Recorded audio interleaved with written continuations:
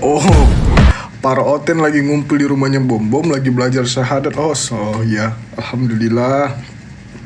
Akhirnya mereka tersadarkan melalui channel-channel seperti ini. Masya Allah. Akhirnya banyak yang mualaf, banyak yang pintar, banyak yang kembali ke jalan yang selamat.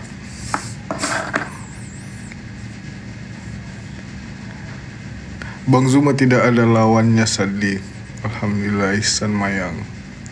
Saya mau bertanya sama Bang Zuma, kenapa Oten suka niru-niru Muslim ya? Nanti kita coba tanya sama Bang Zuma, kenapa Oten-Oten itu suka niru-niru Muslim? Dan kenapa kalian juga, kalau aku naikkan teman-teman Muslim, pada komen di bawah, jadi room curhat. Ya mau gimana lagi coba? Nggak ada Oten yang mau naik. Mereka udah naik. Mereka pengen naik. Ya udah naik karena sekali-sekali. Tapi kalau yang sering-sering juga naik mau ngapain? Ya nggak?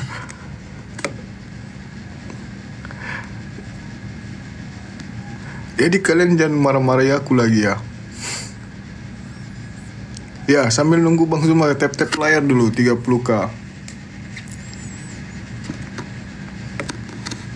Tap-tap dulu layarnya 30k, baru kita naikkan Bang Zuma. Ini Lestari, oh ini Mbak Lestari yang kemarin mau naik ya, istrinya Bang Nuf, bukan? Tadi Bom Bom nangis, masa? Jadi nggak debat offline Bang Zuma dengan lu nggak tahu, nggak ada kabarnya. Aku juga nggak nanya Bang Zuma. Mantap tadi Bang Zuma lawan kumpulan Oten. Wih, aku nggak lihat tuh. Bang Zuma tadi masuk komalnya siapa emang? Tap-tap aja dulu, nanti kita tanya sama Bang Zuma. Sadly udah nikah kah? Yoi. Komalnya Yosi, oh Yosi. Komalnya Bom Bom.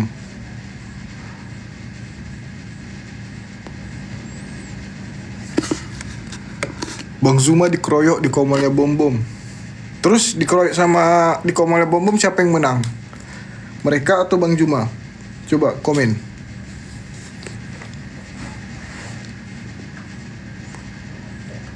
Bang Zuma tadi diserang Oten. Nah, siapa yang menang?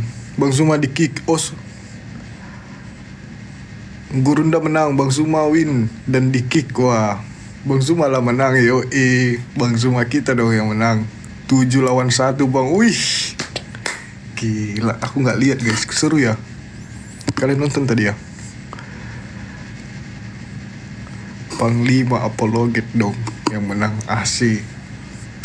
Tetap Bang Zuma winnernya.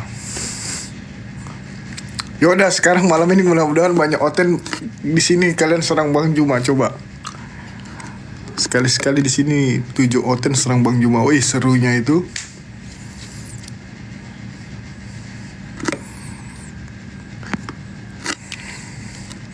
Jebak-jebakan lah kalian di situ. Aku diamin aja nanti. Oten cuman modal congor Bang.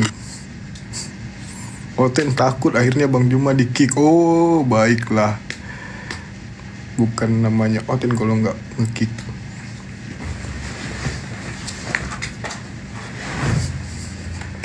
Oten mana berani keluar kandang, ya itu dia masalahnya.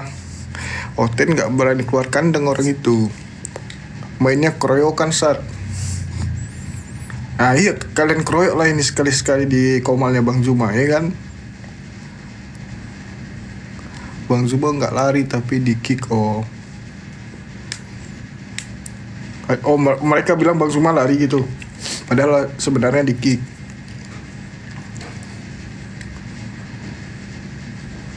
Bom Bom nggak bisa jawab, akhirnya Bang Zuma di kick. Oke.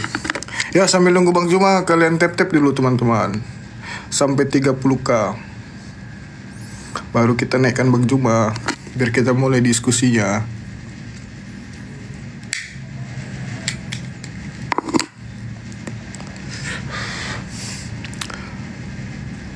Tak ada sejarah, maksudnya kecepatan komennya.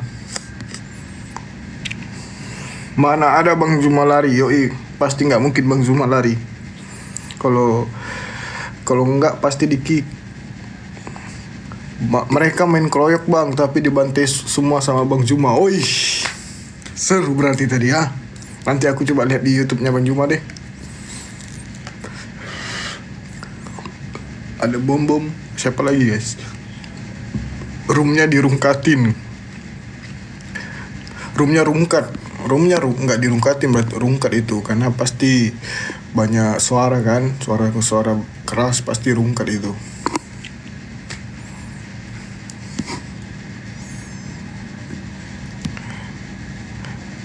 Giliran lihat fakta nangis Oten mencret. Haha.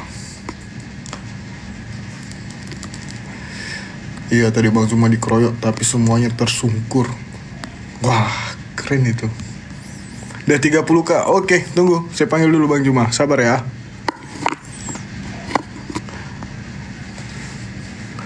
Mana ini Bang Zuma?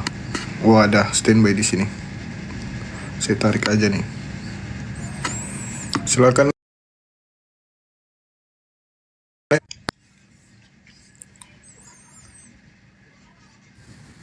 Assalamualaikum warahmatullahi wabarakatuh. Waalaikumsalam warahmatullahi wabarakatuh. Alhamdulillahi rabbil alamin. Assalatu wassalamu ala asrafil anbiya'i wal mursalin Sayyidina Muhammadin wa ala alihi wa ashabihi ajma'in, amma ba'd. Qala Allah Ta'ala fi Qur'anil Karim, a'udzu billahi minasy syaithanir rajim. Bismillahirrahmanirrahim. Inna rabbaka huwa khallaqul alim. Sesungguhnya Allah, dialah yang maha pencipta lagi maha mengetahui. Sahabat-sahabat yang dimuliakan oleh Allah, jumpa lagi kita pada malam hari ini seperti biasa. Ini kalau pembukaannya kayak gini Kak, macam Ustadz, ya kan? Semoga kita semua dilimpahkan rahmat hidayah, sehingga kita senantiasa diberikan kewarasan di dalam hidup. Kita jangan diberi penyakit gila, penyakit di mana akal tidak berfungsi sebagai manusia. Wa qala aidan qul yajma'u bainana rabbuna summa yaftahu bainana bil haqq wa huwal fattahul alim. Qul, katakanlah wahai Nabi Muhammad, sembahan kita, Tuhan kita akan mengumpulkan kita semua. Kemudian Dia memberi keputusan antara kita dengan benar, dan Dia yang maha pemberi keputusan. Allah subhanahu wa ta'ala maha mengetahui. Sahabat, ada tadi siang orang bertanya, orang yang spesial punya kelebihan. Kelebihannya diberikan oleh Allah, yaitu dungu. Diberikan kelebihan oleh Allah sebagai makhluk yang bernama manusia. Kelebihan ini ya di atas di bawah rata-rata spesies karnivora, yaitu dungu. Kenapa saya katakan dia punya kelebihan yaitu dungu? Karena dia bertanya pada Bang Zuma, "Hey, you, yes. Kenapa? Apakah Allah subhanahu wa ta'ala itu punya otak?" Ini pertanyaan makhluk yang terdungu yang pernah ada di bumi. Kenapa saya mengatakan bahwa itu adalah pertanyaan terdungu di antara pertanyaan yang ada di atas muka bumi ini? Karena dia menganggap Allah subhanahu wa ta'ala itu makhluk. Sehingga harus punya otak. Kata beliau gini, kalau Tuhan kamu tidak punya otak, berarti Tuhanmu lebih rendah dari hewan, kata dia. Jadi saya balas. Cuman mungkin tadi suara saya nggak kedengaran karena komalnya kayak pasar ya teman-teman. Saya balas, oke, kalau itu yang saudara katakan tentang Allah. Sekarang apakah Tuhannya Bani Israel punya otak? Tidak digubris. Jadi saya gunakan metode yang lain. Ku bilang, guguk punya otak, monyet punya otak, udang punya otak, Tuhanmu punya otak. Berarti sama. Udang dan Tuhanmu sama, berarti sama-sama punya otak. Saya balikan tadi seperti itu, cuman tidak kedengaran. Ini pertanyaan konyol. Allah Subhanahu wa taala menerangkan dirinya wa huwal fattahul alim. Allah itu Maha mengetahui. Sehingga dia tidak perlu otak. Yang perlu otak itu makhluk. Yang membutuhkan otak itu makhluk. Allah pencipta langit dan bumi tak perlu otak. Yang perlu otak makhluk. Sedangkan Allah sembahan kita bukan makhluk. Seperti itu ya saudara-saudara. Al-Quran juga menarasikan inna rabbaka huwal khalaqul alim. Sungguh Allah, dialah yang maha pencipta, lagi maha mengetahui. Tuhannya ya kudu butuh otak. Sampai 5 otak, 10 otak di kepalanya baru bisa. Itu pun kalau bisa. Ya, jadi yang membutuhkan otak itu makhluk. Sedangkan Allah Subhanahu wa taala adalah hakikat yang maha suci. Rabbaka huwal khalaqul alim. Dialah yang maha menciptakan segala sesuatu dan maha mengetahui. Tuhan Allah mengetahui kadar segala sesuatu yang ada di atas muka bumi, baik yang nampak maupun yang tak nampak oleh manusia. Jadi gitu ya, sahabat-sahabat sekalian. Jadi ya kita maklumi aja lah. Namanya juga makhluk langka ya, makhluk langka, titisan penjajah, ya kayak gitu tabiatnya. Masuk kita di komalnya baik-baik, masuk di dalam komalnya mau diskusi baik-baik, tapi yang terjadi diperlakukan seperti itu. Tapi nggak apa-apa, ditonton oleh hampir semua rakyat Indonesia, ya hampir semua, lebih kali, oleh banyak orang lah ya, ribuan orang yang menonton. Tapi saya yakin sekian persen dari yang menonton tadi itu ada juga yang nyembah Yudas ya, diantaranya itu udah pasti. Paling tidak kita umat Islam ini memahami yulijul lail fin nahar wa yulijun nahara fil lail wa huwa alimun bizatis sudur. Ini kalau nggak salah di dalam surah, ada di ayat Al-Quran, saya lupa surahnya ya sahabat-sahabat sekalian.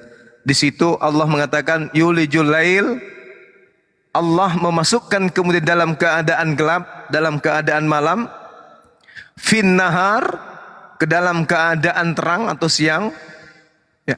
Wa yulijul nahar fil lail, dan Allah memasukkan kemudian siang ini masuk ke dalam keadaan gelap, yaitu malam.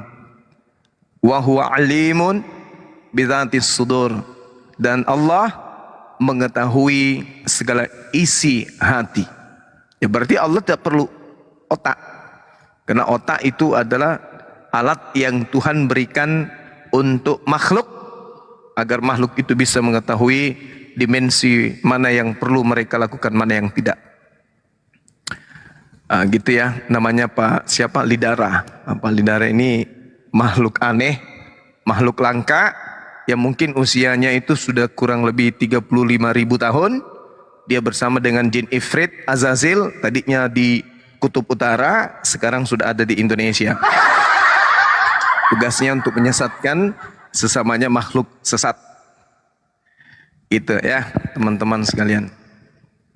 Oke, mungkin ada dari teman-teman dari bawah yang ingin ke atas bertanya atau berdiskusi, saya serahkan tema apapun itu, silakan ke atas.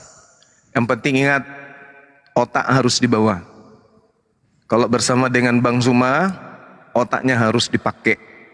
Jangan disimpan di udara. Bertemu dengan Bang Zuma, kudu harus menggunakan akal sehat. Mau membahas tentang keislaman, silakan. Mau membahas tentang apapun itu silakan. Selama masih dalam materi terkait dengan lintas agama.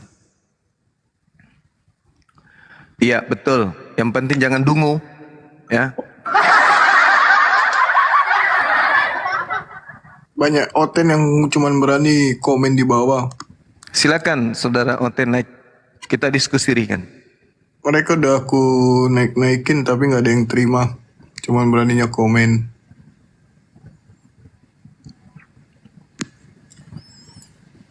Coba kita siapa dulu ini?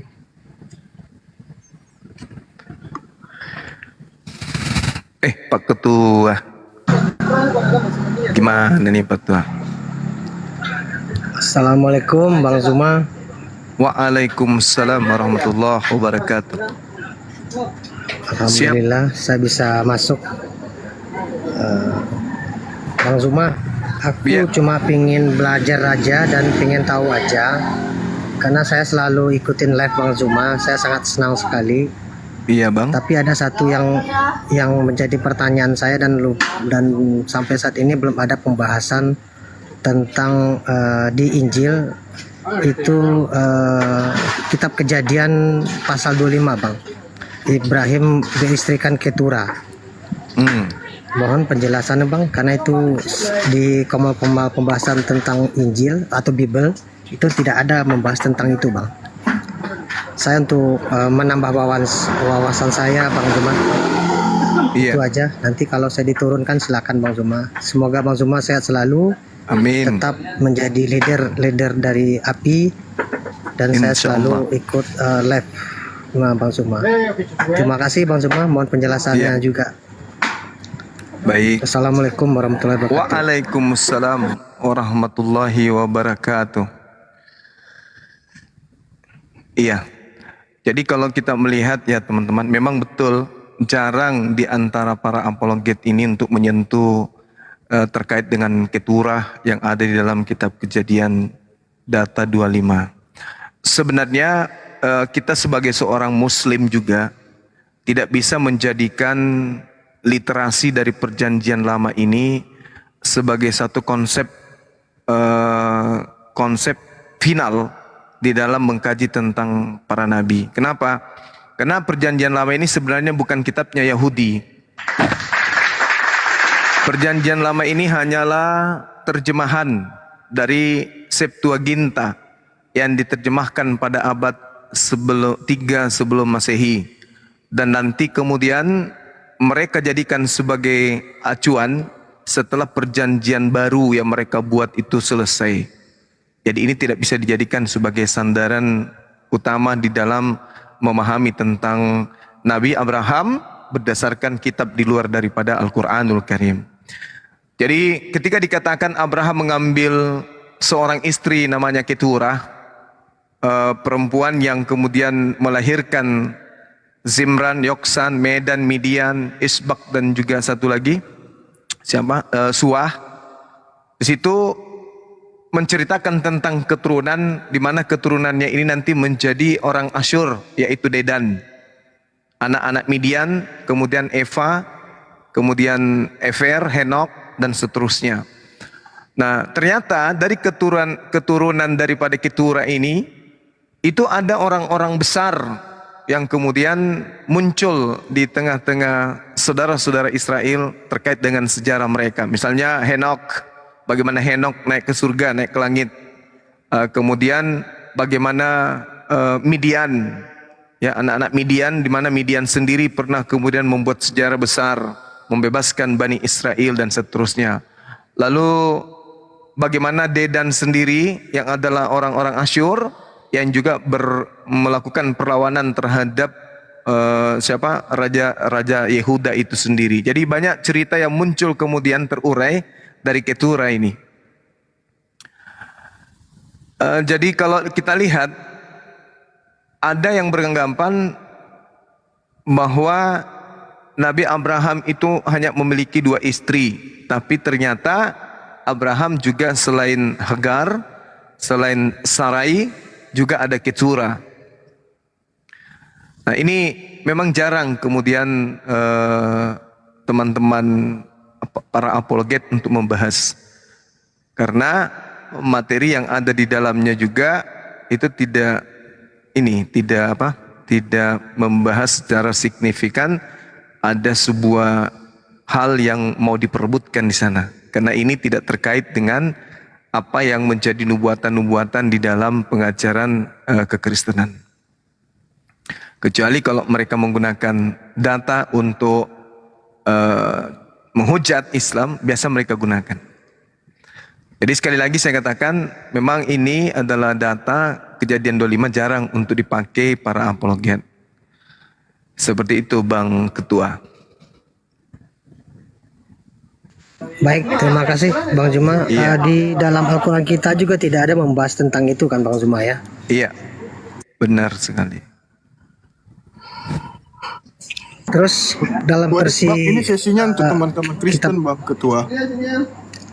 Oke, Iya, nggak apa-apa, gimana? lanjut. Saya silakan host, nggak apa-apa. Saya turun lagi aja, nggak apa-apa. Baik. Karena Iya, belum ada yang makasih nanya. ya, Bang. Karena saya untuk penambahan wawasan saya, Bang. Karena setiap abang memberikan penjelasan tentang Bible itu selalu saya catat juga, Bang, sebagai Siap.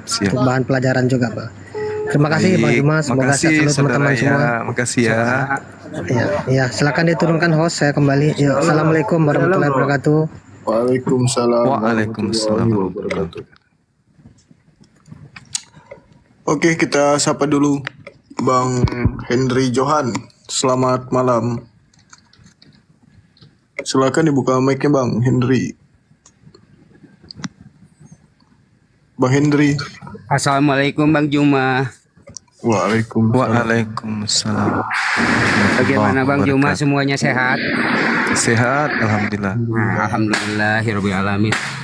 Bang Juma, Iya. kebetulan Henry ini ada salah satu yang pengikut dari Cianjur yang selalu mengikuti Bang Juma gitu kan.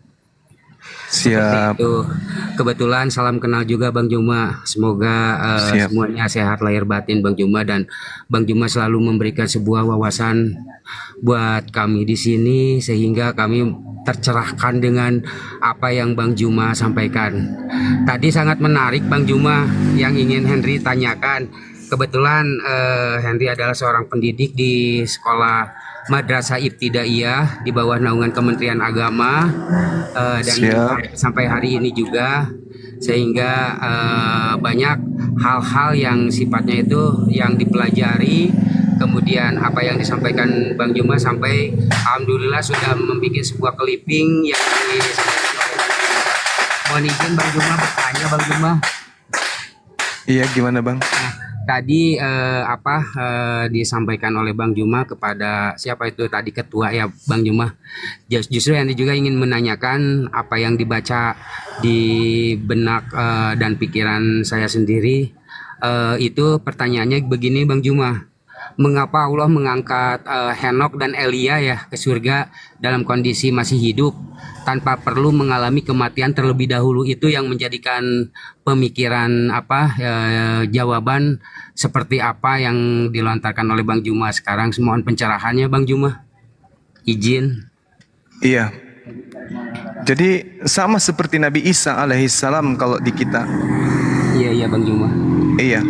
Tak ada kemudian narasi berlanjut ketika kemudian diceritakan atau diberitakan di dalam Al-Quranul Karim Iya. bahwa Nabi Isa kemudian itu terangkat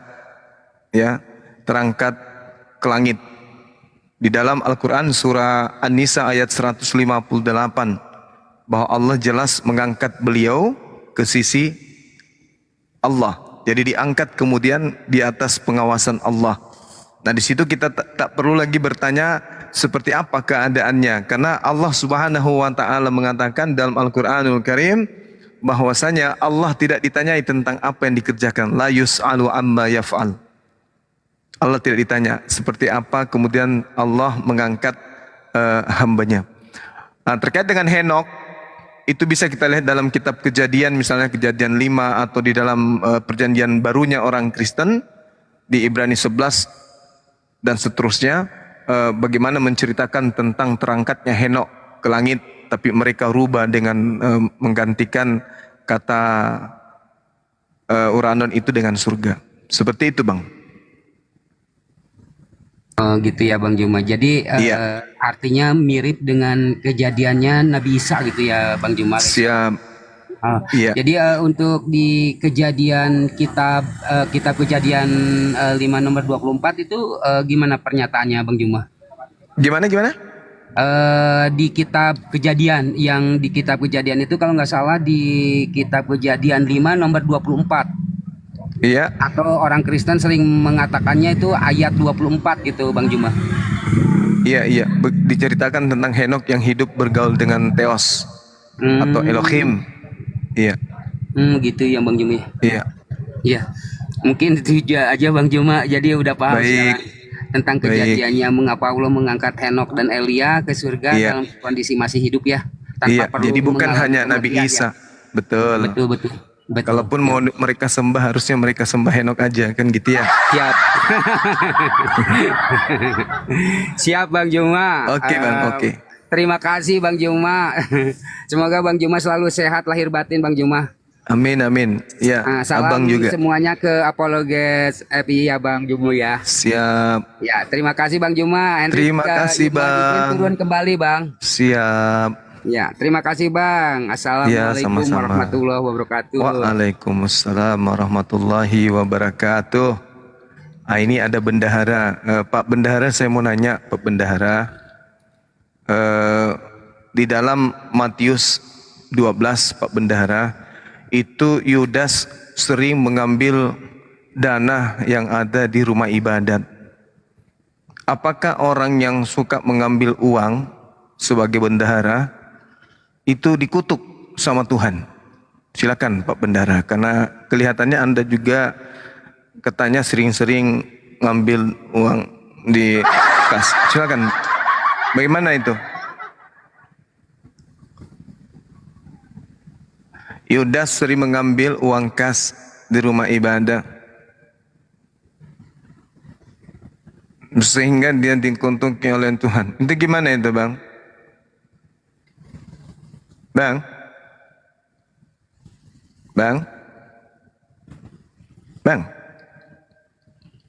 Gimana dalilnya, Bro? Ya. Sudah pede belum, Bro? Halo.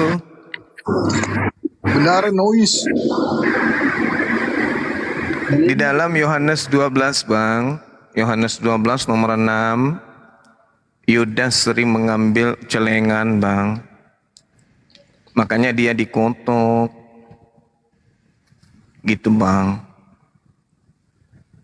Jadi yang mati terkutuk sebenarnya itu adalah Yudas, Bang. Karena Yudas memang keseringan merampok uang rumah ibadah. Gitu, Bang. Hal itu dikatakannya bukan karena ia memperhatikan nasib orang-orang miskin, melainkan karena ia adalah seorang pencuri. Jadi yang Gitu, Bang. Iya, Yudas itu pencuri, Bang. Tidak memperhatikan. Yudas atau siapa? Yudas, Bang, Yudas. Oh, baik, Bang. Pakai Al-Quran, bro. Oke, Bang, ya. Pakai Alkitab. Oke, Bang, ya. Kita sama-sama satu. Nanti kita cari. Al-Quran pada saat itu belum ada, Bang. Belum ada. Belum Pada ada. saat Tetapi Pada saat kenapa Al-Quran kejadian, menceritakan semua. dan itu kejadiannya di tengah-tengah Bani Israel, Bang, bukan di tengah-tengah Bani Kenapa Ismail. Al-Quran bisa menceritakan Yesus. Al-Quran Kenapa Al-Quran hanya bisa menceritakan Al-Quran Kenapa Al-Quran bisa menceritakan karena Yahya? kejadiannya sudah terjadi, maka Kenapa Al-Quran Al-Quran bisa kemudian menceritakan Yahya, bro? Ya karena kejadian sudah terjadi, Loh, maka kenapa Al-Quran tidak bisa menceritakan memberitakan. Yudas? Karena kejadian itu sudah terjadi, maka Al-Quran datang kemudian Terus? menginformasikan bahwa sebenarnya literasi. yang mereka bunuh itu adalah orang yang diserupakan dengan dirinya, dengan Nabi Isa alaihissalam. Oke. Nah Itu ada di ternyata Al-Quranmu. ternyata menurut kitabnya orang Yahudi, Tuhannya berfirman bahwasanya yang dikutuk dan yang disalib itu adalah orang yang terkutuk karena sering mencuri dan tidak memperhatikan nasib orang miskin. Itu diterangkan di dalam Ulangan 27. Di situ sangat jelas. Terkutuklah orang yang makan uang suap seperti itu. Oke, besarkan saya tunjukkan kamu data pembanding supaya kamu lihat bahwa Yesus itu benar-benar disalib. Oke, jadi Anda mewakili setan ya. Anda mewakili setan yang mau Yesus disalib. Oke, silakan. Oke. Ini dalam Silakan. kitab Yahudi ya. Yahudi yang tidak mengakui kenabian Yesus ya. Dalam Sefaria, dalam Sanhedrin 43a. Ini kita ambil data pembandingnya. Entah kamu yang benar atau saya yang benar. Dikatakan pada malam Paskah mereka menggantung mayat Yesus. Orang Nazaret setelah mereka membunuhnya dengan cara dirajam. Di sini dikatakan Yesus dibunuh. Lalu Al-Qur'anmu mengatakan diserupakan. Alkitab mengatakan disalib, dibunuh. Sanhedrin terus Sekarianya Yahudi mengatakan dibunuh. Lalu yang benar yang mana? 2 lawan 1. Ini belum lagi saya ambil ini dari kisah orang. Sabar dulu. Oke. Lalu- Jadi Anda percaya itu? Jadi Anda percaya? Kenapa? Ini orang Yahudi. Jadi Anda punya, percaya? bro. Ini orang Yahudi. Iya, saya punya. tanya. Jadi saudara percaya? Apa? Jadi saudara percaya yang di dalam Talmud itu? Loh, mereka yang menuliskannya jauh sebelum Iya, saya Al-Quran ada, ini tanya. sudah ada. Makanya saya tanya. Jadi Anda percaya? Saya mau kamu akui bahwa Yesus itu dibunuh. Iya. Kalau Anda mengatakan Anda Dalam percaya, Al-Quran, ya, Yesus diserupakan, ya kan? Ya. Yesus diserupakan Oke. lalu diangkat. Di sini dia mati, bro. Ya, Oke, baik. Yahudi yang Di situ tidak dia mengakui mati. Yesus. Oke, Yahudi berarti yang Anda mengakui harus Yesus, dia mengakui. Baik. Berarti Anda mengakui bahwa Yesus mati disalib berdasarkan kitabnya orang Yahudi, Talmud, yaitu Sanhedrin 43a. Baik. Berarti kalau Anda percaya itu, Anda juga harus percaya Gitin 57a. Gimana? Bukan. Yesus ada di neraka direbus dalam kotoran tinja yang mendidih. Sekarang kita berbicara kematian, Juma. Percaya Kau jangan kan? lari kemana-mana. Enggak, Kita percaya berbicara kan? tentang kematian. Percaya kan? Anda percaya Nah, kitab kita Talmud berbicara kan? tentang kematian. Kamu bilang Iya, tadi, kalau Anda percaya kitab Talmud, Anda juga harus percaya Talmud yang mengatakan Yesus direbus dalam Itu tinja urusannya yang mendidih di mereka. neraka. Gimana? kita berbicara tentang kematian Yesus. Bos. Iya, berarti Kamu Anda harus bilang, percaya juga tuh. Loh. Jangan cuma ambil setengah-setengah. Jangan kamu kemana-mana. Nggak usah kau Anda cari juga remis. harus mengambil Ros Hasanah Tidak usah kau 17a. cari remis, Juma. Umat Kristen yang disebut ini dan siapa menolak akan masukkan ke dalam neraka dan akan dihukum di sana bersama seluruh keturunannya. Anda juga harus terima itu. Jauh sebelum Kalau Al-Quran, Anda menerima sudah ada. satu data dari Talmud, berarti Anda harus menerima semuanya. Kita berbicara tentang kematian Yesus, bukan masuk surga dan Sabat tidak masuk surga. 11:6 nomor A. Barang siapa yang membaca perjanjian baru tidak akan mendapatkan bagian hari kemudian akhirat. Dan Yahudi harus menghancurkan kitab suci umat Kristiani, yaitu perjanjian baru. Anda juga harus terima itu. Jangan cuma comot satu data dari Talmud. Tadi berbicara kematian Yesus, bro. Iya, kalau Anda kemudian mengambil data dari Sanhedrin ini, berarti Anda pun harus mengambil data yang lain. Yesus dimatikan, Yesus disalibkan, kemudian di Sanhedrin 43a itu untuk direbus di neraka. Kan dalil ada kan? Kau tidak ada kelas cuma. Kalau kau seperti ini tidak ada kelasmu. Pada Kita malam berbicara tentang kematiannya, Tapi kalau Yesus kemana-mana, digantung. Dan 40 hari sebelumnya berbicara diumumkan tentang kematian. bahwa Yesus akan dirajam, dilempari batu hingga mati Dengarkan karena saya. ia telah melakukan Dengarkan sihir dan telah membujuk orang untuk melakukan kemusyrikan. Dialah orang yang pemikat, dan oleh karena itu janganlah kalian mengasihinya ataupun memaafkan kelakuannya. Oke? Yang Anda baca di dalam Sanhedrin itu dirajam, dilempari batu. Paham? Oke? Tidak ditombak. Cuma Oke. kita bicara tentang kematian loh. Iya, Yesus di situ Al-Qur'anmu tewas. Tewas Ya, Al-Qur'anmu dirajam. berkata, dia diangkat ke surga, dia diserupakan. Tetapi Tewas dirajam. Dua literasi mengatakan, antara Alkitab dengan Talmud mengatakan bahwa dia mati. Nah, Oke. sekarang siapa yang lebih tua? Al-Qur'anmu atau Sanhedrin ini? Siapa yang lebih tua? Iya, oke, saya jawab. Oke, saya jawab. Gantian. Ya, jawab. Jadi orang-orang Yahudi memang kan di Al-Qur'an mengatakan mereka mengira. Kan orang-orang Yahudi berarti termasuk yang menganut Talmud. Wa qaulihim buka in datanya, qatalnal buka datanya. Masiha Isa bin Buka datanya. Maryam. Memang tidak bercerita datanya. tentang Kristen. Yang dicerita Buka oleh Al-Quran datanya. ini adalah orang Yahudi. Berarti Talmud. Di mana kata- Mereka di mana datanya memang itu? mengatakan, diam dulu. Mereka memang mengatakan bahwa Isa dibunuh. Memang mereka mengatakan itu. Isa dibunuh memang. Tetapi sebenarnya yang mereka bunuh itu bukan Nabi Isa. Yang mereka bunuh itu adalah orang yang diserupakan. Jadi Sanhedrin 43 yang dirajam di sana, yang dibunuh dengan cara dilempari batu, itu bukan Nabi Isa, tapi Tuhanmu. Itu Tuhanmu Oke, itu. Ayo, Kamu ini Tuhanmu buka ini. dulu datamu itu yang dikatakan Al-Quran itu bahwa mereka dalam keraguan-raguan. Itu bukan hanya merujuk kepada orang Yahudi, itu merujuk kepada orang Muslim, bro. Bahwa orang Muslim Loh, yang menyaksikan tidak, itu. kami tidak perlu. Aduh, Untuk apa orang kami Muslim tahu? ke dalam keraguan-raguan, Untuk bukan apa? orang- Kami sudah yakin bahwa yang dibunuh bukan Nabi Isa. Nah, kisah para Rasul 25 nomor 19, mereka berselisih paham tentang yang mereka bunuh. Ada yang mengatakan Yesus mati, ada juga yang mengatakan masih hidup. Baca kitab kamu tuh. Ragu dia. Kemarin seorang Gus mengatakan Penangkapan ada di dalam Markus Dengarkan 14 nomor 50, 51, 52, di situ terdapat keraguan.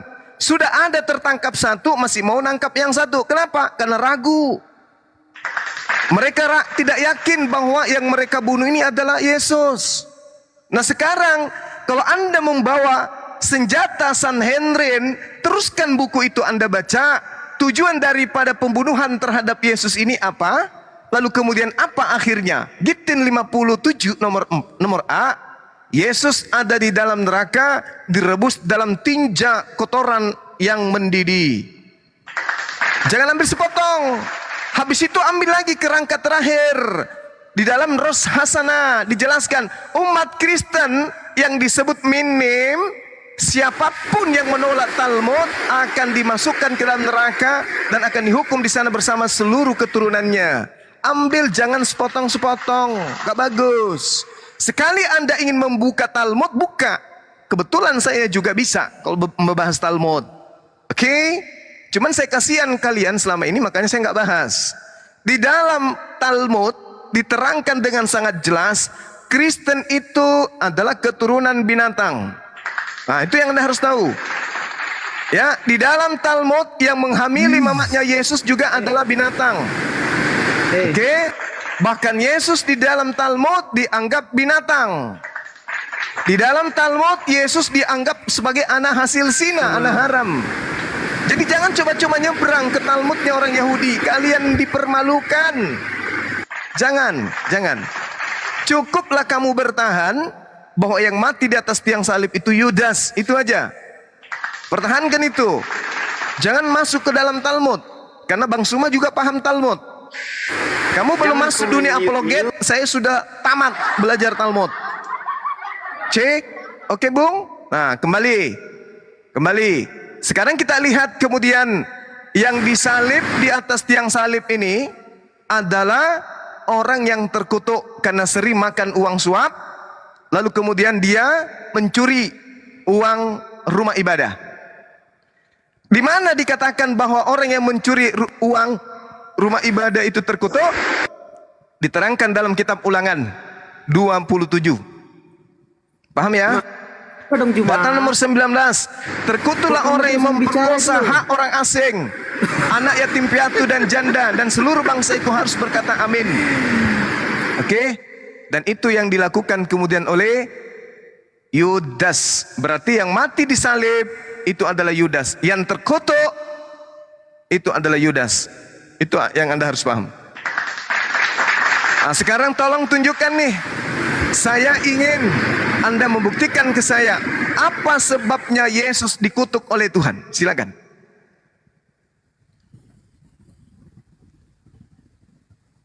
Tadi kita berbicara tentang kematian Yesus, ya kan? Nah, karena Al-Quranmu berkata dia diserupakan, Alkitabku berkata dia disalib. Nah, kita mengambil data pembanding, yaitu dari kitab Talmud orang Yahudi. Di Sanhedrin 43a dikatakan Yesus mati dengan cara dirajam, ya. Nah, di luar daripada kalau dirajam dengan salib sama enggak? Nah, dengarkan Juma. Rajam dengan salib sama enggak? Penulis sejarah Yesus dari non-Kristen menuliskan Rajam salib, Flavius rajam Josephus, dengan salib sama tidak? Dengarkan saya. Flavius Enggak, Josephus jawab tahun dulu. 37. Dengarkan Jawab dulu dulu. saya lagi bicara. Jawab dulu. Flavius Josephus Dirajam dengan menuliskan disalib sama tidak? yang penting dia mati. Udah? Yang penting dia mati. Yang Itu penting namanya dia mati. dungu. Itu namanya dungu. Kita berbicara tentang kematian. Oke? Iya, sekarang kematiannya disalib atau dirajam? Al-Qur'anmu berkata, dia diserupakan lalu diangkat ke surga. Nah, literasi di luar kekristenan mengatakan Flavius Josephus menulis tentang Yesus dalam karyanya Taktikus tahun 56 120 Masehi menulis juga. Plinius Muda menulis juga. Nah, terus banyak literasi begini kamu masih bertahan dengan Al-Qur'anmu. Juma, hah? Kamu buka buku-buku ini, Juma. Kalau kau tidak percaya buka, beli. Hah? Ada banyak literasi yang mengatakan Yesus itu disalib. Hanya lawan satu Al-Qur'an yang itu pun yang ditulis tahun 600. Itu pun dari mana? Dari kitab-kitab apokrifa Kristen. Juma. Nah,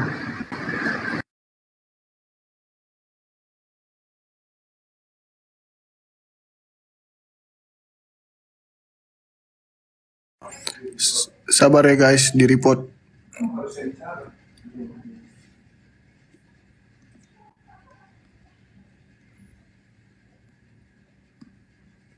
Jaringan, sabar guys. Jaringan.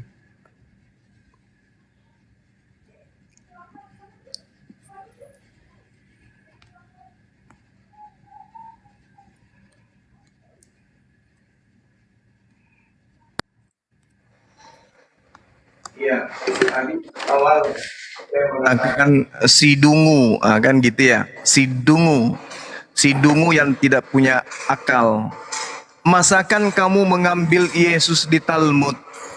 Tujuan Yesus itu dirajam dan di Sanhedrin 43 itu dikatakan digantung. Itu tidak disalib. Tak ada penyaliban di situ. Itu digantung, dirajam lalu digantung di Sanhedrin. Dan kalau itu yang Anda jadikan sebagai acuan, Anda harus siap. Tujuan daripada Yesus kemudian dirajam di dalam kitab Sanhedrin itu adalah untuk direbus di dalam tinja yang mendidih di dalam neraka. Wadadau. Memalukan sekali. Bible sudah tidak bisa bertahan untuk menyatakan Yesus yang disalib. Sehingga dengan gelap mata mengambil kitabnya Yahudi, yaitu kitab Talmud. Padahal itu adalah kuburan bagi Kristen. Assalamualaikum warahmatullahi wabarakatuh. Adik-adikku semua yang ganteng-ganteng, cakep-cakep, baik-baik hati. Apa kabar? Waalaikumsalam warahmatullahi wabarakatuh. Gurundaku Masya Allah. yang kami hormati dan Siap. cintai. Tadi ada yang mau takia Korintus. Flavius Josephus dikeluarkan oleh Katolik. Dia bagus-bagusin, bilang Dindemikius dari mota. punya Yahudi. Nah, udah naik Itu dia, udah bukan naik dia. Yahudi tuh. Itu Katolik Bukan. yang ngeluarin Sekarang Gurunda. Juma, Itu Katolik. Juma. Oke Juma, sekarang saya mau bertanya sama kamu ya. Iya. Saya mau bertanya, Kamu sudah saya akui bertanya bahwa nih. Yesus direbus, ditinja di neraka? Sudah, yang penting Oke, bagus. penonton sudah Oke ya, tahu bahwa teman-teman. kamu sudah kalah Juma. Alhamdulillah. Kita tentang kematian ya. Kita Saudara berbicara si tentang kematian Timotius Yesus. yang pernah berutang Ada motor ke beberapa saya ini literasi sudah mengatakan diakui. Yesus mati. Namun hanya satu literasi itu pun dalam Al-Quran yang menyatakan Yesus tidak mati. Itu pun literasi yang keluar 600 tahun sebelum Masehi, sesudah Masehi. Oke, bagaimana Oke, menurut ya. Yesus? Bagaimana menurut Yesus? Tidak, Apakah saya dia mau mati bertanya atau sama kamu. bagaimana? Tunjukkan dalilnya bahwa dia Yesus akan mati. Cuma di mana dalilnya? Di mana? Tunjukkan ke saya. Sekarang Tun- bertanya. Tunjuk ke saya mana dalilnya Sudah, saya mau bertanya Yesus. sama kamu. Saya Iya, sudah mana jawab dalilnya? pertanyaanmu, giliran saya Mana bertanya. dalilnya? Kamu sebagai gurunda, Mana kamu harus bisa dalilnya? bertahan dengan pertanyaan. Mana dalilnya? Yesus pernah mengatakan bahwa dia akan mati. Mana dalilnya? Jadi seorang apologet, Juma, bukan kamu harus menyerang terus. Harus Loh. bisa bertahan. Saya Jangan sudah cari bertahan remis. ini. Bahkan kamu yang masuk ke dalam liang. Kamu membawa Sanhedrin. Sekarang saya bertanya, Juma. Sementara data di Sekarang situ saya tidak ada bertanya. penyaliban. Di situ hanya Sekarang saya dirajam, bertanya. digantung.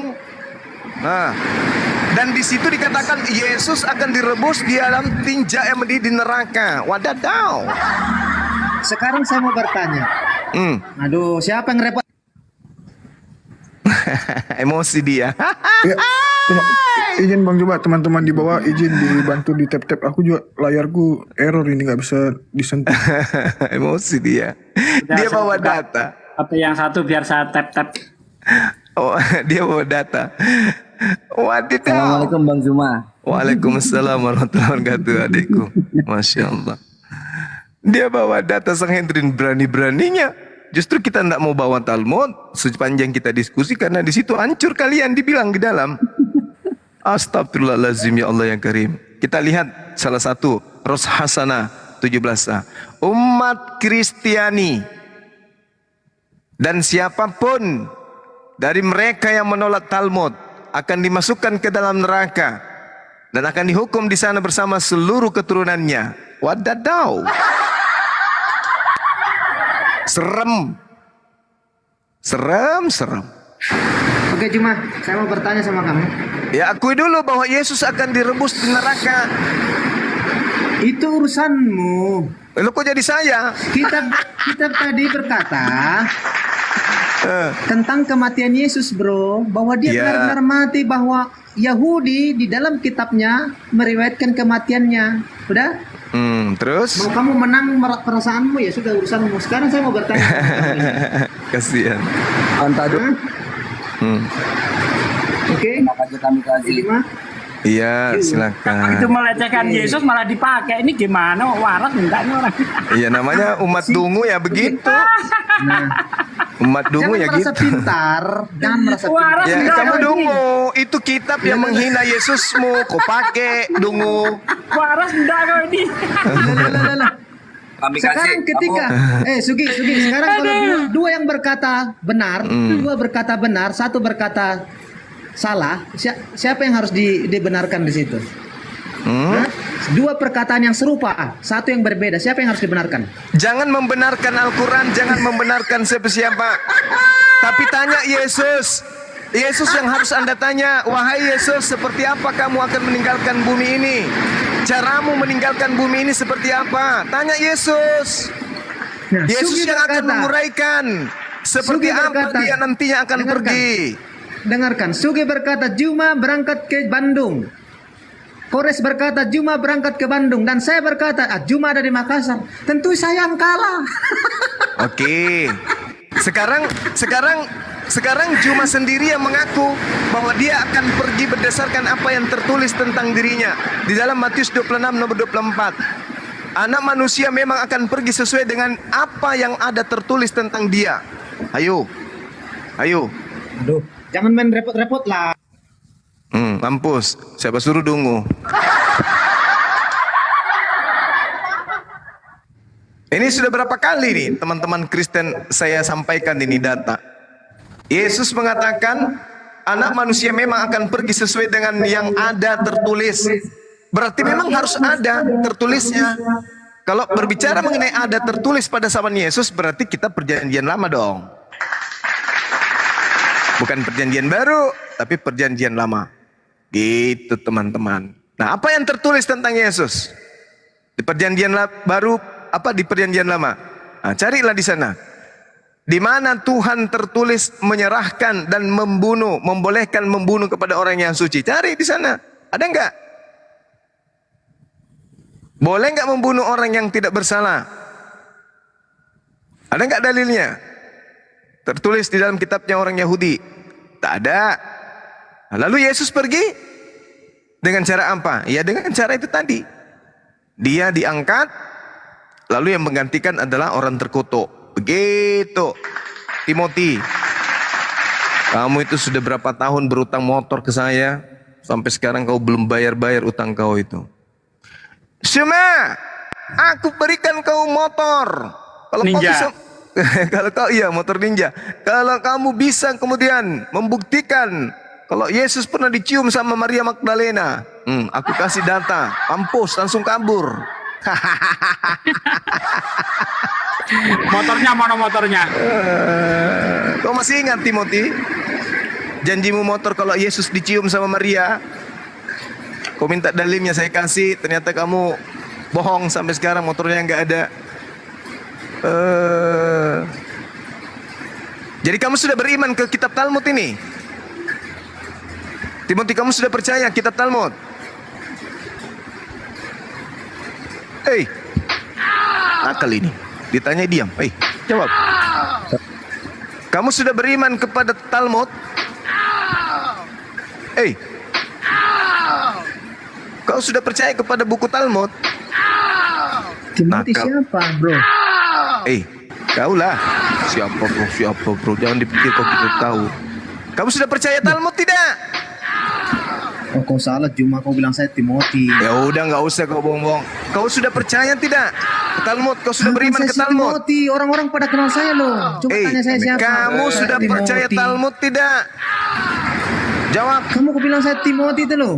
Wah, urusanmu lah itu, mau pura-pura kayak Paulus, Oke, terserahmu sekarang lah. saya bertanya tadi. Nah, tunggu dulu. Kamu sudah percaya Talmud? Jawab. Sudahlah. Kamu sudah percaya kitab Talmud? Kita kan cari data pembanding. Saya bro. tanya kamu, saudara Timothy, kamu sudah percaya Talmud?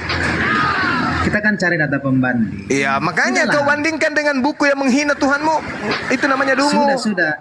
berarti kau percaya kita berbicara Talmud? tentang kematian. Berarti kau percaya berbicara tentang Talmud? Kematian. Kau percaya Kita Talmud? berbicara tentang kematian loh. Iya, berarti Kau tidak kamu usah percaya cari remis, Talmud? Juma. Berarti kamu Kau percaya tidak usah cari Talmud? remis. Nggak penting begitu buat kamu. Kamu tuh gurunda. Saya tanya, kalau kamu mengambil data seperti itu di Talmud, berarti kamu percaya Talmud. Betul? Nah, di Talmud dikatakan dia mati. Di Talmud juga Jauh dikatakan dia sebelum- direbus, ditinja di neraka. Talmud mengatakan jauh sebelum Al-Quran ada, dia sudah Iya. ada. Jadi sudah. Oke? Berarti kamu mengiyakan isi Talmud. Kita Betul. berbicara tentang kematian. Iya, cocok. Yesus dirajam. Kalau Yesus Oke, dirajam, sekarang saya mau bertanya. apakah di dalam imanmu Yesus dirajam, dilempari batu? Lama sekali orang ini. Ya, makanya Saya mau bertanya kok. dites otakmu dulu. Di dalam Separuh-separuh Talmud, kau. Talmud Dari tadi kamu itu sudah bertanya dikatakan loh. Yesus mati karena dirajam, dilempari batu. Di agamamu Yesus mati karena disalib. Mana yang benar? Kita berbicara tentang kematian. Iya, kematian Kalau Yesus. Al-Quranmu Kematian berkata Yesus tidak, di Talmud. Alkitabku berkata iya, tentu kita cari data pembanding dari luar kitab Justru Al-Quran kalau dan kau Alkitab. tunjukkan Talmud, Nah, kita pergi ke Yahudi. Sekarang Yahudi kalau kau mengatakan, tunjukkan Talmud dan kau tunjukkan Bible, itu Hos, besarin bang kontradiksi. motor, Hos. Besarin Bang Moto. mengatakan Juma. Semakin Yahudi benar mengatakan, Al-Quran semakin benar berarti Talmud mengatakan Yahudi Yesus dalam mati Sanhedrin 4:3a dirajam. mengatakan Yesus mati Dirajam, Nah, mati dilempari batu. Itu di dalam sekarang Talmud. saksi mata siapa? Sekarang saya Sedangkan tanya di kau Juma. perjanjian baru Yesus matinya digantung di salib. Sekarang Mana yang saksi betul? mata siapa? Yahudi Mana atau yang Arab? betul? Saksi mata siapa? Arab atau Yahudi? Al-Quran mengatakan Jawab orang saya. yang menyalibkan, orang yang menuliskan itu membunuh, adalah orang Yahudi. orang yang Apakah- membunuh itu berselisih paham. Anda membawa Siapa yang menuliskan? Talmud Yang justru menuliskan berselisih siapa? paham. Yang Talmud menuliskan siapa? mengatakan Yesus mati dilempari batu. Kitabmu Yang menuliskan mengatakan siapa, Juma? Yesus Orang mati Yahudi atau disalib. Aduh, Berselisih repot terus. paham. Repot terus. Berselisih paham. Sabar Dinda, sabar. Jadi di dalam Talmud dikatakan dilempari batu katanya. Oke, lalu kemudian di dalam kitab perjanjian baru milik orang Roma, Yesus mati digantung di salib. Itu berselisih paham. Mereka ragu tentang apa yang mereka lakukan, siapa yang mereka bunuh. Itu terbukti. Di Talmud mengatakan ada sosok bernama Yesus mati dilempar batu. Di kitabnya orang Romawi ada bernama Yesus mati karena disalib. Itu sudah tidak benar itu. Anda bertanya saksi mata siapa? Berarti lebih benar daripada Talmud. Karena mereka saksi mata. Kalau Anda percaya kepada Talmud. Begitu Cimoci. Lanjut Indah, lanjut.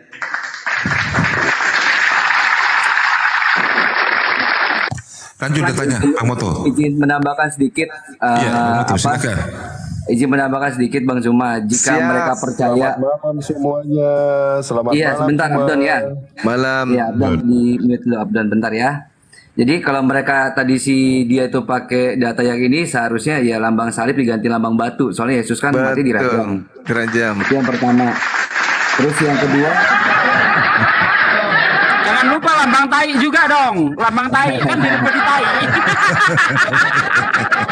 terus yang kedua ini kalau dia percaya pakai Talmud ini, bentar Abdon, kalau dia percaya pakai Talmud, terus dia percaya ini Onkelos kemudian pergi dan membangkitkan Yesus, orang Nazaret, yang bangkitin Yesus tuh Onkelos tuh, imanin itu, udah imanin. Masih mau datang besok. Jadi Onkelos yang membangkitkan Yesus, Yesus. Orang Onkelos Nazaret. itu siapa? Rabi Yahudi, dia Rabi yang convert. Manrasa no, masih mau datang besok. Ya, tapi di Alkitab itu ada Yesus loh. Cuma ada 2 Yesus. Memang. Kamu pelajari belum? Udah. Jadi satu namanya satu Yesus Barabas yang tidak Iya. disalibkan. Nah, sekarang saya tanya, Itu Barabas artinya apa, Yang Saudara tunggu Abdon? dulu. Penyamun. Bukan Ya, Yesus penyamun. yang namanya Ada aja. Iya. Jadi Barabas artinya apa? Satu dulu. Jadi kan kalau dalam Quran ada juga Isa yang tidak disalibkan, Terus ya kan? Nah kira-kira itu siapa? Ayo. di mana? Kamu mau Dalam katakan Quran itu nggak Isa ada 2 gitu? serupakan. Isa ada 2. Ya. Jadi kalau enggak biar kamu jadi paham, ya Matius 27 ayat 17 ada 2 Yesus. Yesus yang disebut Kristus yang disalibkan, Yesus Barabas yang tidak disalibkan. Kira-kira Quran ini Yesus yang mana nih? Isa yang mana nih? Al-Quran tidak mengatakan yang disalib yang tidak disalib Ya, siapa Nabi Isa. itu? Tapi Nabi Isa Ya, Isa yang diangkat tidak ke disalib langit. siapa? Nabi Isa diangkat ke langit. Tuh, ke langit mana itu? Tahun Apa? berapa? Apa? Tahun berapa? Kan Quran itu tahun 700. Ya. Tapi yang mengatakan itu adalah pencipta langit dan bumi yang maha melihat. Pencipta. Allah. Siapa itu? Allah Emang kamu subhanahu kenal? wa ta'ala. Emang kamu kenal? Kamu kan Kalau nggak kenal. Bible siapa tahun Bible 400 siapa baru yang mengatakan itu? Jangan Eh? dipotong-potong dulu. jangan Kalau Bible dibantuin. siapa yang mengatakan itu? Tahun 400 baru ada Bible itu. Yang mengatakan siapa? Saya dengan gurundamu dulu, santai aja. Iya, ini pertanyaan Bang Juma nih. Tahun 400 itu yang ngatain siapa? Iya, kamu diam Lanjut, duduk Bang manis Juma. saja. Ya. Jadi kalau bicara tentang Isa, kamu bilang Allah yang bilang tahun 700 toh? Emang Yes. Quran itu udah ada nggak?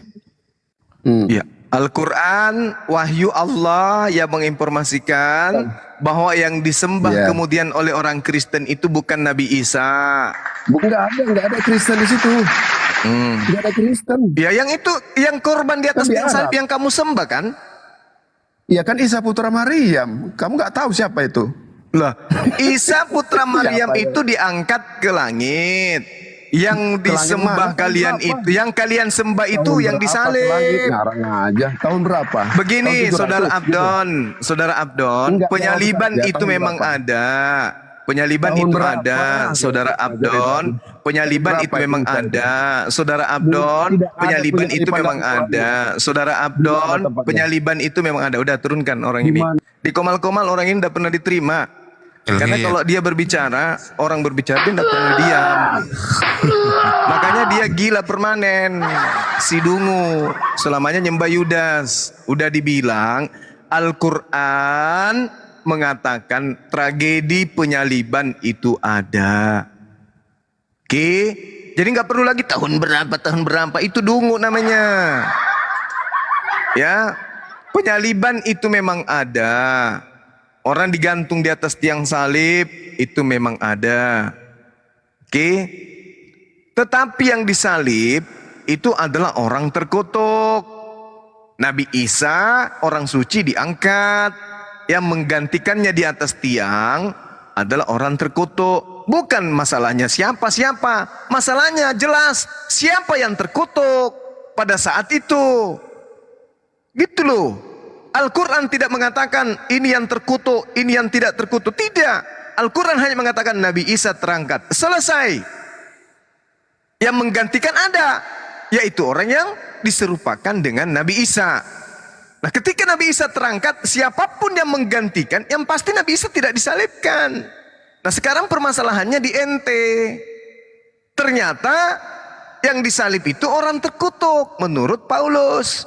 Nah kalau yang disalib ini orang terkutuk, maka kita cari siapa oknum yang terkutuk ini, apa sebabnya dia terkutuk. Begitu. Jangan kau ganggu-ganggu Quran. Al-Quran sudah mengamankan bahwa Nabi Isa yang datang kepada Bani Israel tidak disalib, aman. Kenapa tidak disalib? Karena dia orang suci. Ternyata kitabnya saudara Yahudi mengatakan bahwa yang disalib pun adalah orang yang terkutuk. Berarti betul bukan Nabi Isa yang disalib. Karena yang disalib ini orang terkutuk. Cari sekarang siapa yang terkutuk ini.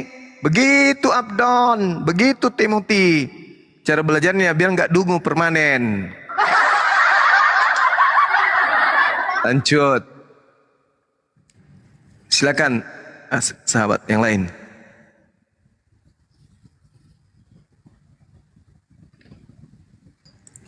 Belum ada Oten. Oten yang mau naik silakan ya. Teman-teman muslim nanti dulu. Kita tunggu dulu Oten yang mau naik, kita utamakan. Itu ada TV Cross itu muslim atau apa? Mana bang? Oh udah hilang. Tadi ada TV Cross. Ya, ya. Ya, baru kali ini ada Oten PD bawa Talmud. Malah bunuh diri. Kita melecehkan Yesus kok bisa dipakai ini, kalau nggak dungu namanya apa gitu loh.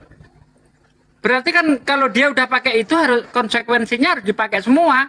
Harus percaya Yesus direbut ditinja, harus percaya Yesus anak zina, harus percaya ibunya Yesus pelacur, harus percaya Yesus mengajarkan sihir. Kan efeknya ke sana, dampaknya jadinya. Kok bisa lah bawa Talmud nih? Sudah kekurangan bahan atau gimana nih Oten?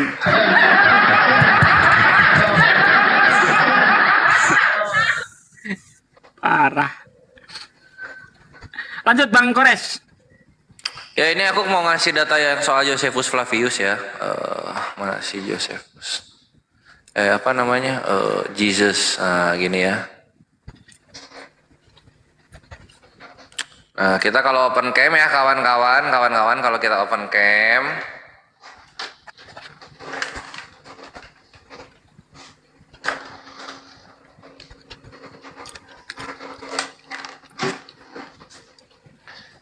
Nah, kita open cam dulu sejenak.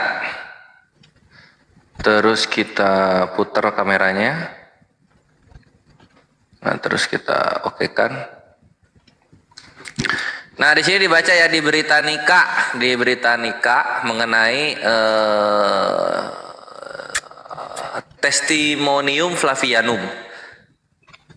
Buku The Antiquities itu mengandung 2 referensi terkenal tentang Yesus. Satu ada di buku 20 yang memanggilnya yang si paling Kristus, so-called Kristus itu si paling Kristus.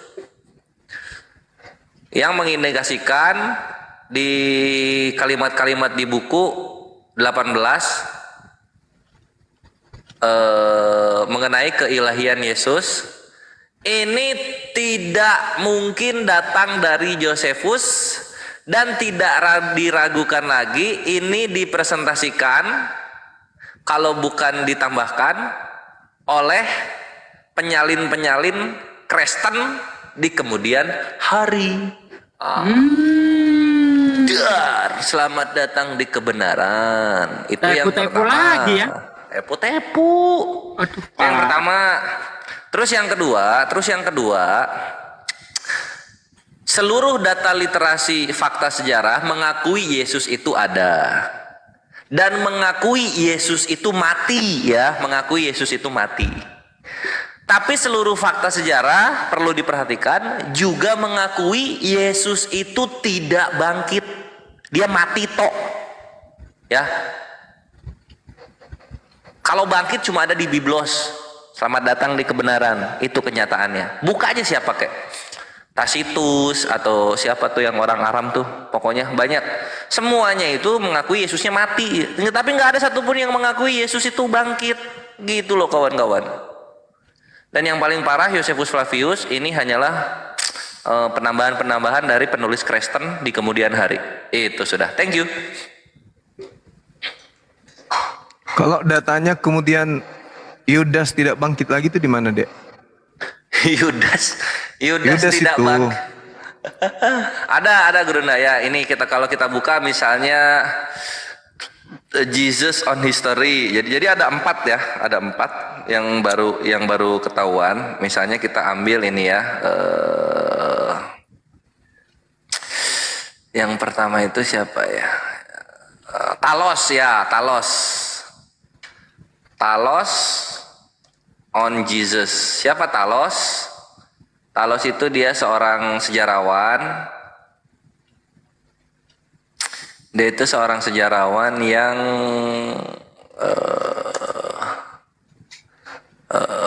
Roma punya, dan dia hidup di abad kedua lagi. Nah ini kita di ini aja lah, kita translate aja.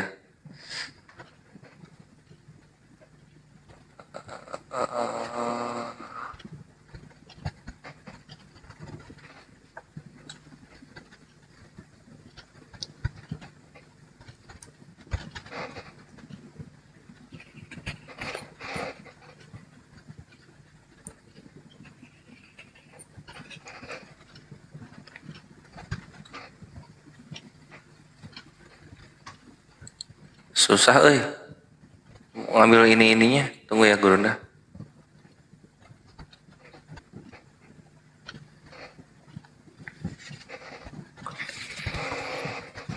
Nah, kita buka. Nah, ini. Nah, jadi kalau kita lihat di sini ya, ini non biblical source. Jadi sumber yang bukan biblikal atau bukan biblosnya orang Kristen. Pertama ada Talos, kedua ada Josephus dan Tacitus. Josephus tadi kita udah bubukin, kemudian ada Talmud, kemudian ada Marabar Serapion. Nah, ini kalau si Talos bilang begini. Pakar Al-Biblos Frederick Fiche Bruche mengatakan penyebutan Yesus yang paling awal di luar perjanjian baru terjadi pada sekitar tahun 55 Masehi dari seorang sejarawan bernama Talos. Sejarah Talos seperti sebagian besar literatur kuno telah hilang, tetapi sebelumnya dikutip oleh Sextus Julius Africanus, seorang penulis Kristen dalam bukunya History of the World. Buku ini juga hilang, tetapi salah satu kutipannya mengenai Talos diambil oleh sejarawan Bizantium George Syncellus. Nah, di sini dikatakan nggak ada tentang Kalau kita copy yang di sini, nah di sininya.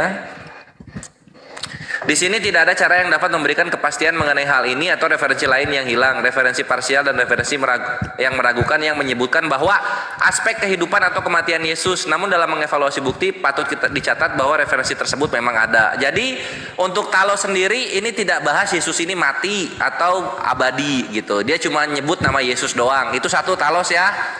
Kemudian ada Tacitus. Nah kalau Tacitus dia ngomongnya begini.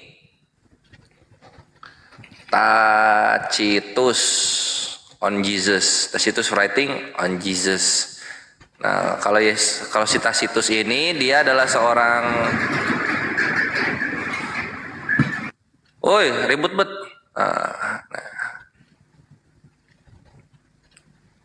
Nah, kita ini kepake ke bahasa Indonesia. Namun semua upaya manusia, semua hadiah mewah dari kaisar dan pendamaian para dewa tidak menghilangkan keyakinan jahat bahwa kebakaran tersebut adalah hasil dari suatu perintah. Oleh karena itu untuk menghilangkan laporan tersebut, Nero menyalahkan dirinya sendiri dan melakukan penyiksaan yang paling kejam terhadap kelas yang dibenci karena kekejiannya yang oleh masyarakat disebut Kristen.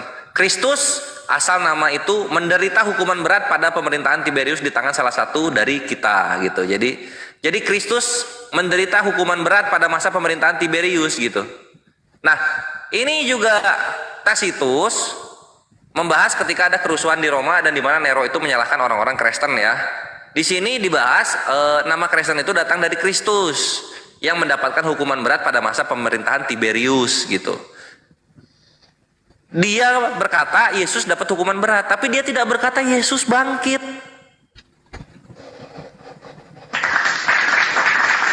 Berarti Bible ngibul dong, katanya di zaman Pilatus, itu kok Tiberius? Nah itu dia, ini emang apa namanya, tahulah yang benar yang mana. Ya berikutnya nih, Mara Bar Serapion ya, Mara ini orang Aram. Nah kita buka Mara Bar Serapion. Ini kocak juga ini, kalau yang ini dia nggak ada ininya, nggak ada nama Yesusnya. Mara Bar Serapion, Jesus, kita buka ya. Yesusu. Wah ini. Nah, di sini ini kita copy, kita bahasa Indonesia kan. Nah, di sini. Apalagi yang bisa kita katakan ketika orang bijak diseret paksa oleh para tiran, kebijaksanaan mereka ditangkap oleh hiknaan dan pikiran mereka tertindas dan tanpa pertahanan. Keuntungan apa yang diperoleh orang Athena dengan membunuh Sokrates? Kelaparan dan wabah penyakit menimpa mereka sebagai hukuman atas kejahatan mereka. Apa keuntungan yang diperoleh orang Samos dengan membakar Pitagoras? Dalam sekejap tanah mereka tertutup pasir. Keuntungan apa yang diperoleh orang Yahudi dengan mengeksekusi raja mereka yang bijaksana? Nah, gitu. Jadi di sini nggak ada kata Yesus, cuma ada kata raja di sini. Cuma oleh orang Kristen langsung, wah ini untuk Kristus, ini buat Yesus. Nah, gitu. Kapan dia. Yesus jadi raja Yahudi? Nah itu dia. Itu sudah. Jadi ini data-datanya ada 4 ya, Ikhwan Filah dan juga kawan Kristen, di mana seluruh yang membahas Yesus hanya satu yaitu Tacitus yang benar-benar menggunakan kata Yesus dan Yesus itu mendapatkan hukuman berat. Sisanya hanyalah tafsiran-tafsiran saja.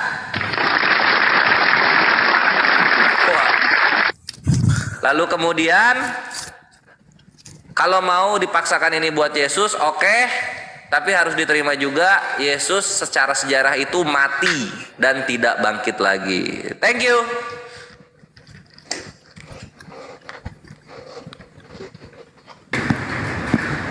Oke, jadi dikatakan di situ Yesus mati kan? Berarti ada beberapa literasi yang mengatakan Yesus mati. Hanya satu yang mengatakan tidak mati, yaitu ajaran yang terbit di tahun 700 Masehi. Nah sekarang kalau sudah ada data pembanding 4 lawan 1, siapa yang menang? Oke. Ya. Oke, baik. Baik, silakan Dinda masuk. Dinda Korea. Ya, aku masuk sedikit ya Gurunda ya. Iya, penasihat ajaib maksudnya gini. Berarti kalian jangan jualan lagi Yesus itu bangkit, karena itu secara fakta salah. Kita tadi berbicara tentang kematian Yesus, bukan kebangkitan, kematian. Mantap. Oke, Yesus mati ya. Berbicara tentang kematian, kalian jangan suka nyolong sana nyolong sini nyebar. Iya, Yesus mati ya. Yesus mati ya. Tentang kematian, mau matinya tentang mau dirajam, mau diapa, kita berbicara tentang Intinya kematian, Yesus oke? mati, intinya Yesus mati ya. Nah, oke. Nah, sekarang kenapa ada kalian data menyembah Tuhan yang mati? 5-1. Sekarang 5-1, siapa yang menang? Iya, kenapa kalian menyembah Tuhan Islam. yang mati? Ya Islam menang dong, karena Nabi Isa tidak mati. Karena 5-1 sama begini menang, ya, ya? ini gurunda aku dikit ya, gurunda aku dikit. Iya, Sama silakan deh, kayak silakan. begini, Bre. Karena begini, kalau Kores, Yesus Kristus itu adalah orang yang diserupakan dengan Nabi Isa. Ya. Mati dia. Dan tidak bangkit lagi. Nabi Isa diselamatkan oleh Allah, di langit kedua sekarang dia berada. Jadi kalian kalau Kores ngapain lu menyembah orang yang diserupakan? Ngapain? Sekarang gini aja Kores, Apa? Apapun alasanmu, bagaimanapun kau menyanggah, ada 4-5 literasi yang mengatakan Yesus mati. 6 sama Kores. Oh, 6 sama Kores. Karena gini, satu yang Yesus mengatakan, itu dengarkan saya. Apa? Hanya satu yang mengatakan dia tidak mati. Lalu kau memilih yang satu itu. Ya karena Yesus itu yang diserupakan Nabi Isa. Nabi Isa bukan Yesus di mata Kores, Bre. Yesus itu orang Yunani Sekarang saya mau yang bertanya. tidak bisa berbahasa Ibrani. Siapa dia? Udah. Ya udah. Kita tutup. Sekarang Nah, saya udah, bertanya. thank you ya. Yesus mati. Mantap. Ya. Sekarang Gitu kita dong. saya bertanya kepada Kores kah atau Bang Juma? Ya, aku dikit supaya ada kerjanya. Oke, Kores ya. Kores, Apa? Muhammad adalah orang Arab. Apakah Ismail juga orang Arab? Orang Arab. Sedangkan nasab keturunan itu adalah garis keturunan dari ayah. Yang dikatakan di sini adalah garis keturunan orang Arab ya. Nah, Muhammad terus? adalah orang Arab. Apakah Ismail itu juga orang Arab? Enggak. Ismail itu orang Irak. Nah, kalau nasab menurut keturunan ayah, apakah tiba-tiba Ismail yang orang Irak ini, yang orang Ur ini tiba-tiba jadi bangsa Arab? Sedangkan nasabnya garis keturunan ayah. Ya karena kan tinggal di wilayah Arab. Nah. Kenapa gampang banget pertanyaannya? Nggak bisa ngasih konteran ya? Kores, kau orang Bandung, Kores, kau orang Bandung, mau kau tinggal Iya. di Sumatera, mau tinggal di Kalimantan, mau tinggal di Malaysia, kau tetap orang Bandung karena engkau pakai nasabmu sendiri. Loh, gue orang Manado. Anakmu orang Manado, cucumu juga pasti orang Manado. Yang penting Ya dia enggak lah, garis ketika lu keturunan udah di ayah, Bandung, laki-laki. ketika lu udah di Bandung, lu berbahasa Bandung, maka lu orang Bandung gitu loh. Gimana sih? Oke. Ya udah, thank you sama-sama. Intinya gitu, intinya gue cuma tertarik yang topik yang pertama, Yesus itu mati dan Yesus itu menggenapi Amsal 21:18.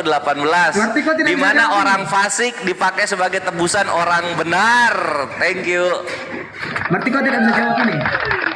Tadi udah Berarti gue Yesus jawab. fasik ya Kores ya? Yesus orang fasik. Orang Gak mungkin fasik. Yesus itu Nabi Isa. Coba gini Statsugi. Coba gini.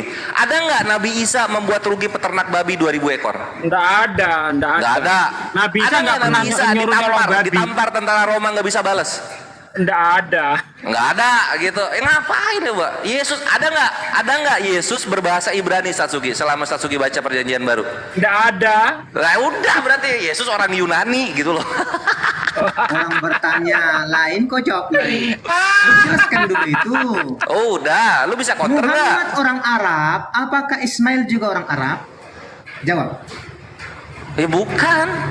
Nah, berarti Muhammad tidak tersambung kepada Nabi Ibrahim.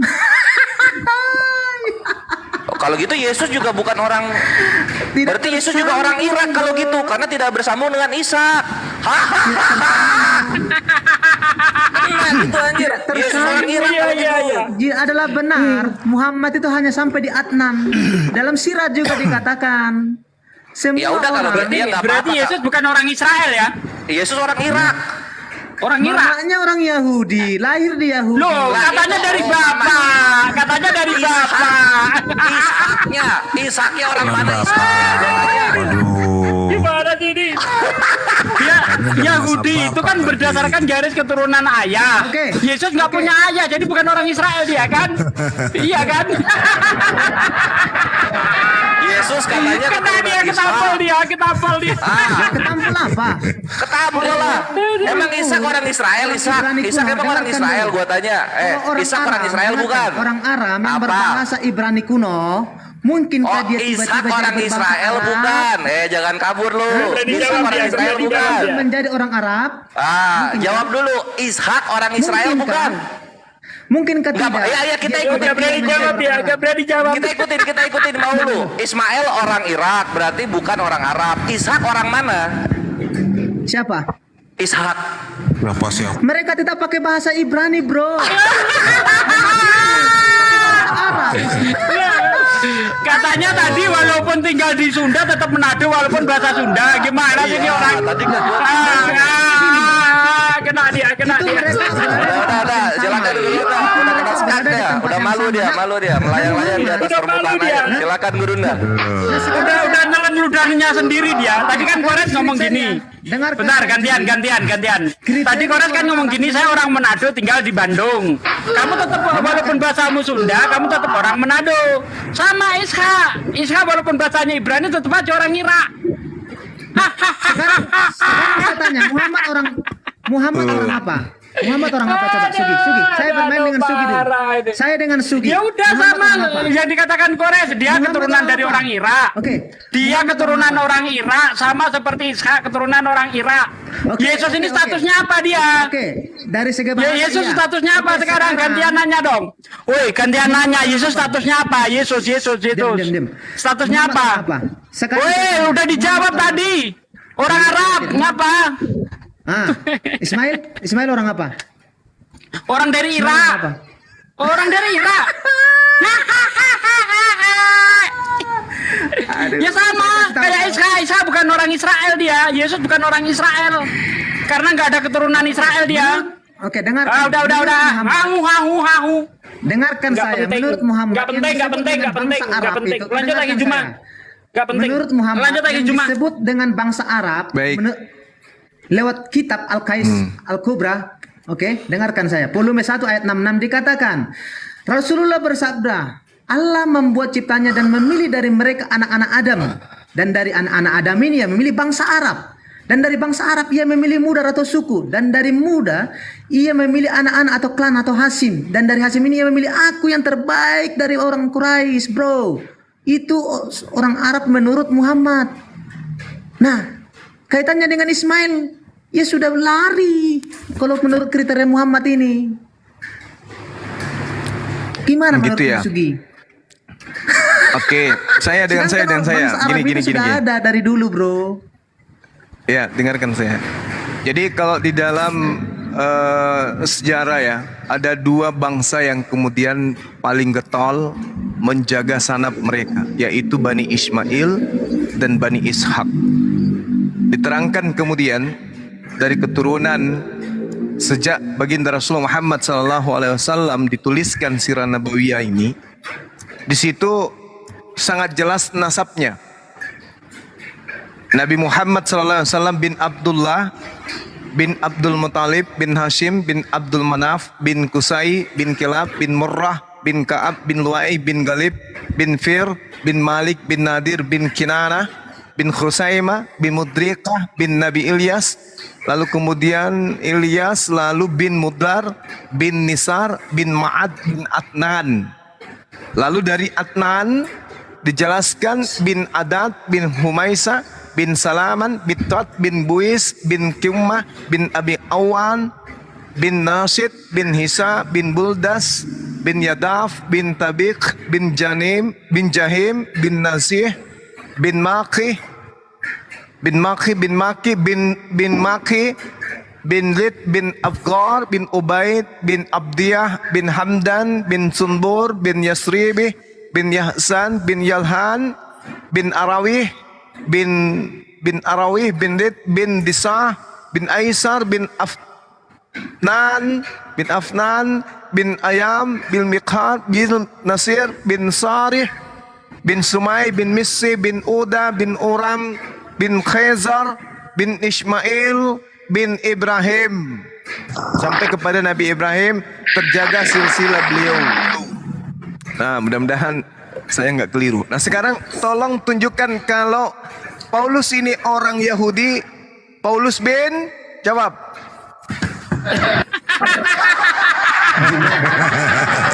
Apa nyungsep?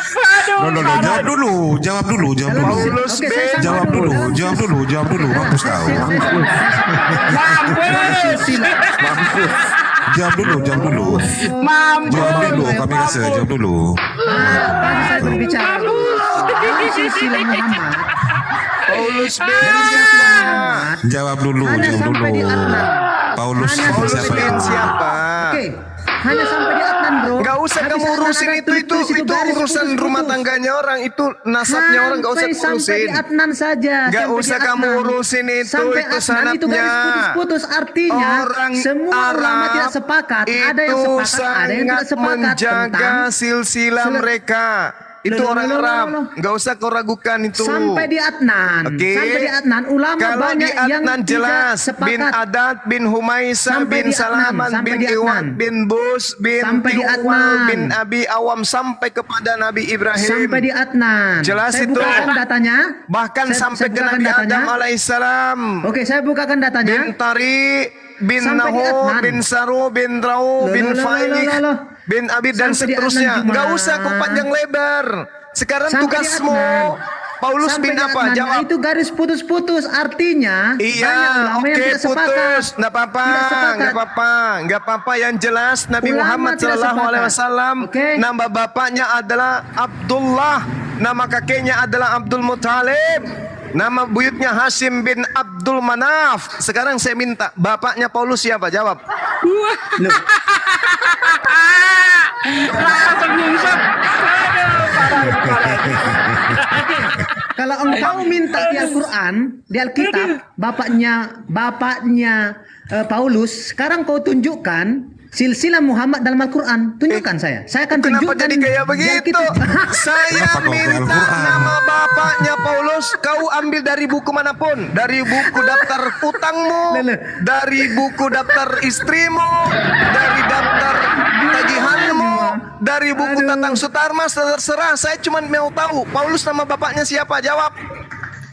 Di dalam Alkitab dikatakan dia adalah dari suku Benyamin. Nah, Saya tidak sekarang, tanya dari mana, yang saya tanya nama bapaknya siapa. Ingat, Bung. Di dalam Ingat, Alkitab dia ingat, tidak ingat. dijelaskan yang dikatakan di- Paulus memberikan kalian 14 buku. Oke? Harus Anda tahu ini Paulus siapa? Pencuri ayam kah dia? Atau siapa? Anak Kok lari keturunan ke situ, pesina Pak kah Juma? dia atau siapa? Oke, tolong tunjukkan nama bapaknya Paulus siapa? Jawab. Kenapa kau lari ke situ gimana? Loh, saya punya tugas sudah selesai. Nabi Muhammad sallallahu alaihi wasallam bin Di dalam Alkitab, Abdullah dengarkan saya. bin dengarkan. Abdul Di dalam Alkitab dia Muthalib dikatakan orang bin orang Farisi. Hashim bin Dia Abdul orang Manaf Farisi. bin Kusai bin Kilab bin Saya Murrah. minta Al-Quran, Oke. itu Sirah Nabawi. Nah, sekarang Sirah saya Nabawi buatan tanya siapa, sama bro? kamu. Itu dari Tunjukkan Sirah Nabawi. kemudian siapa nama bapaknya Paulus. Kau Jawab. jangan ambil dari Sirah Nabawi, itu buatan Nggak manusia. ada urusan. Nggak usah. Membuktikan bahwa Rasulullah Muhammad SAW bukanlah manusia fiktif. Sekarang Memang Paulus. fiktif. Dia fiktif. Sekarang Paulus, siapa nama bacanya? Jawab. Di dalam Alkitab dikatakan bahwa dia Jangan berasal ambil dari... di Bible, ambil aja di Dengarkan. daftar buku-buku utangnya gereja. Nggak ada di Bible. Ambil di mana Juma, aja, Juma. cepat. anak celeng malah. Cepat. Ambil di mana saja. Cepat. Mencret kau Juma, mencret kau. Kau yang mentor dia bisa jawab kok. Sakit Gimana otakmu sih? itu. Nah, sekarang Kalau kita Paulus sama-sama itu pakai. orang benar, Oke. pasti silsilahnya terjaga Oke, dengan benar. oke. Kita Tunjukkan pakai silsilah dalam kalau Al-Quran dan Alkitab. agama Nah, Kristen sekarang- itu berasal dari Timur Tengah. Buktikan kalau Paulus pembawa 14 kitab yang dianggap suci oleh orang Kristen ini berasal dari orang Yahudi. Tunjukkan silsilah Paulus, cukup bapaknya saja. Silakan. Oke, kamu katakan tadi ada dua suku yang menjaga silsilahnya, termasuk orang Arab. Oke, orang Arab. Kalau betul memang dia menjaga silsilahnya, kau tunjukkan dalam Al-Quran. Weh, Paulus namanya siapa? Paulus nama bapaknya siapa? Sugi kau tidur, kau turun Sugi. Timothy, Nah, saya dengan Bang Juma. kamu harus tahu, Baginda Rasulullah Muhammad sallallahu alaihi wasallam itu adalah bangsawan besar. Beliau Kalau kau tidak dikenal, bisa menunjukkan nama dalam kakeknya Al-Quran, adalah Hashim. Kau tunjukkan dalam Nama Al-Quran kakeknya silsilah Nabi adalah Muhammad. Abdul Manaf. Nama kakeknya Tunjukkan adalah dalam Al-Quran. Saya Qusay. tidak mau dalam sirah Nama Nabawi. kakeknya Saya tidak adalah mau sirah Kiram. Nabawi. Nama kakeknya Saya tidak adalah mau sirah Murrah. Nabawi. Nama kakeknya adalah Tunjukkan. Ka'ab. Nama kakeknya Tunjukkan. adalah Saya tidak Luai. mau sirah Sampai Nabawi. kepada Saya mau Adnan. Al-Quran. Dari Adnan Saya sampai mau Al-Quran. kepada Nabi Ismail. Nabi Ismail ayahnya adalah Nabi Ibrahim alaihissalam. Saya Terjaga. mau dalam Al-Quran. Silsilahnya Saya mau dalam terjaga. Silsilah itu bukan di dalam kitab suci dituliskan. Silsilah itu adalah budaya yang ada pada tradisi keluarga Saya atau tunjukkan suku kamu yang ada. silsilah dari Tidak nabi-nabi ada itu. terdahulu. Al-Quran Di kitab bukan buku Yahudi, biografi. kita tunjukkan. Saya Al-Quran tunjukkan kamu. bukan buku biografi yang harus menceritakan. Sekarang saya minta kepada saudara Emang Quran tunjukkan kayak sampah Bible gitu, siapa uji nama biografi. bapaknya Paulus dari buku apapun.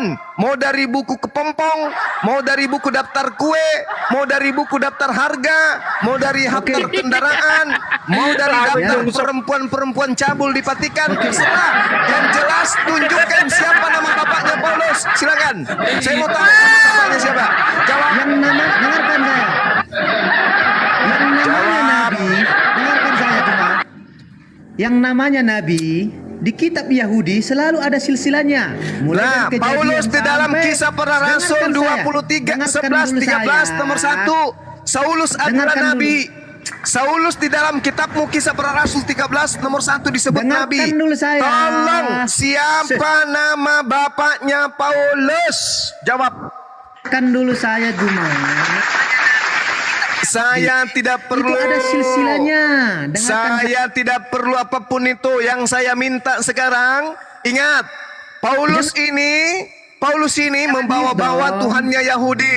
Paulus ini membawa-bawa Yesus. Paulus ini membawa-bawa Taurat. Paulus ini membawa-bawa para nabi. Sekarang saya mau tahu sebenarnya Paulus ini siapa? Siapa nama bapaknya? Jawab.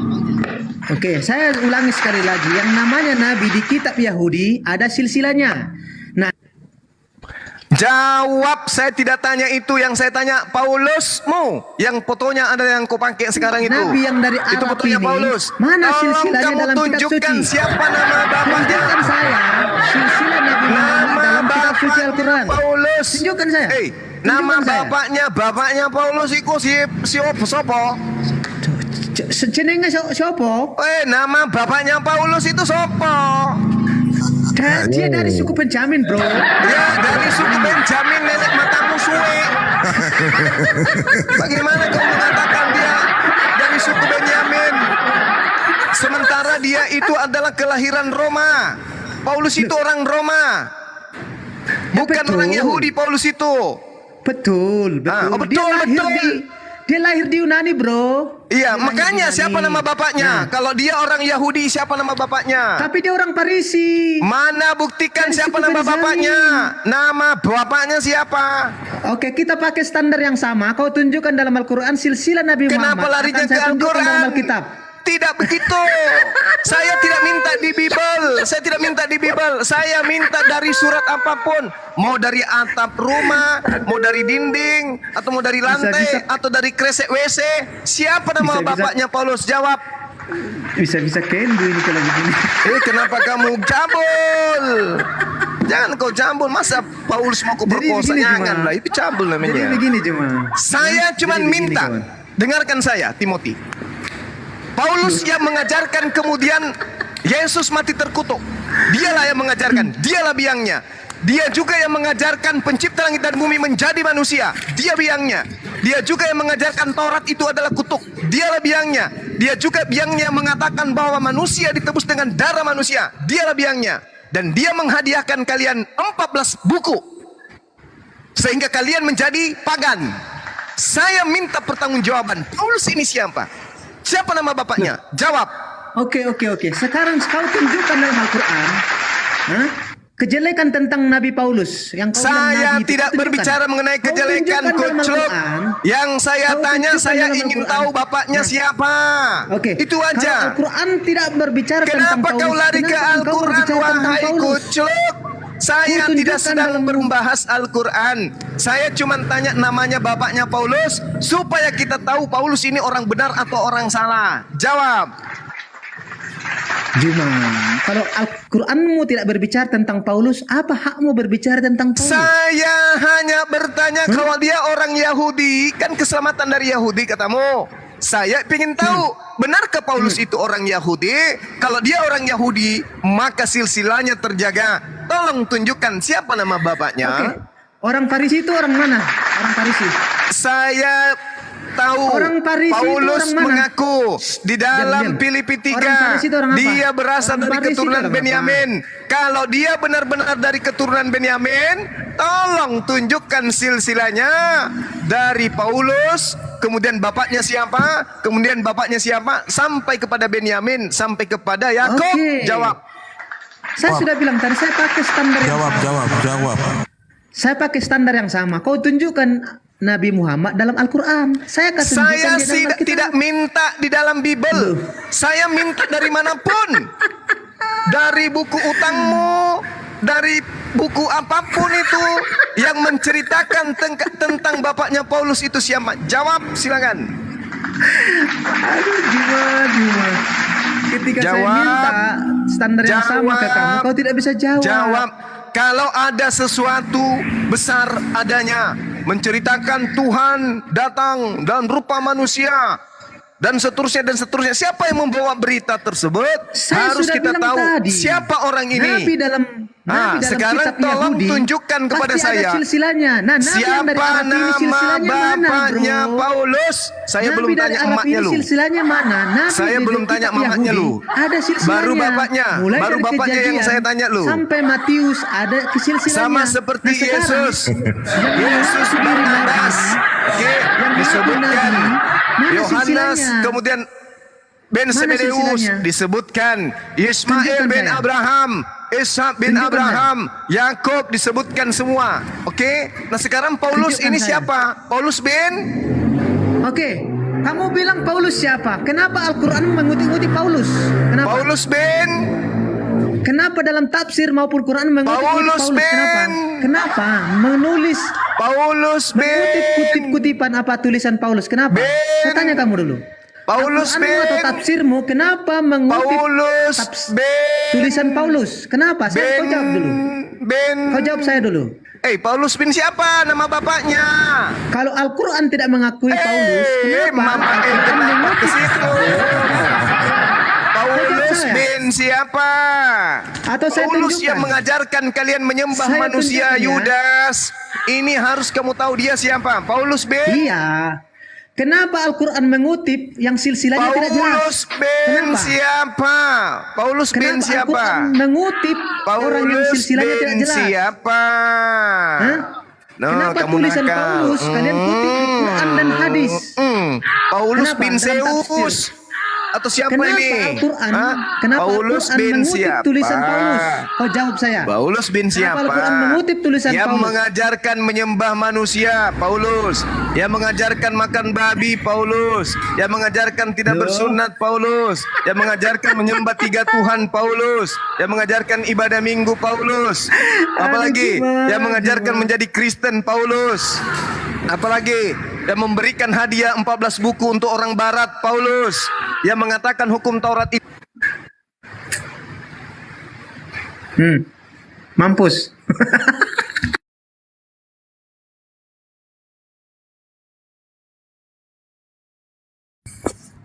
Guys, dibantu di tap-tap guys. Ya, kita sapa dulu nih, ada Bang Story Keren. Kemarin katanya dia ngefans sama Bang Zuma dan ada keinginan untuk bersyahadat. Assalamualaikum Bang, selamat malam. Assalamualaikum Bang. Waalaikumsalam. Waalaikumsalam. Bang. Story ya. Sambil nunggu Bang Zuma. Gimana Bang, Story ini masih di kantor? Ini Bang Zuma kurang di gereja Paulus.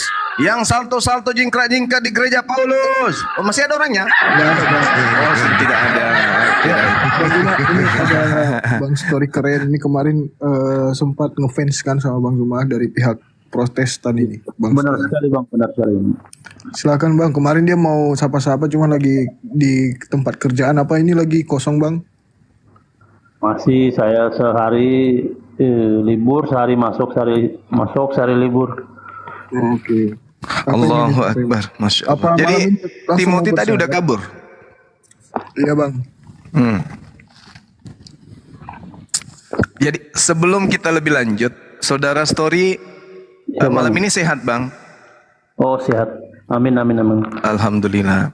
Saudara story kalau mendengarkan satu berita yang mengguncangkan dunia, separuh bumi kemudian mengheboh, apakah saudara langsung percaya kepada pembawa berita ini?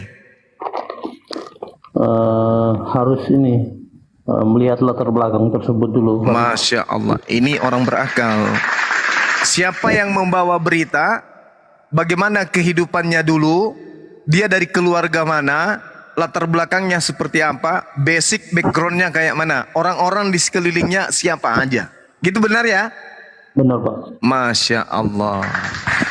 Sedangkan yang kita tahu 14 buku yang dimiliki oleh Roma Vatikan itu semua berasal dari Paulus. Dan ternyata Paulus ini nama bapaknya pun tidak diketahui. Bagaimana bisa dipercaya orang kayak begini? Bapaknya kita nggak tahu. Mamanya siapa, kakeknya siapa. Gak jelas. Padahal dia mengaku dari keturunan Benyamin. Kalau dari keturunan Benyamin, berarti ujung daripada sanadnya, kalau kita merujuk kepada Nabi Abraham, maka dia katakan si Fulan bin Yakub, Benyamin bin Yakub bin Ishak bin Abraham. Tapi faktanya nggak ada. Tidak ada satupun orang Kristen di atas muka bumi ini yang tahu namanya bapaknya Paulus. Tak ada. Gimana ceritanya tuh? Padahal dia yang mengubah semua ajaran Tuhan yang datang kepada Bani Israel. Seperti itu saudaraku story. Tapi kalau berbicara mengenai Nabi Muhammad SAW, alhamdulillah banyak di antara kami yang menghafal karena itu diajarkan dari sejak kami ibtidaiyah, sanawiyah, aliyah, diajarkan kemudian untuk menghafal silsilah Rasulullah Muhammad SAW. Begitu bang. Amin amin. Iya.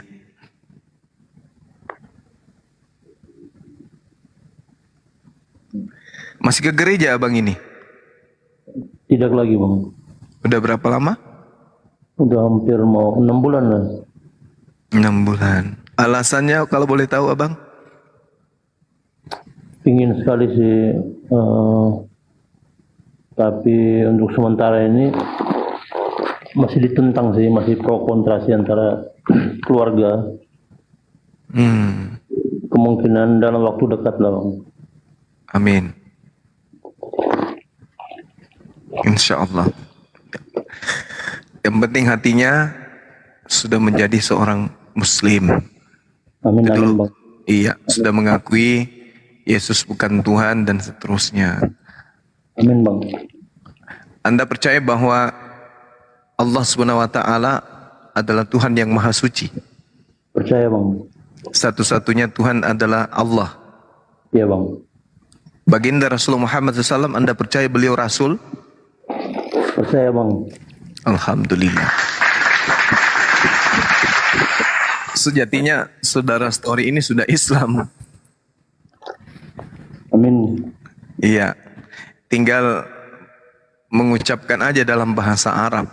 Sebenarnya sudah Islam. Karena sudah mengakui tiada Tuhan selain Allah dan mengakui baginda Rasulullah Muhammad SAW adalah Nabi, Rasul dan Nabi terakhir yang diutus oleh Allah ke atas muka bumi. Itu sudah sebenarnya udah Islam abangku ini. Oh iya, amin amin bang. Iya, Kalau boleh bang saya cerita sedikit bang. Boleh, silakan.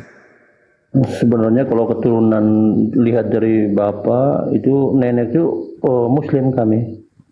Oh, kenapa bisa gitu bang? Entah dulu ada Tidak tahu lagi sih. Untuk nenek laki-laki kan punya istri 2. Iya. Jadi nenek yang istri yang pertama ini dapat bapak. Terus setelah dia meninggal, dia ikut sama yang nenek yang kedua ini. Masuk sama nenek yang kedua. Masuk ke Kristen. Iya. Oh, nenek yang kedua orang mana rupanya? Kami kalau boleh jujur saya orang NTT, Bang. NTT, Masya Allah. Iya. Sekarang bermukim di NTT juga? Untuk sementara saya di Cibitung, Bang. Saya udah berdomisili di Cibitung. Cibitung, Sumatera Barat. Oke, lanjut. Jawa Barat, Bang. Jawa Barat. Oh, Jawa Barat, sorry. Cibitung. Iya. Oke, lanjut. Itu sih, Bang. Rencana sih dalam waktu dekat, cuman untuk sementara masih ya pro kontra antara keluarga sih ini. Iya. Anak berapa, Bang? Saya anak berdua, Bang. Baru 2. Kalau sejauh saya belajar dan mungkin Abang juga belajar ya tentang kekristenan. Di Kristen itu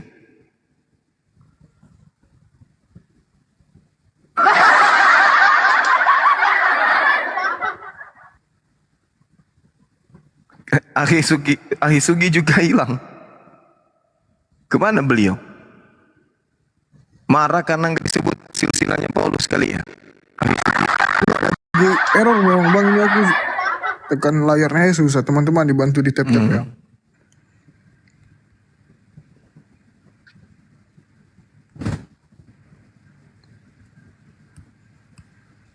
Mana beliau? Oke, nggak ada. Ahisugi nggak ada? Nggak ada juga. Oh, dia ke perpustakaan itu cari bapaknya Paulus. Penasaran dia itu. Kalau teman kita yang tadi belum naik. Tuh dicek lagi bang. Iya belum bang. Silsilahnya ini ku baca ya, silsilahnya Paulus bin Akalbulus bin Blekus bin Paulus bin Stresus bin Spiritus bin apa ini? Bakarus bin Tamatus bin Anus. Oh kok, aduh, bahaya juga ini teman kita ini. Tulisannya kok kayak gitu kali. Aduh. Udah kita iklan bentar. Siapa ini yang menulis ini? Mana tadi? Tunggu. Saudara Faiz. Wah, pintar juga ente ngarang. Assalamualaikum warahmatullahi wabarakatuh. Waalaikumsalam. Terima kasih host, terima kasih Bang Zuma dan semuanya. Iya, Saya sama-sama. Riko dari Tanjung Pandan Belitung, sedang berjualan aneka cemilan ya. Dari Iya. Pulau Belitung ada empek-empek Sutra Tenggiri, abon tenggiri, peletek cumi-cumi, stik cumi-cumi, pastel mini abon tenggiri, kerupuk ikan tenggiri. Mengingat ini mau lebaran, kami buka PO ya untuk pemesanan ke seluruh wilayah Indonesia, Malaysia, Singapura. Insya Allah amanah dan halal, dan kami kirimkan melalui Lion Parcel Cicepat dan JNT. Tidak bisa COD. Bang Zuma mohon minta tolong tambahin dikit Bang Zuma Ada ya. syaratnya. Siapa nama bapaknya Paulus? Nggak tahu. Ora urus. Paulus bin ora urus. Ora urus. Jadi nggak tahu. Namanya Bapak Paulus ora urus. Iya. Jadi benar-benar Ya, sip. saudara Riko sebagai malam memang nggak pernah tahu bapaknya dari Bapak Paulus ini nggak tahu. Nggak pernah dikasih tahu, nggak ada. Nggak pernah dikasih tahu atau memang nggak ada? Nggak ada. Memang nggak ada materi pelajaran yang bisa mengetahui itu. Enggak. Jangan-jangan dia tokoh fiktif. Iya kali. Tapi dia yang memberikan hadiah 4 kitab, 14. Tapi nggak jelas dia. Nggak jelas ya. Oh. Tahu-taunya udah ada Kristen aja. Begitu ya. Iya. Aduh, jadi gimana dong? Gak usah dipikirin lah, aku sudah jadi Islam udah Enggak. seneng.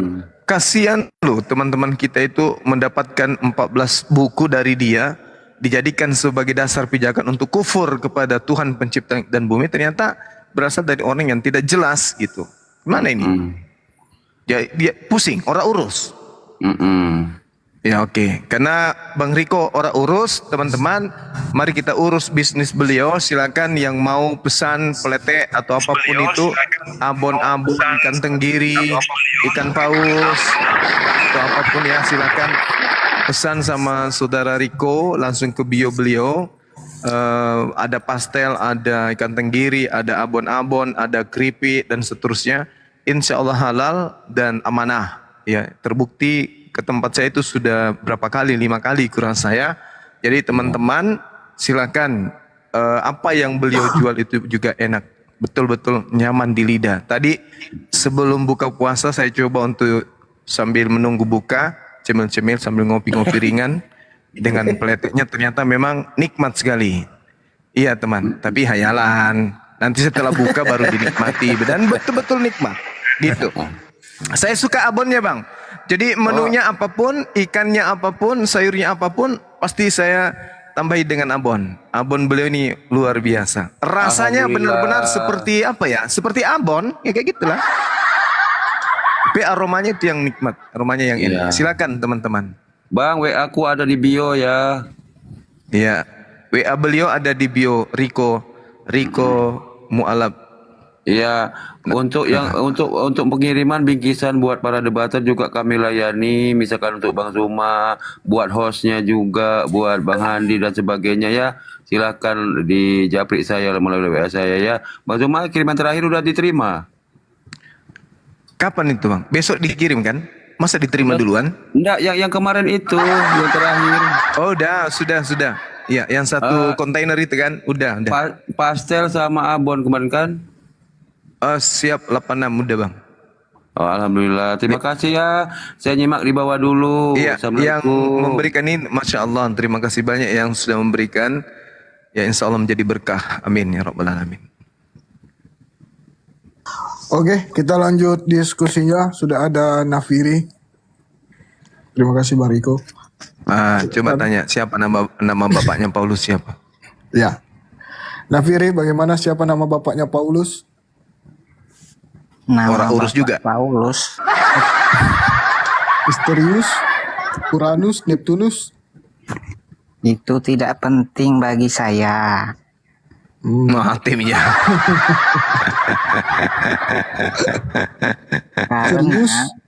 Karena gini, karena nama Bapak Paulus atau Ibu Paulus itu tidak menyelamatkan saya. Ya, tapi pemberitaannya ini yang membawa kabar berita ini loh. Dia membawa kabar berita keselamatan untuk kalian. Nah, permasalahannya orang yang membawa berita ini kita tidak tahu siapa. Dia namanya kan Paulus, kok tidak tahu siapa gimana? Ya, nama bapaknya siapa, nama kakeknya siapa, dia keturunan dari mana? Apakah bapaknya bin Panjol? Bin Timbul? Atau bin Darto Helen? Kita nggak tahu. Harus jelas. Karena kenapa? Berita yang dibawa ini adalah berita yang sangat prinsipil di dalam keselamatan manusia. Bukan hanya sekedar surat-surat biasa. Ini menurut dia adalah wahyu dari Tuhan. Bukan berita dari seorang presiden, tapi dari pencipta langit dan bumi. Maka dia harus kita tahu, kamu siapa? Aku rasul. Masa sih? Emang bapakmu siapa? Mamamu siapa? Kakekmu siapa? Harus kita tahu. Gini loh, kan guru ini mengajar, diterima di sekolah itu nggak nanya siapa nama kakekmu, siapa nama bapakmu, siapa nama buyutmu, nggak gitu. Oke, tapi sang murid pulang ke rumah, mama, kenapa sayang? Kata guru saya, kenapa? Tuhan pencipta langit dan bumi mati. Gelisahlah orang tua. Ketemu tetangga, ibu, anak saya kok diajarin di sekolahnya Tuhan kita mati ya? Ketemu mengheboh warga. Siapa yang ngajarin? Di guru itu namanya siapa? Paulus. Kita selidiki dia. Dari mana dia dapat ajaran ini? Siapa yang ngajarin ente berkata seperti itu? Pasti orang tanya, ini orang dari mana? Asalnya di mana? Siapa nama bapaknya? Dan seterusnya. Karena dia membawa berita baru. Tuhan menjadi manusia. Ya gini, Bang Juma dulu kan waktu kecil kan melahirkan tuh dibantu bidan atau dukun beranak. Saya belum melahirkan, Bang. Mana ada saya melahirkan? Ada aja. Maksudnya waktu bayi itu dibantu bidan apa dukun beranak?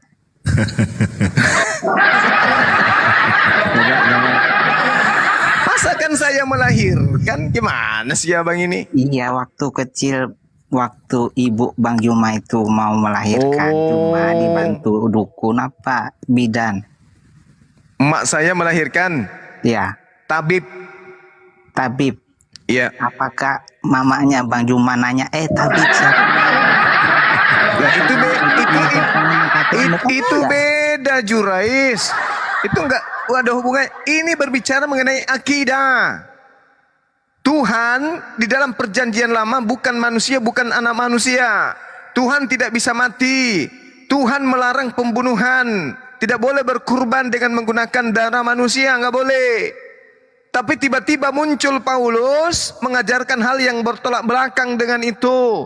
Sehingga dia harus ditahu orang ini siapa sebenarnya. Nama bapaknya siapa kok tiba-tiba ada ajaran yang seperti ini dibawanya. Begitu loh Bung Nafiri. Coba, siapa nama bapaknya Paulus? Ya, pertanyaannya siapa nama bidan yang bantu ibu cuma melahirkan? Apa hubungannya? Ya sama. Bidan yang melahirin saya, bidan yang melahirin saya, yang membantu ibu saya melahirkan itu tidak merubah akidah, tidak merubah firman Tuhan. Iya sama kayak Paulus, tidak merubah apa-apa. Siapa bilang? Kita lihat di dalam Galatia 3 nomor 13 apa yang dikatakan? Yesus menebus kita dari kutuk hukum Taurat. Sejak kapan hukum Taurat ini kutuk? Ini sudah keluar konteks nih. Loh, dia merubah firman Tuhan menjadi kutuk. Sedangkan Taurat itu adalah menghantarkan Bani Israel untuk mendapatkan hidup. Tapi dia mengajarkan Taurat itu adalah kutuk. Maka muncul pertanyaan, orang ini siapa? Kok bisa mengajarkan sesuatu yang bertolak belakang dengan firman Tuhan? Nama bapakmu siapa, Lus? Sudah clear ya, nggak usah nanya Bapak Paulus siapa, Ibu Paulus siapa. Kenapa clear? Orang belum tahu clearnya di mana. Kita harus tahu bapaknya siapa supaya kita mengerti. Oh, orang ini adalah orang baik.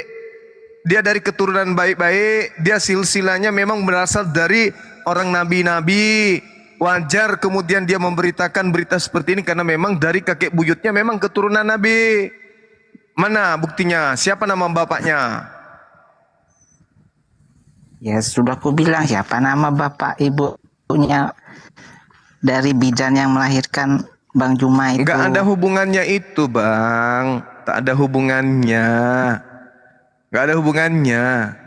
Ini bidan yang membantu emak saya lahirin tidak menciptakan konsep agama. Tidak membuat Tuhan. Beda dengan Paulus. Memang dia mengaku Tuhan. Makanya kita mau tahu orang ini siapa gitu loh Bang. Ini pertanyaannya tidak analogis. Tidak bisa Bang, karena Paulus itu ingin menyayangi Tuhan.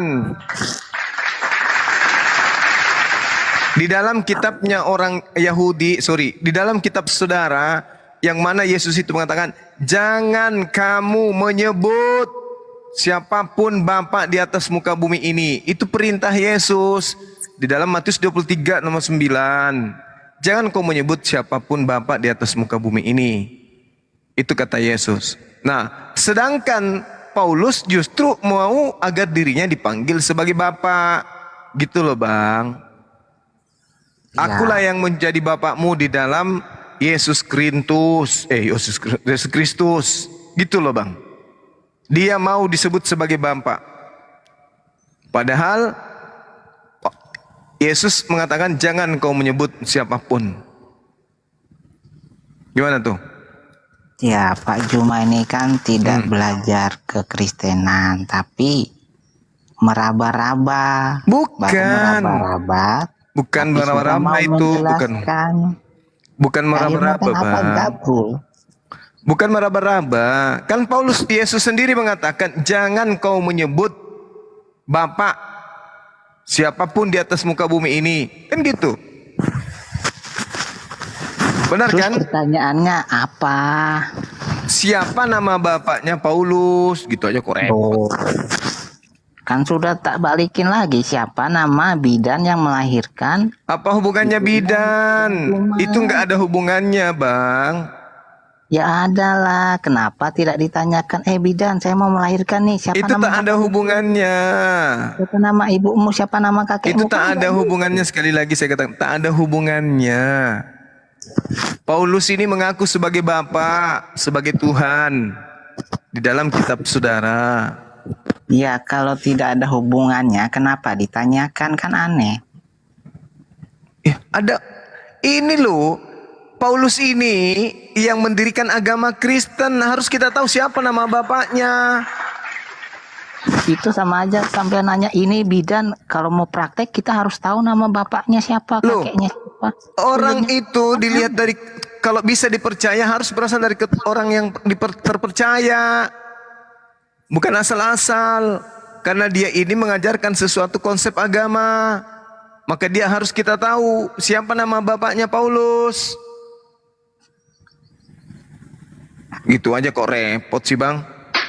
Iya, pertanyaannya tidak analogis. Ini bidan mau praktek ditanya, siapa nama bapakmu, kakekmu, buyutmu, dulu pernah ngapain, sanatnya Dia dari mana? membawa Kan sebuah aneh. buku, membawa oknum Tuhan bernama Yesus, membawa agama bernama Kristen.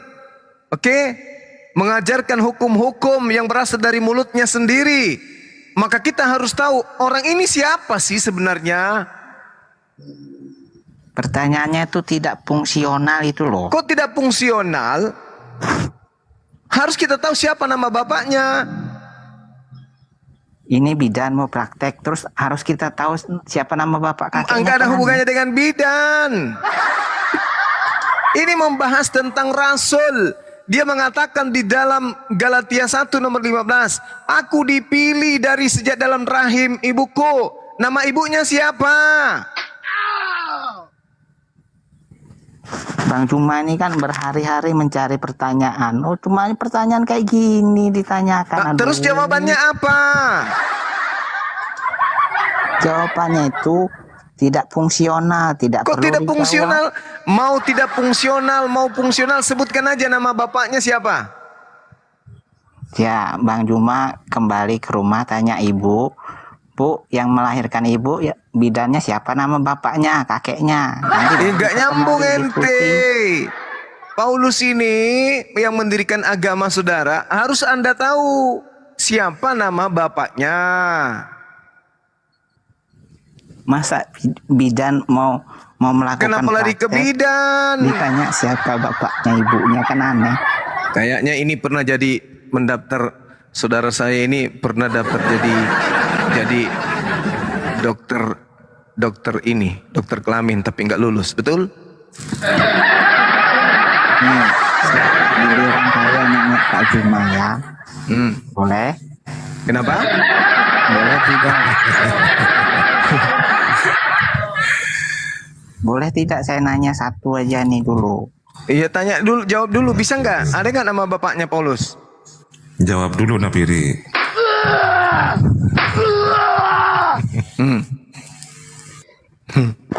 Kalau tanya bapaknya Paulus, ibunya Paulus, itu tidak fungsional.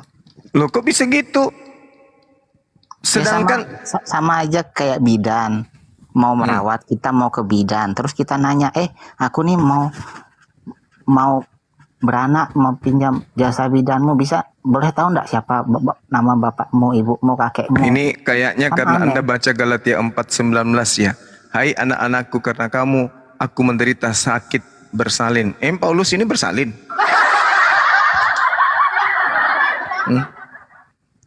Yang saya tanya, ini Paulus nama bapaknya siapa? Karena dia sudah mendirikan agama, gitu loh. Cek aja di Google. Di Google? Lu pikir gue Wikipedia, Congorpedia, si CP? Daripada susah-susah cari orang, kan ada HP, cek Google langsung. Loh, kenapa harus susah-susah? Anda kan hambanya Paulus gitu loh, Bang Nafiri. Nggak ada, saya hamba Paulus, saya tuh hamba Kristus. Bagaimana ceritanya? Paulus mengatakan, iblislah yang menjadi bapakmu, dan kamu mau melakukan keinginan-keinginan bapakmu. Hanya ada dua yang mengaku bapak, yaitu Tuhan yang ada di langit dan Bapa yang ada di Antioquia. Kan Yesus sudah berpesan, Matius 23 nomor 9, jangan kau menyebut siapapun Bapa di bumi ini, karena hanya ada satu Bapakmu, yaitu yang ada di surga. Tapi ternyata Paulus juga mengaku Bapa. Akulah yang menjadi Bapakmu di dalam Yesus Kristus. Hukum-hukum Tuhan yang dibawa oleh Nabi Musa sudah dibatalkan oleh Paulus. Mati Yesus di atas tiang salib untuk membatalkan hukum itu. Sehingga Bapak Paulus, Bapak yang ada di Antioquia ini, itu membuat aturan baru. Inilah kalian menjadi Kristen. Aturan yang kalian patuhi itu adalah aturan Bapak Antioquia. Makanya Yesus mengatakan, iblislah yang menjadi bapakmu dan kamu ingin melakukan keinginan-keinginan bapakmu. Atas keinginan siapa kalian menyembah Yesus? Keinginan Paulus. Atas keinginan siapa kalian menjadi Kristen? Keinginan Paulus. Atas keinginan siapa kalian kemudian ibadah hari Minggu? Keinginan Paulus. Atas keinginan siapa kalian makan babi? Keinginan Paulus. Atas keinginan siapa kalian tidak bersunat? Keinginan Paulus. Semua yang kalian lakukan itu atas kehendak Paulus. Makanya Yesus mengatakan, iblislah yang menjadi bapakmu dan kamu ingin melakukan keinginan-keinginan bapakmu.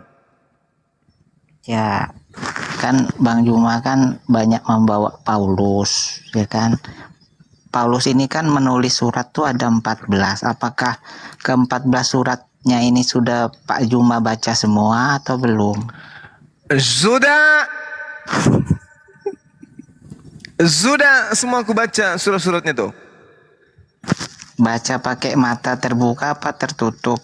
Pakai mata malaikat.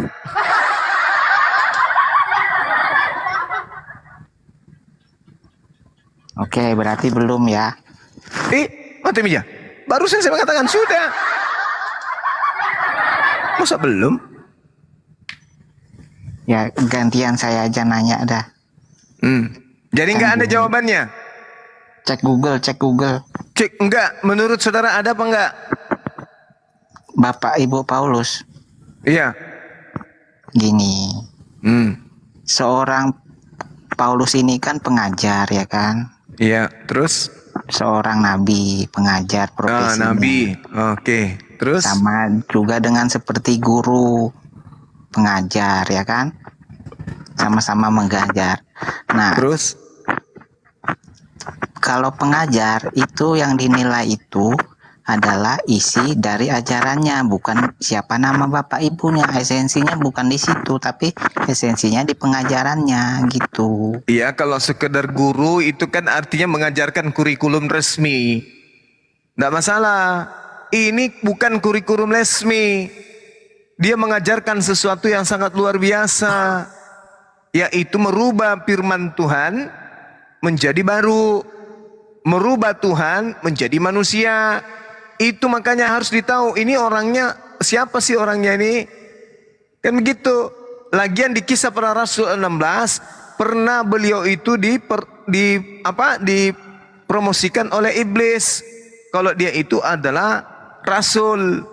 Kemudian ketika dia berada di Antioquia, di mana orang-orang di sana menggunakan bahasa Likaonia, Paulus ini dikira dewa Hermes. Jadi orang-orang yang ada menjadi pengikut Paulus awalnya mengira bahwa Paulus ini adalah dewa Tuhan. Paulus ini Tuhan, dewa.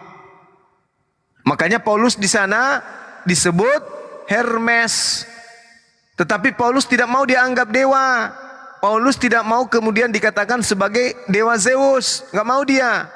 Tapi Paulus mengajarkan yang dewa itu, yang Tuhan itu namanya Yesus. Jadi Pauluslah yang kemudian memberikan dewa bernama Yesus kepada orang-orang yang tinggal di Litra dan Derbe atau Ikonion.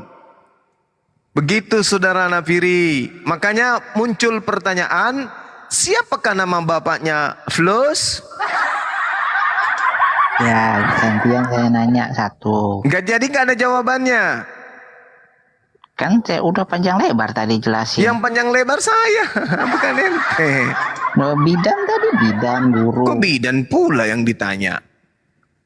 Sudah saya jelasin pakai perumpamaan bidan, profesi guru. Ya, yang saya tanyakan nama bapaknya Paulus ada apa enggak?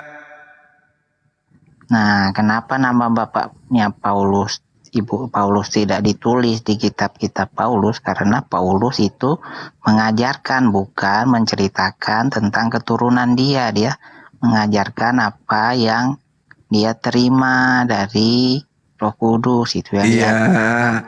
Tapi kan surat-suratnya ini untuk orang Roma Yunani, tapi bukan untuk kita. Nah, kalau dia pemberitaannya untuk saya nih, diinjili ke saya tanya, ini berita dari mana? Dari Paulus, siapa nama bapaknya? Kan gitu. Apakah dia orang benar atau tidak? Apakah dia keturunan orang baik-baik atau bukan? Gitu loh Bang. Nah, kalau tentang Bapak Paulus, Ibu Paulus ya otomatis yang lebih tahu ya catatan-catatan Yahudi. Karena Paulus itu adalah murid dari guru-guru Yahudi zaman dulu.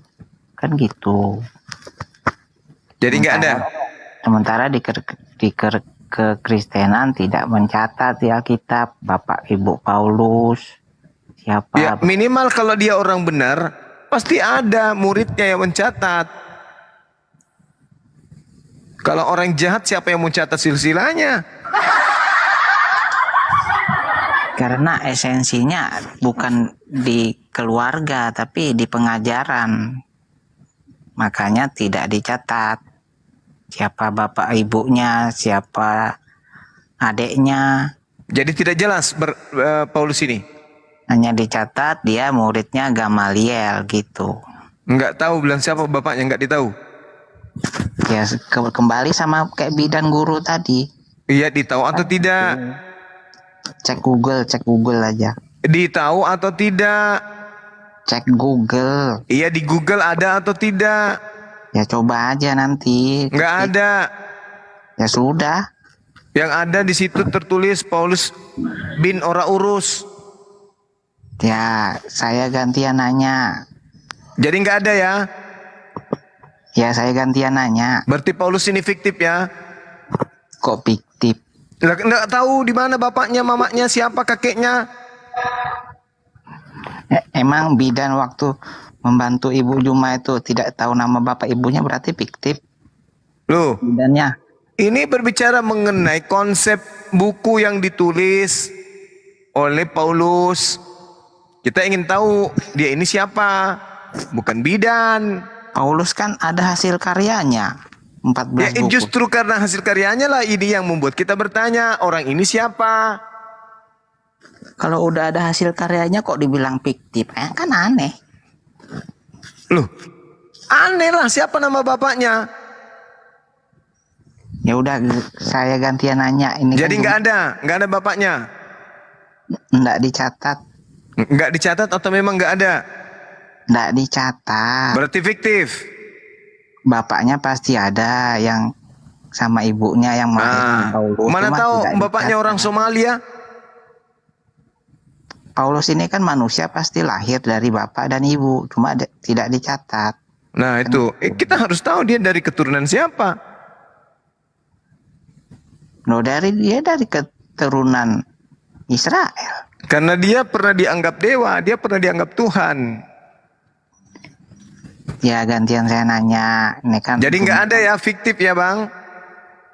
Loh, Paulus ini kan ada karyanya, kok fiktif gimana? Iya, sih? maksudnya kalau tidak jelas itu kan bisa aja ditulis-tulis habis itu dipakai namanya Paulus. Buktinya nggak ada.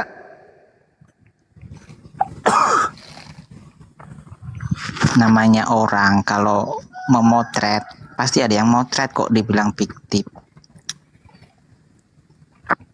Memang bisa motret sendiri. Sama seperti maling kundang. Ada yang ceritain maling kundang, kan gitu. Nah sekarang mana buku Tatang Sutarma juga ada yang nulis, tapi Tatang Sutarmanya mana? Kan nggak ada. Jadi kesimpulannya Paulus ini fiktif karena tidak diketahui silsilahnya, betul?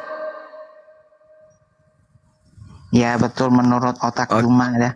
Loh, supaya otak saya mengatakan tidak fiktif, apa yang harus saya katakan? Mana bapaknya, siapa bapaknya?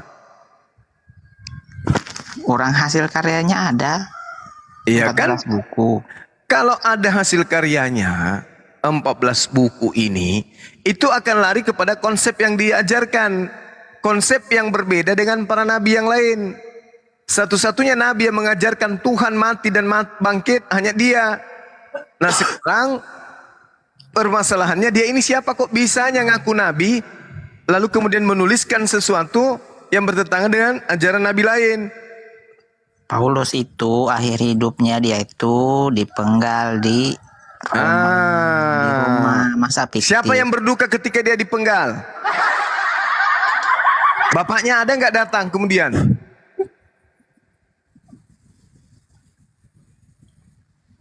Nggak usah nangis, napa? Kan saya cuma bertanya, pelan-pelan pun, kok pakai nangis sih? Ya murid-murid dia lah, sedih lah. Seperti Timotius, Lukas, ya sedih dengar Paulus dipenggal di Roma, mayatnya dikuburkan. Habis itu setelah ditahu Paulus dipenggal, kan harus ada ahli warisnya datang. Siapa yang ditelepon oleh Timotius waktu itu? Supaya datang kemudian melihat mayat anaknya. Nah di sini aja Pak Juma sudah cacat logika, mana ada telepon zaman dulu gimana Nah, sih? telepon itu bahasa Ibrani, artinya mengirim kabar. Siapa yang dikabari maksudnya?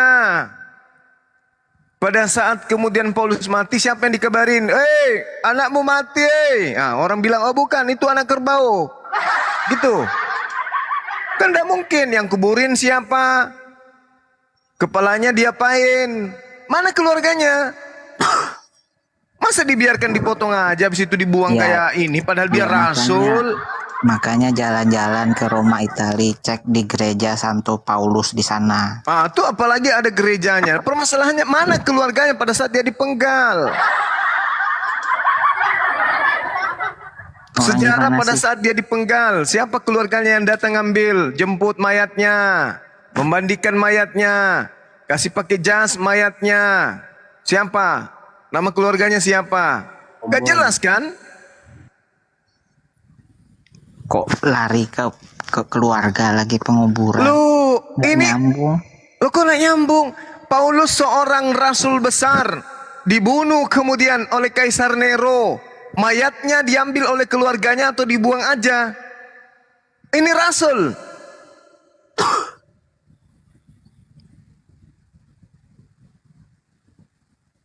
Iya rasul.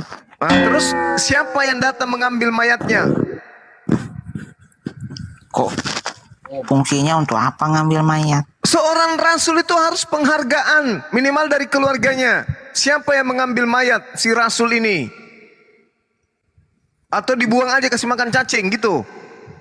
Ini standar kebenaran Bang Juma ini aneh.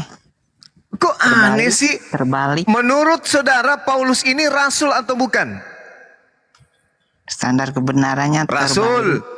Rasul itu orang suci atau bukan? Nih gantian saya nanya. Orang suci. Bagaimana cara disucikannya? Siapa yang mengambil mayatnya? Siapa yang memandikan mayat tersebut? Yang datang ahli warisnya siapa? Nama bini, nama anaknya Paulus siapa? Nama bapaknya, ibunya siapa? Terdaftar di Dukcapil mana? Kan begitu. Kristen itu bukan tentang data sensus penduduk, tapi tentang pengajaran. Nah itu dia. mengajarkan sesuatu tapi tidak ditahu siapa orangnya ini. Pengajaran tuh dilihat dari apa yang diajarkan, bukan dilihat dari sisi latar. Justru karena kita melihat ajarannya ini, kita ingin tahu ini orang ini siapa kok ngajarin ajaran pagan. Makanya kita mau tahu. Parameternya tuh terbalik, aneh, tidak standar. Loh, justru standar dan justru ini adalah bukan aneh. Ini fakta.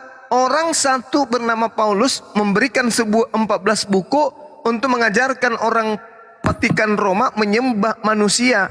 Dia ini siapa? Masa pengajaran dilihat siapa kakek neneknya, kan aneh. Lah harus. Kan dia mengaku sebagai utusan Yesus. Maka dia harus diketahui ini siapa orang ini, Paulus ini. Bapaknya siapa? Bapaknya aja dulu, bapaknya siapa? Nanti kalau saya lari ke baginda Rasul, kakek neneknya siapa? Bingung. Oh jelas, nanti. kalau beliau silsilahnya jelas. Kalau beliau nama bapaknya siapa itu jelas silsilahnya. Tadi sudah dibahas itu. Nama ayahnya siapa, nama kakeknya siapa, profesinya apa. Iya, tadi itu sudah dibahas, Bang. Udah dibahas, udah lengkap kali pun. Nabi Muhammad bin Abdullah bin Abdul Muttalib bin Hashim bin Abdul Manaf dan seterusnya sampai kepada Nabi Adam pun kami hafal. Itu pelajaran ibtidaiyah. Nah sekarang nama bapaknya Paulus siapa? Kakek buyutnya baginda Rasulnya kan penjaga kuil Ka'bah, banyak berhala di dalamnya. Iya, kan kami tahu kalau itu, kami tahu. Bisa-bisa cucunya malah jadi nabi. Kami hafal kalau itu. Nah sekarang Paulus nama bapaknya siapa? Yang jelas Paulus tuh bapak kakek neneknya orang baik-baik, bukan penjaga. Dari mana Anda tahu? Nah inilah bahayanya. Inilah bahayanya. Jelas bukan penjaga berhala. Nah inilah bahayanya. Siapa tahu kakeknya Fir'aun. Kan kita tidak tahu. Ini yang jelas kakek bapaknya Paulus bukan kayak kakek. Bagaimana Anda mengatakan yang jelas? Namanya aja nggak tahu kok jelas. Gitu. Yang jelas, Mas. Nama bapaknya aja nggak ditahu. Ini masa keturunan penjaga berhala cucunya jadi nabi, kan aneh. Yang jelas Nabi Muhammad SAW kakeknya sampai kepada Nabi Abraham, bahkan sampai ke Nabi Adam. Kalau Anda bertanya tentang silsilah itu, Anda tahu Nabi Daud mengintip bini orang mandi, tahu? Habis itu dijadikan budak si Berseba, tawanan, dibunuh suaminya, digauli si Berseba, lahirlah Maria, lahirlah juga Yusuf dari keturunan berzina, lahirlah Yesus. Kalau dari itu yang Anda pikirkan, maka saya pun berkata, masa dari keturunan zina jadi Tuhan? Parah kan? Ya.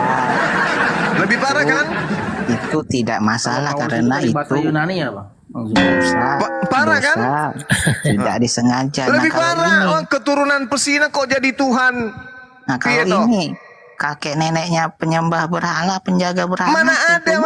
Mana ada kakeknya nyembah berhala? Mana ada tanya kakeknya Abdul Muttalib nyembah berhala? Mana ada? Nah, itu Tuhan itu fitnah. Tapi yang tertulis dalam kitab saudara, Daud mengintip orang mandi, habis itu diambil biniknya orang, digaulin, lahirlah Yesus. Berarti Yesus berasal dari keturunan pesina. Bahaya itu. Dari keturunan pesina kok jadi Tuhan. Ya gantian saya nanya. Jadi nggak ada nama bapaknya Paulus. Ya cek aja Google sendiri. Kok jadinya ke Google sih? Nih gantian saya nanya satu aja nih. Jangan dikali ini kan tuh Bang. Pak Juma saya nanya satu aja. Jadi ya. kita akui dulu, abis itu bertanya 5 pertanyaan tak kasih. Tapi akui dulu bahwa memang tidak jelas Paulus itu orang gelap, tidak ketahuan siapa bapaknya, siapa emaknya. Udah. Akui dulu. Habis itu 5 pertanyaan untuk Anda. Silakan. Loh, kalau saya kan kebenarannya sudah jelas. Bang Juma aja masih gelap-gelap kebenarannya. Gimana Iya. Nama kebenaran bapaknya aja gelap-gelap? nggak ketahui kok. Gimana sih orang ini? Kayak mana standar gelap mau dipaksakan kepada standar kebenaran? Ya Tidak pasti diketahui bertolak. siapa nama bapaknya, sementara dialah yang mengajarkan menyembah Yesus. Kalau di Alkitab tidak tertulis Bang nama orang tuanya Paulus. Lalu tertulis di mana? Ya memang di Alkitab tidak tertulis, tapi kalau sejarahnya ya kurang Lalu tahu tertulis di mana? Ya kalau dikasih para rasul maka tidak tulis juga, yang ada malah dia bahasa dari Yunani Paulus atau Saulus. Berarti dia orang Yunani yang nggak jelas nama bapaknya kan? Benar nggak? Di Alkitab memang nggak tertulis. Iya, karena memang Paulus ini kelahiran Roma. Dia orang Roma itu Paulus. Makanya tidak dituliskan bin. Kalau orang Yahudi dan orang Arab itu menuliskan kemudian mereka secara tradisi menghafalkan kemudian silsilah nenek moyang mereka. Paulus tidak disebutkan kakeknya, kenapa? Karena dia adalah orang Roma. Betul? Betul. Sejarahnya ada. Betul. Gantian saya nanya lagi. Jadi kita sepakat bahwa Paulus yang mendirikan agama kalian itu adalah orang Roma. Titik. Dia keturunan orang Israel, dia keturunan orang Mana Israel. ada lagi keturunan-keturunan? Kalau ada keturunan dari Israel, Anda bisa menyebut nama bapaknya. Dari tadi habisin waktu 4 jam. Nawiri. Pak Juma, gantian saya nanya. Kan Pak Juma Jangan-jangan kan Paulus ini adalah nama bapaknya Totti. ya sembarang aja lah. Ya gantian saya nanya, kan Pak Juma ini kan layar besar otomatis kan narasumber kan? Iya. Ya pertanyaannya gini, kan puasa ini kan untuk Muslim, ya kan? Seluruh Muslim. Nah pertanyaannya, apakah jin Muslim juga berpuasa? Bagus. Bagus. Al-Quran mengatakan bahwa Allah menciptakan jin dan manusia itu untuk beribadah. Jin ini makhluk halus. Dia makhluk halus yang bisa melihat kita tak mampu kemudian melihat. Ya. Wa ma khalaqtul jinna wal insa illa liya'budu. Kata Allah, aku tidak menciptakan jin dan manusia kecuali hanya untuk beribadah menyembah kepadaku. Jadi jin ini dicipta oleh Allah untuk beribadah. Pola ibadahnya kita tidak tahu, cara ibadahnya kita tidak tahu, tetapi yang pasti mereka diperintahkan untuk taat beribadah kepada Allah. Itu. Nah, apakah mereka berpuasa? Yang diperintahkan berpuasa di dalam Al-Quran adalah manusia-manusia yang terpanggil hatinya untuk tunduk kepada aturan Tuhan. Ya ayyuhalladzina amanu kutiba alaikumus siyam. Tidak dikatakan di sana wahai jin dan manusia, tidak. Tapi ya ayyuhalladzina amanu, ya ayyuhalladzina, wahai orang-orang amanu yang beriman, orang bukan jin. Tapi mereka punya syariat, itu aturan Tuhan mengatur mereka. Kita bukan bangsa jin, kita tidak perlu kemudian masuk dimensi itu. Yang pasti jin yang kufur terhadap perintah disebut iblis. Manusia yang kufur terhadap perintah disebut Kristen atau kafir. Makanya dikatakan penyesat itu ada dari 2 golongan. Pertama dari golongan jin, yang kedua adalah dari golongan manusia. Jadi penyesat itu ada 2, dari golongan jin dan dari golongan manusia. Dari golongan jin disebut iblis, dari golongan manusia disebut kafir atau Kristen. Itu penyesat itu ada 2. Gitu. Makanya tadi Paulus kita cari bapaknya, karena dia ini adalah Dajjalatullah alaihi. Gitu. Ya, jadi pertanyaannya apakah jin Muslim berpuasa atau tidak? Kalau mereka kemudian mendapatkan perintah puasa, jin muslim pasti puasa. Namanya saja muslim. Ya. Berarti jin muslim puasa atau tidak? Ya, kalau jinnya itu muslim berarti dia puasa. Kalau mereka mendapatkan syariat, puasa. Iya, dia dapat syariat apa enggak? Mana kitab suci untuk jin? Tunjukkan.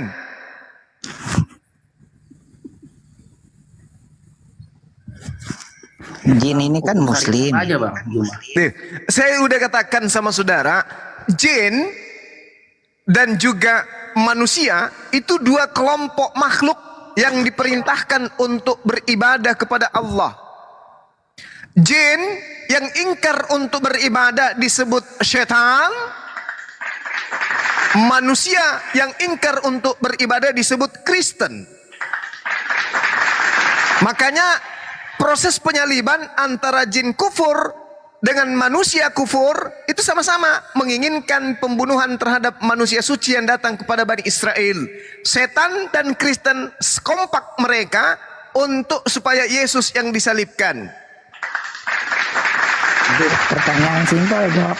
Ini kok muter-muter gini? Memang orang pintar begitu. Kalau menjelaskan sebisa mungkin yang bertanya itu bisa paham. Kalau tidak paham juga berarti dia jangankan memahami untuk mengetahui siapa nama Bapak Paulus aja nggak bisa. Agar yang bertanya itu pusing, makanya jawaban Juma nih muter-muter. Anda kan bertanya, apakah jin itu juga puasa? Kalau jinnya adalah jin muslim, maka mereka puasa. Kalau ada syariat puasa untuk mereka. Jin ketika ada perintah puasa kepada mereka tapi mereka tidak puasa, maka dia disebut syaitan atau iblis. Ingkar, keluar dari kodratnya sebagai jin. Sama seperti manusia, ketika ada manusia diperintahkan untuk menyembah kepada Allah, tapi mereka ingkar menyembah kepada Allah, malah menyembah kepada Yudas, maka dia keluar dari kodratnya sebagai manusia. Seketika itu juga dia berubah menjadi ulaika hum syarrul bariyah, bahkan lebih hina daripada semua makhluk termasuk setan.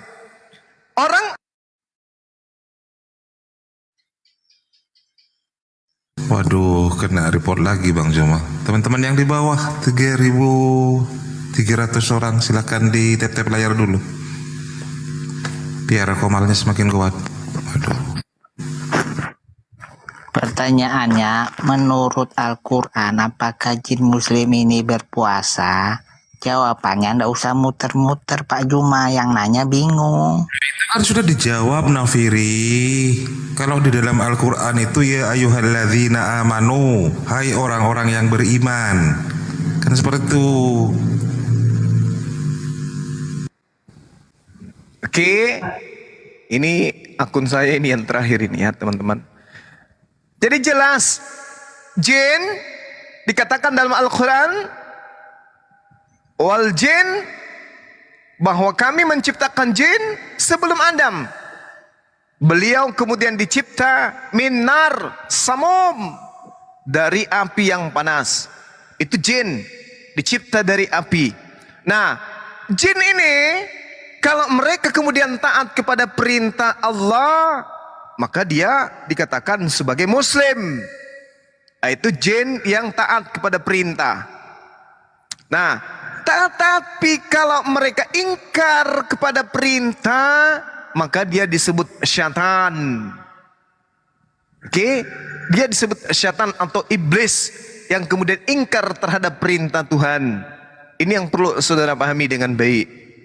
Sama seperti manusia, jin itu ada dua golongan. Jin kufur atau jin kafir dan jin muslim. Sama seperti manusia, ada dua golongan, ada muslim, ada kafir. Yang disebut kafir adalah Kristen, yang disebut muslim adalah Islam. Begitu. Makanya yang sama seperti dengan iblis itu ya agama Anda, sama-sama menginginkan pembunuhan terhadap Yesus. Setan mau Yesus dibunuh, Kristen mau Yesus dibunuh. Makanya di dalam Al-Quran Kristen itu dikatakan oleh Allah, ulaika hum syarrul bariyah, seburuk-buruknya makhluk. Seburuk-buruknya setan, setan masih mengakui Allah sebagai Tuhannya. Tapi Kristen ini tidak pernah mau mengakui Allah sebagai Tuhannya, kecuali mendapatkan hidayah. Begitu Bang. Gini, menurut Al-Quran, jin muslim ini puasa atau tidak, gitu aja, simple. Ya Allah ya Karim, jin tidak diperintahkan selayaknya perintah yang datang kepada baginda Rasulullah Muhammad sallallahu alaihi wasallam. Mereka memiliki syariat lain. Kenapa? Mereka punya dunia lain, mereka punya alam yang berbeda. Ya sudah, berarti kesimpulannya jin muslim tidak puasa, gitu aja kok, susah amat. Bagaimana bisa kita tahu? Kalau giliran kayak gini Anda tahu, giliran ditanya sama nama bapaknya pengurus, Anda nggak tahu. Jadi di Google kata dia. Iya, kesimpulan narasi Bang Juma, jin muslim tidak puasa, kan gitu, selesai sudah. Mana dalilnya? Ya, mana ayatnya jin muslim puasa menurut Al-Quran? Nah, oleh karena itulah kita tidak bisa mengada-ngada. Ya, yang pasti ketika Tuhan mengatakan wa ma khalaqtul jinna wal insa illa liya'budu. Aku Tuhan tidak menciptakan jin kecuali untuk beribadah kepada Aku. Adapun rukun-rukun ibadah, sunnah-sunnah ibadah, atau hal-hal perintah dan larangan ibadah kepada mereka, itu di alam jin, bukan di kita, Nefiri. Ya, berarti kalau gitu jawaban Bang Juma tidak tahu, sudah. Loh, clear. Saya kan mengatakan jin muslim yang taat kepada hukum yang datang kepada mereka itu disebut jin muslim. Kalau yang ingkar disebut setan. Sama seperti kalian, disebut setan tidak cocok karena setan masih mengakui Allah. Kalian tidak, berarti kalian lebih rendah dari setan. Ya, kan pertanyaannya gini, apakah jin muslim berpuasa? Jawaban Bang Juma intinya tidak tahu, sudah clear. Ya, betul. Oke, pertanyaan kedua, ya. Sewaktu Nabi Adam diturunkan ke bumi, Nabi Adam ini mendaratnya di mana? Ketika kemudian Nabi Adam turun ke bumi, mendaratnya di bumi. Iya, tahu. Maksudnya terus daerah mana? Tidak dijelaskan di dalam Al-Quran. Oke. Apalagi pertanyaan kedua, berarti ceritanya terputus. Maksudnya cerita terputus gimana? Adam diusir dari surga, dari Jannah, dari Gan Eden ke bumi. Tidak diceritakan jatuhnya di Indonesia atau jatuhnya di mana, supaya tidak mengkultuskan satu suku atau bangsa. Begitu Bang. Ceritanya terputus. Cerita yang terputus, terserahlah, suka-suka lu. Sama ketika saya juga bertanya siapa nama bidan yang menonong Yesus, Anda juga nggak tahu. Aku juga bilang kalau begitu cerita tentang pencabulan Tuhan Anda terputus. Ya, pertanyaan-pertanyaan yang kayak begini nggak perlunya ditanya. Nah, dua lagi jatah Anda, apalagi? Nah, pertanyaan-pertanyaan siapa bapaknya Paulus itu nggak perlu juga ditanya, kan gitu. Harus, karena Paulus ini membuat sesuatu yang baru dalam kehidupan keturunan Adam, yaitu menghadiahkan Tuhan dari manusia bernama Yudas. Gitu loh Bang. Jadi dia harus tahu ini orangnya ini siapa, kok bisa membentuk agama baru. Ya. Sama seperti dua pertanyaan lagi, silakan. Sama seperti Nabi Adam ada ayatnya diturunkan ke bumi, maka harus tahu, harus lengkap di bumi ini di mana, kan gitu. Ini sekalian aja tanya nomor sepatunya. Berarti ini ayatnya ayat terputus. Iya, suka-suka kamu lah, mau terputus terserahlah. Sekarang pertanyaan keempat, silakan. Ya, pertanyaan keempat.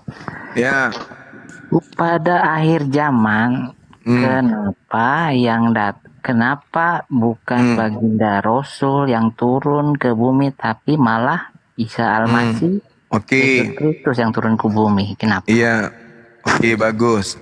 Karena Nabi Muhammad sallallahu alaihi wasallam ya, ajarannya selesai, ajarannya tamat, ajarannya final, tidak diuber-uber sama umatnya, tidak dikejar-kejar oleh kaumnya, tidak sama seperti Isa ketika datang ke tengah-tengah Bani Israel, dia diuber-uber, ingin dibunuh, untung diangkat ke langit. Maka datanglah dia sebuah keadaan perselisihan. Ada yang menganggapnya Tuhan, ada yang menganggapnya Nabi, lalu kemudian ada yang menganggapnya anak zina.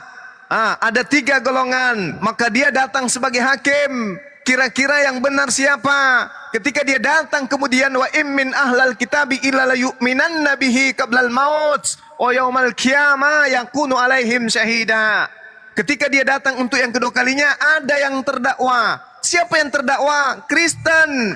Kenapa Kristen terdakwa? Karena Yesus ketika datang di tengah-tengah Bani Israel selama 33 tahun, tidak pernah mengajarkan Kristen, tidak pernah mengajarkan tentang orang bernama Paulus, tidak pernah mengajarkan rumah ibadah bernama gereja, tidak pernah mengajarkan tentang buku bernama Filipi, Roma, Kaluku, Kaliki, Pararan, dan Remaneng. Tidak pernah sama sekali. Maka dia datang menghakimi sang terdakwa. Siapa yang terdakwa? Kristen. Kenapa kau menyembahku? Makanya dikatakan dalam Matius 7 nomor 15, hati-hati, waspada kepada nabi palsu.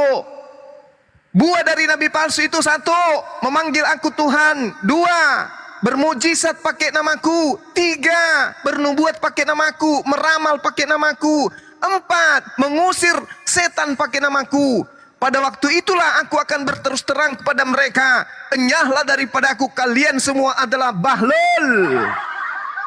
Itu datang, Bung. Makanya Yesus datang, Isa datang untuk menghakimi kalian, sang terdakwa yang melantiknya menjadi Tuhan. Kalian terdakwa, makanya ia datang. Sedangkan Bani Israel, ketika Nabi Isa datang, semua akan beriman. Wa immin ahlal kitabi illa la yu'minanna bihi qablal mauti, maaf. Sehingga mereka semua akan menjadi makmum bagi baginda Rasulullah Muhammad SAW. Dia akan bermakmum ke Islam. Ternyata Islam benar bahwa Isa hanyalah Rasul. Kristen salah yang mengatakan Isa Yesus adalah Tuhan. Wa isqalallahu ya Isa bin Maryam a anta qulta linnas, wahai Nabi Isa, apakah engkau mengajarkan orang-orang Kristen untuk menyembah dirimu selain daripada aku? Qala subhanaka ma yakunu li an aqula ma laysa li bihaqqa. Di dalam Yohanes 12:49, Maha suci engkau ya Bapa, aku tidak berkata-kata dari diriku sendiri. Apa yang aku katakan kepada mereka adalah apa yang kau perintahkan untuk aku katakan, aku sampaikan kepada mereka. Jadi Yesus tidak pernah mengajarkan sembahlah aku, akulah Tuhan, akulah ini dan itu. Enggak pernah. Yesus hanya mengajarkan dirinya Nabi dan Rasul untuk Bani Israel. Jadi kalau Anda bertanya kenapa dia yang datang, karena dia harus menjadi hakim bagi terdakwa. Siapa yang terdakwa? Oten. Kenapa bukan Nabi Muhammad SAW? Nabi Muhammad SAW datang mengajarkan La ilaha illallah, inni Rasulullah. Umatnya mengakui Allah la ilaha illallah, dirinya adalah Rasulullah. Klop, selesai, sepakat. Semua rata-rata umat Islam masuk surga bersama dengan Rasulullah. Ajarannya diterima, ajarannya dipeluk, ajarannya dirangkul, ajarannya disebarkan. Sedangkan Yesus ketika datang ditolak, lalu kemudian disembah. Udah ditolak, disembah lagi. Itulah makanya kalian terdakwa. Demikian. Siapa nama bapaknya Paulus? Ya, kan. Pertanyaan terakhir, yang kelima. Kan saya sudah nanya 4 kali, Bang Juma nggak bisa jawab. Yang pertanyaan ya, keempat terserah, ini. suka-suka lu deh, suka-suka lu, nggak apa-apa. Kan saya nanya kenapa baginda Rasul tidak datang pas akhir zaman, tapi malah Isa Al-Masih, Yesus Kristus. Mau ngapain datang? Mau ngapain? Jawabannya bukan seperti itu. Jawabannya itu seperti ini, karena baginda Rasul masih di dalam kubur, belum bangkit. Itu jawabannya. Iya, terus Kenapa Yesus datang untuk yang kedua kalinya? Karena dia masih hidup gitu. Jadi kalau ngikut baginda Rasul nanti kalian dikubur, belum bangkit juga kayak Lah baginda faktanya Rasul. Bung, faktanya kalian ikut Rasulullah bukan ikut Yesus. Lu 3 hari lagi lu mati, bukan terangkat ke langit, tuyul. Harusnya lu mati itu terangkat juga ke langit. Oh, lo malah ikut kepada Rasulullah. Aneh kau itu. Kami umat Islam bangga. Yesus ketika datang ke atas muka bumi ini menyembah kepada Tuhan pencipta langit dan bumi. Ibadahnya sujud, tauhid yang dia ajarkan, mengajarkan kemudian dirinya adalah Rasul dan Nabi. Begitu mati masuk surga. Wah, berarti wakil kami sudah ada di surga. Nah, siapa wakilnya Kristen nyembah Yesus, nyembah manusia sudah ada di surga? Ayo, jawab. Wakil menyembah Allah bagi kami sudah ada, yaitu Yesus. Sekarang wakil menyembah Yesus mana? Ke surga mana? Mana? Siapa namanya? Yang ke surga menyembah Yesus ke surga mana? Gak ada. Wakil kami sudah ada di surga katanya. Yesus ketika dia datang, dia sunat, oke? Dia puasa, apalagi dia sujud, apalagi menyembah kepada hakikat yang tak terlihat. Nah, setelah mati dia terangkat ke surga. Alhamdulillah, wakil umat Islam sudah ada di sana. Yang menyembah Yesus yang sudah mati siapa? Pak Bom begitu mati ada di Papua dia. Siapa wakilnya umat Kristen penyembah manusia ini yang sudah ke surga? Siapa? Siapa? 12 Belum ada. 12 murid sudah di surga semua. Dunia hayal hebat kau. Mana ceritanya? Di mana ceritanya 12 murid terangkat ke surga mana? Pertanyaan terakhir nih. Pertanyaan terakhir. Oke, lanjut. Ketika Nabi Adam dan Hawa di surga, ini Nabi Adam dan Hawa ini kan berkomunikasi kan sama Allah di surga kan tentang buah kuldi dan setan. Nah, ini sebenarnya ini bisa dibagi 2 pertanyaan. Pertanyaan pertama, waktu Nabi Adam ini di surga, kok jadi 2 lagi? Iya, dia komunikasinya dengan Allah itu pakai, dan setan dan sama Hawa itu pakai bahasa apa? Ketika kemudian Allah Subhanahu wa taala, apa pertanyaannya tadi? Pertanyaannya apa? Di surga Adam pakai bahasa apa? Sorry. Di surga. Nah, bahasa apapun yang kemudian yang digunakan oleh Adam di surga, Allah Subhanahu wa taala pasti ngerti, pasti paham. Ya sudah, artinya cuma nggak tahu sudah. Tunggu dulu. Karena Al-Qur'an menarasikan Allah Subhanahu wa taala yang menciptakan segala bahasa. Wa min ayatin khalqus samawati wal ard wa ikhtilaful alsinatikum wa alwanikum inna fi dzalika laayatin lil alamin. Adam, Anda tanya, dia menggunakan bahasa apa? Bahasa manusia yang dimengerti oleh Allah. Karena Allah mengerti semua bahasa. Kenapa? Karena Allah lah yang menciptakan seluruh bahasa. Di mana dalilnya? Al-Quran surah Ar-Rum ayat 22. Dah, selesai kan? Pakai bahasa masih mau bonus apa? Pertanyaan? Bahasa Arab, Inggris, Ibrani, Rusia, Prancis, Indonesia, Melayu, atau bahasa Makassar? Kalau saya perkirakan dia menggunakan bahasa Batak. Nah, bahasa apapun itu yang pasti Tuhanku yang menciptakan. Dalilnya ada Ar-Rum ayat 22. Nah, sekarang masih mau bonus pertanyaan tidak? Atau saya yang balik bertanya? Ya, kenapa nggak sekalian bahasa kolbu aja? Ya, bisa jadi. Itu juga betul. Karena Tuhan maha mengetahui hal-hal yang gaib sampai ke dalam hati. Udah, Nah, apalagi? Pertanyaan terakhir. Semuanya nggak Ada bisa cuma bonusnya, jawab. nggak apa-apa. Ya. Ini bagaimana setan kok bisa ada di surga? Ini konsepnya nih cacat logika nih. Surga kan tempat suci, kok bisa ada setan di surga? Pas zaman Nabi Adam mau makan buah kuldi, setan disuruh nyembah. Nabi Adam kok setan bisa ada di surga, nih aneh. Coba terangkan. Baik ya. Nah, sekarang begini. Kalau berbicara mengenai setan, maka setan itu bukan makhluk biologis seperti Adam. Itu dulu. Setan itu caranya kemudian untuk menyesatkan bukan muncul di depan Anda seperti bom-bom pakai baju daster, robek bagian bokong baru joget, enggak begitu. itu iblis dari golongan manusia. Tapi iblis yang datang kepada Nabi Adam alaihissalam di jannah itu adalah iblis yang berasal dari penciptaan api. Dia adalah makhluk gaib sama seperti malaikat. Makhluk gaib, caranya menyesatkan itu membisikkan. Makanya dikatakan dalam Al-Quran yang membisikkan kejahatan ke dalam diri manusia. Jadi cara setan itu menyesatkan, Bung, bukan datang tapi membisikkan. Setan itu memiliki kemampuan membisikkan manusia dari jarak manapun. Karena kenapa? Dia bukan dimensi seperti kita. Dia bukan makhluk biologis, dia adalah makhluk roh. Dia makhluk roh. Setan itu makhluk gaib. Dia bisa membisikkan kejahatan ke dalam hati manusia. Meskipun iblisnya ada di kutub utara, kalau ingin menyesatkan nafiri di sini bisa. Itulah iblis. Jadi kalau Anda berkata, kenapa dia masuk dalam surga? Siapa bilang? Dia membisikkan ke dalam batin Adam alaihissalam dan juga kepada istrinya Hawa. Itu yang perlu saudara pahami. Tapi ingat ya, ingat.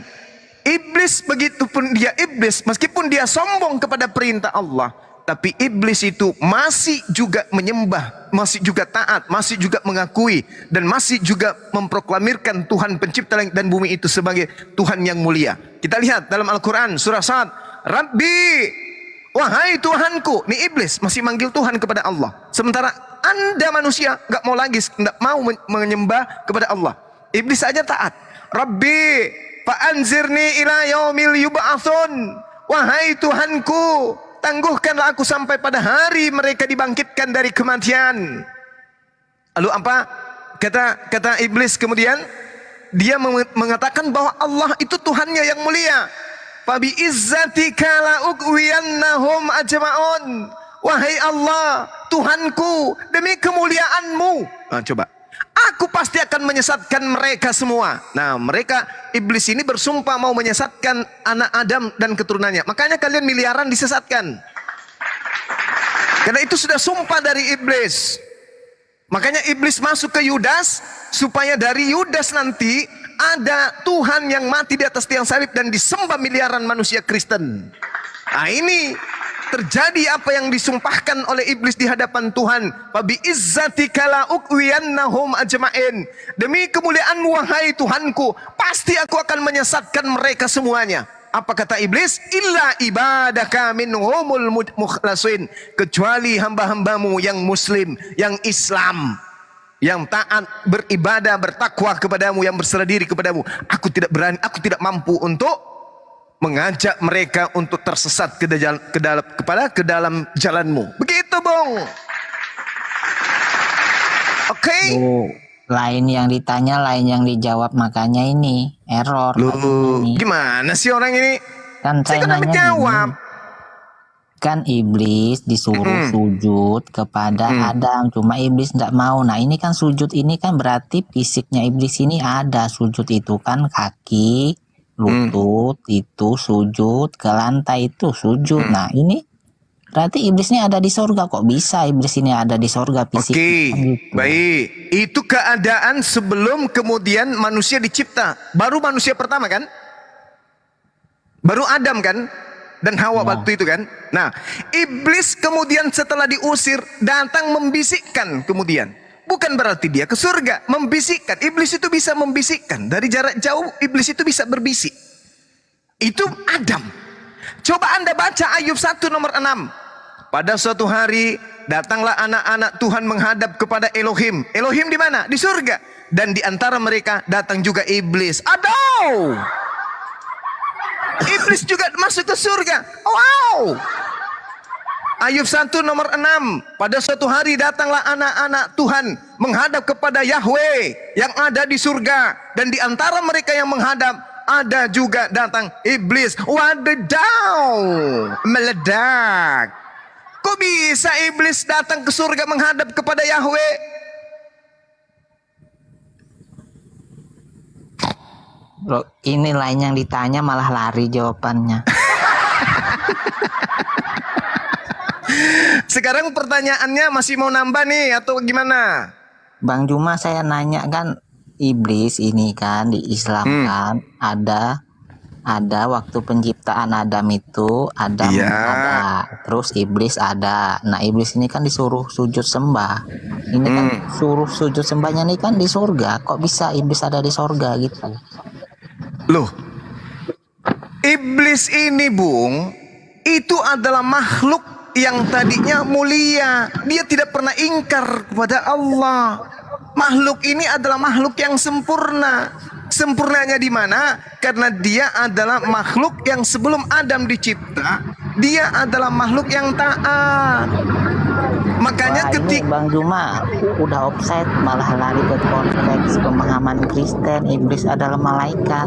Oh tidak Bung, tidak. Makanya dikatakan dalam Al-Quran, wa isqala rabbuka lil malaikati inni ja'ilun fil ardi khalifah qalu ataj'alu fiha may yufsidu fiha wa yasfiku dima wa nahnu nusabbihu bihamdika wa nuqaddisu lak qala inni a'lamu ma la ta'lamun wa 'allama adama al-asma'a kullaha thumma aradahum 'alal malaika faqala anbi'uni bi asma'i haula'i in kuntum shadiqin.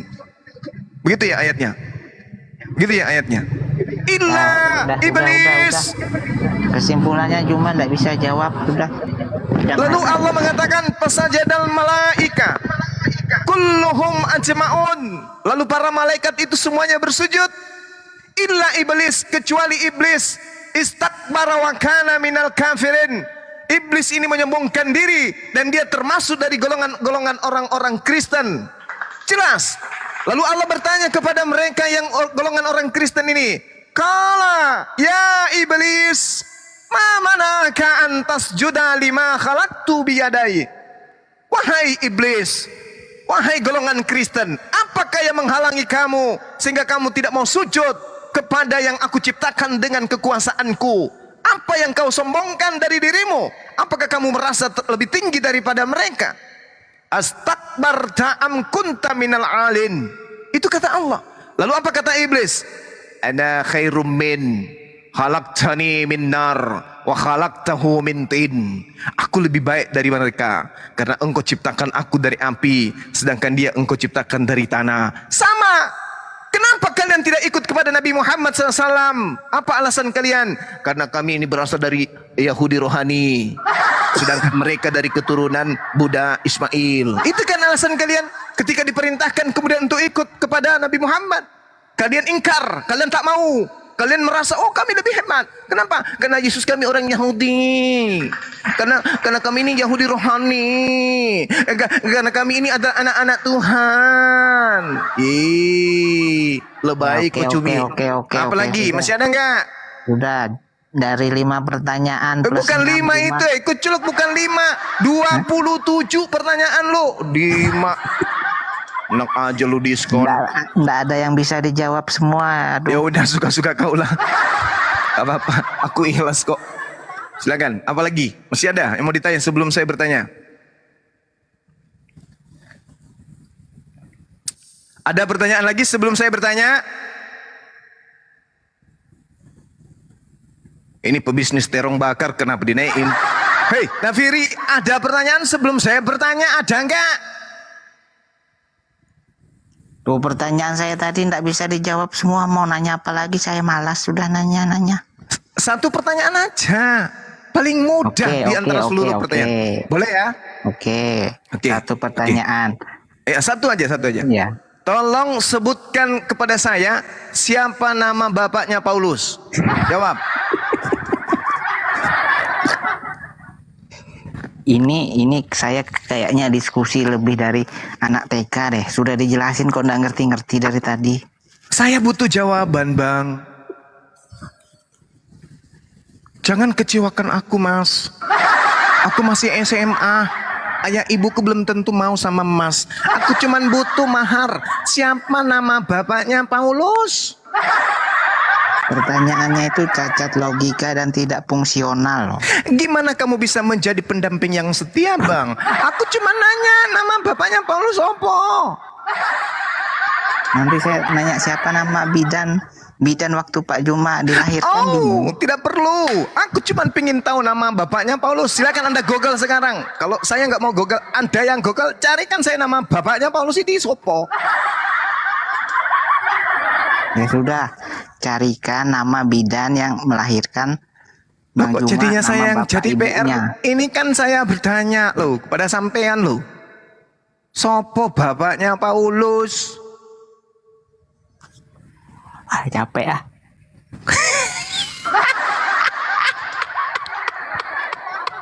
Hubungi Pak Bom Bom sekarang. Congorpedia, tanya siapa lagi? Lidara. Tanya ke mereka, hei, kau itu menjadi Kristen, menyembah Yesus, ajaran Roma Vatikan karena Paulus. Siapa Paulus ini? Nama bapaknya siapa? Orang ini harus kita tahu dulu supaya kita tahu ini ajarannya betul atau tidak betul. Itu tanya sama si kiamat si Stefanus itu. Siapa namanya? Octavia Alda. Tanya, kamu bahas-bahas Islam, wong nama bapaknya Paulus saja kamu nggak tahu? Nama pendiri agama Kristen ini bapaknya siapa kita nggak tahu. Padahal Paulus mengaku kita ini adalah anak-anaknya, dia juga mengaku bapak. Wong edan kok ngaku bapak, kakeknya nggak tahu. Piye toh?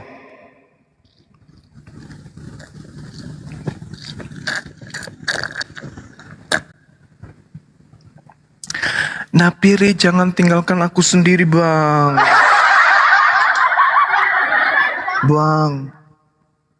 Bang, harapan orang tuaku abanglah seorang, Bang. Please deh, Atau kita ganti dengan Rasmi atau Presiden. Jangan. jangan. Suaminya 3 lah, semuanya lari karena semua batangannya dipikir terong. Janganlah, bulan puasa yang kayak gini-gini jangan.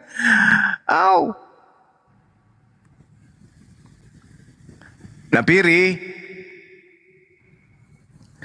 kemiri.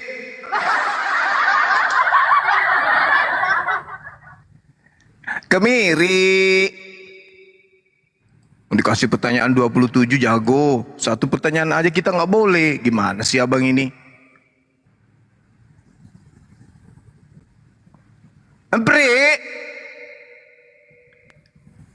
Jawablah.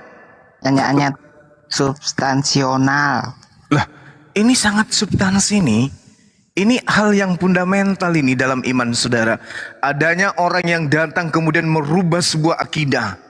Yang tadinya Shema Israel, Adonai Eloheinu, Adonai Ahad.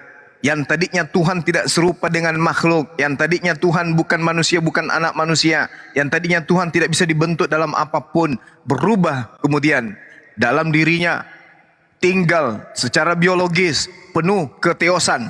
Satu, Theos tidak mempertahankan keteosannya, melainkan mengosongkan diri dan mengambil rupa manusia dan sama seperti manusia, lalu menjadi hamba, lalu mati di atas tiang salib. Ini konsep yang benar-benar menyakitkan orang-orang yang memahami tentang tauhid. Nah, dia mengajarkan hal yang tidak kemudian pernah diajarkan oleh para nabi. Maka perlu pertanyaan dan sungguh kehati-hatian. Siapa si Paulus ini? Jangan-jangan dialah Dajjal si mata satu.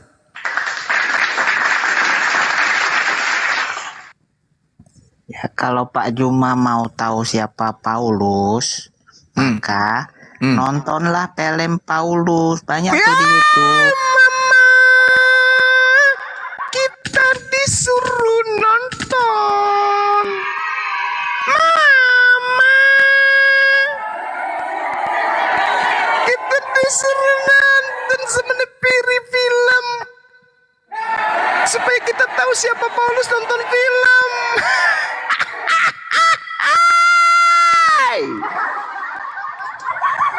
Piye tuh mas? Oh, ini kebenaran kok larinya ke film, gimana sih? Rasul Paulus. Nama bapaknya siapa? Akal bulus. Gak bisa kemana-mana. Gimana ceritanya kita mau beriman kepada oknum yang mengajarkan satu akidah yang tidak pernah dicontohkan oleh para nabi? Tuhan tidak pernah berfirman kepadanya. Malaikat tidak pernah datang kepadanya. Tidak ada kemudian legitimasi dari Yesus kepadanya. Buku-buku yang dituliskan, Roma, Filipus, Filemon, Efesus, semua tidak pernah mendapatkan kemudian legitimasi dari Yesus. Tiba-tiba mengajarkan satu konsep yang berbeda dengan para nabi Yahudi. Orang ini siapa? Siapa nama bapaknya? Ini perlu kita tahu. Kalau kita sudah tahu nama bapaknya, misalnya bapaknya namanya Lacundeke, oh kakeknya berarti Labaco, habis Labaco itu Lapeddu berarti Labalang Lapedda Lacilla. Pasti ketahuan. Ternyata memang berasal dari silsilah Abraham. Tapi kalau tidak ada, gimana kita bisa tahu? Ini orang benar atau orang salah nih? Sebentar, dia adalah rasul. Harus kita ketahui siapa dan dari mana orang ini. Kalau tidak, bisa jadi dia adalah Dajjal laknatullah alaih. Sebut. Cepat. Ya. Jangan diam aja. Siapa nama bapaknya? Ya, Pak Juma pernah dapat paket enggak dari Tiki atau Shopee, JNT? Pernah, barusan dapat. Ya, kurirnya ngantar langsung kasih. Ya. Nah, itu Pak Juma nanya enggak siapa nama bapak? Itu tak ada hubungannya, karena ketika dia datang membawa paket, dia tidak merubah akidah saya yang tadi yang menyembah kepada hakikat pencipta langit dan bumi. Tiba-tiba paket itu merubah saya menyembah kepada manusia yang mati di atas tiang salib. Pasti ku kejar kurirnya. Ku kejar kurirnya. Ku sunat dia pakai kapak maut.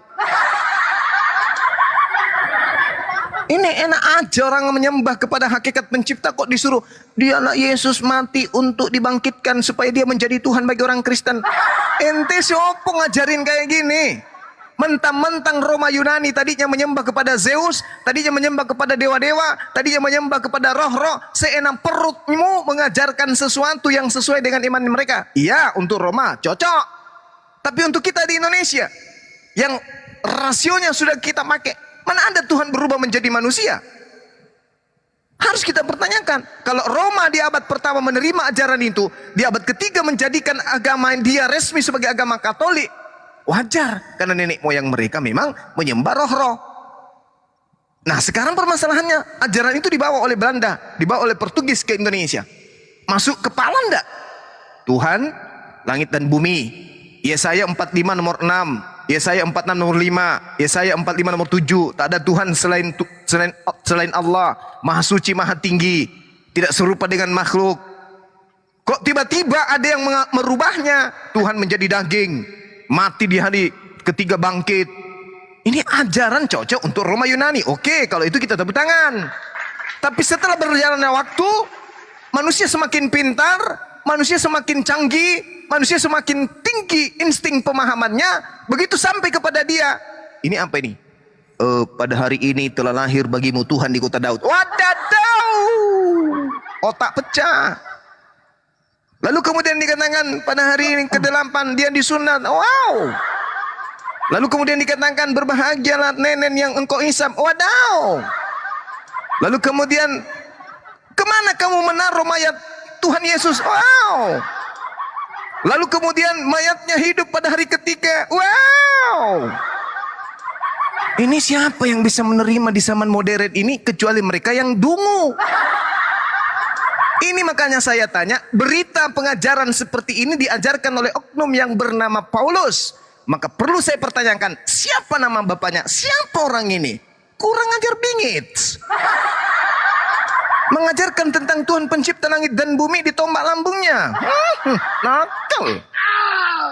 Mengajarkan Tuhan pencipta langit dan bumi menjadi bayi, habis itu diludahin, habis itu ditonjok, habis itu ditombak. Orang ini sopor ya.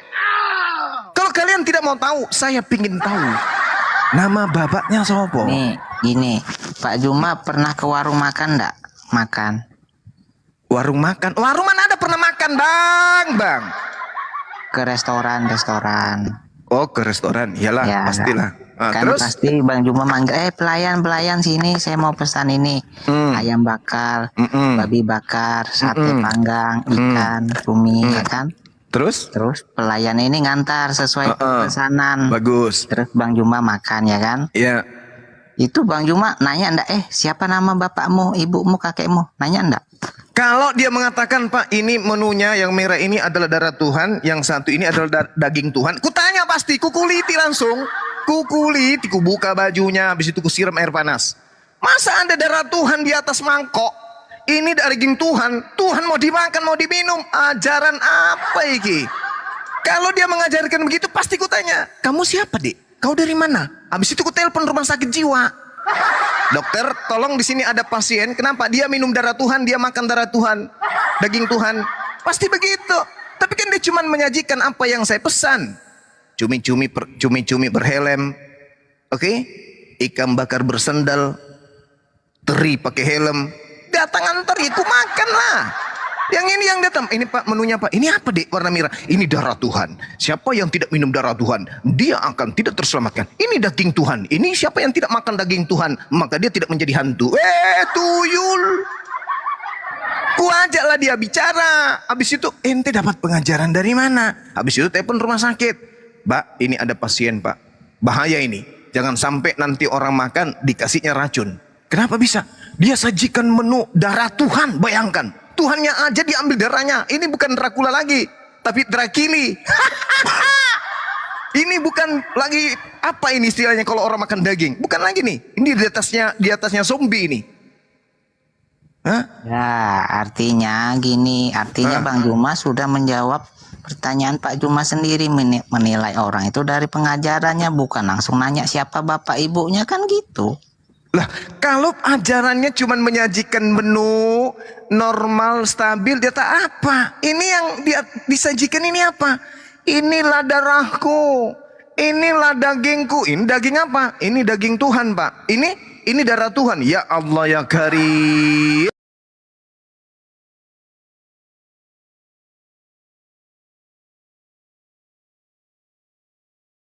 Itu datanya dari mana? Siapa yang menyamakan Islam atau Kristen? Kan begitu. Jadi begini Bang Hos, sedikit ya. Ya. Artinya kalau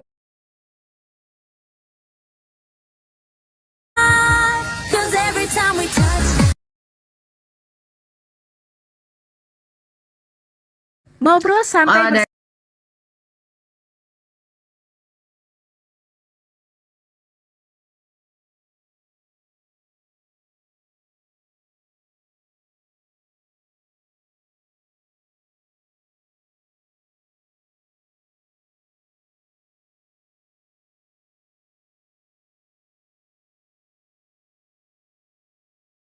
keluarga nih pada akhir-akhir yang paling akhir-akhir yang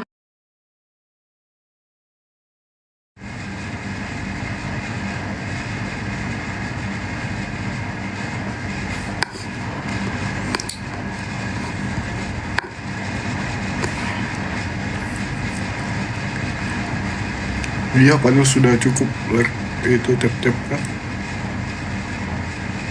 Udah deh, kerjanya Otin. Rungkat ya.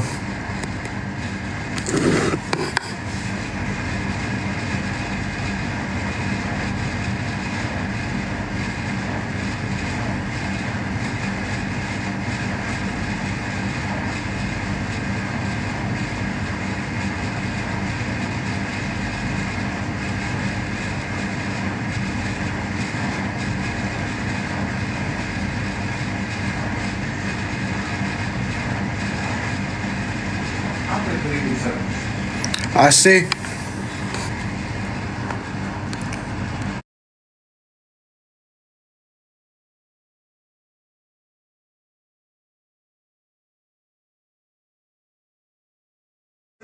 Rumah sakit mana? Ini ada pasien Pak. Menu darah Tuhan.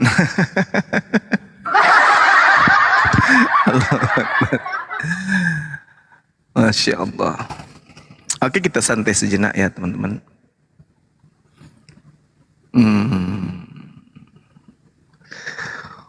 Wow. La ilaha illallah Muhammadar Rasulullah.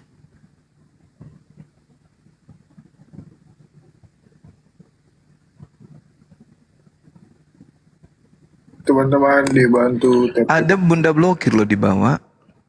Dia bantu moderatorin dari bawah. Dinaikin aja kalau beliau masih ada.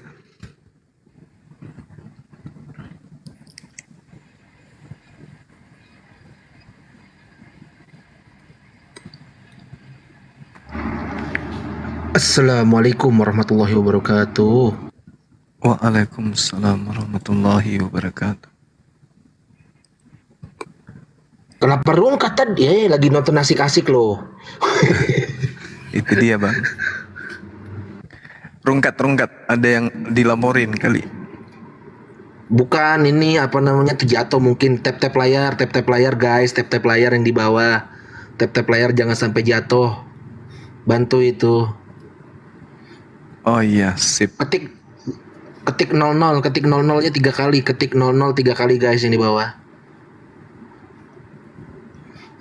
Biar nggak jatuh. Nah, terus kirim 000-nya. Sampai 3 kali. Terus jangan sampai jatuh. 00 gitu ya? Iya, 00 biar nggak jatuh, biar nggak rungkat. Nggak tap layar juga nggak jadi masalah. Intinya 00 biar nggak rungkat. Itu intinya biar stabil Bang Zuma. Oh gitu. Iya, biar stabil. Tuh 1000 ya kan, jebol 1000 nggak akan rungkat kalau ini. I love you. Iya. Sudah sampai mana tadi Bang Zuma? Yang mana tuh? Itu si Nafiri. Tadi saya lagi kejar dia itu Bang. Saya sebenarnya lagi kejar dia itu buat diskusi sama saya. Dia di sini. Alah, bodo amat lah. Udah tadi dikasih kesempatan bertanya, puas dia. Aduh, nasib. Baru saya mau hantem, udah Bang Zuma yang hantem. Nanya mulu kerjaannya, kagak ada habisnya tuh bocah. Dia beda dengan ini ya, yang apa tuh, yang ngajarin ini, yang katanya Yesus nanti manggil Adinda ke ibunya, beda ya? Masaha Beda. gitu kan? Masaha, iya betul. Iya betul. Iya, yang bilang Yesus itu Nabi Adam kedua. Jadi nanti kita dipanggil sama Adinda Kakanda katanya. Betul. Makanya dari itu yang bikin saya heran, katanya Yesus ini Adam kedua katanya, buat menebus dosa. Alamak, pusing palaku. Yesus aja kagak minta disalib. Yang paling gemes itu Bang Zuma. Iya. Dibilangnya Yesus itu katanya menyerahkan diri untuk menebus dosa. Padahal di Yohanes 6:77-1 aja di situ mengatakan bahwasanya dia tidak menyerahkan diri, melainkan muridnya yang menyerahkan diri. Gemes. Iya, betul. Pinter banget berasumsi itu. Itulah mereka, alhamdulillah. Kita bukan dari golongan. Sempat saya Bang Zuma diskusi sama salah satu oten. Katanya Yesus itu adalah Tuhan di Al-Qur'an. Saya bacakan dalilnya, mungkin Bang Zuma tahu nih mungkin nih. A'udzubillahi minasyaitonirrajim. Bismillahirrahmanirrahim. Wa isqalallahu Isa bin Maryam anta taqutal linnas. Tuh begitu kan benar Bang Zuma. Kalau salah tolong diralat Bang Zuma. Iya, betul. Wahai Isa anak putra Maryam, apakah pernah engkau mengatakan dirimu itu adalah Tuhan selain daripada aku? Kata Allah. Diem dia. Diem. Oke, nanti jangan monolog Bang, kita belum mau. Oke Bang, oke. Nafirinya masih ada, nggak ada? Nggak ada lagi? Nggak ada. Nangis di pojokan.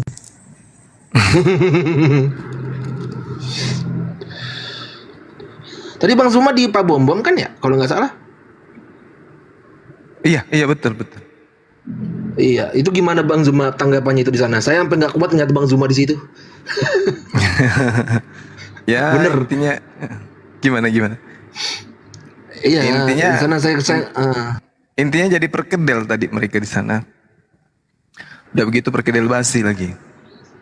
Tapi yang paling saya keselnya itu tadi si Pak Bom itu, ngerocos aja kerjanya. Silakan ada tamu, lanjut.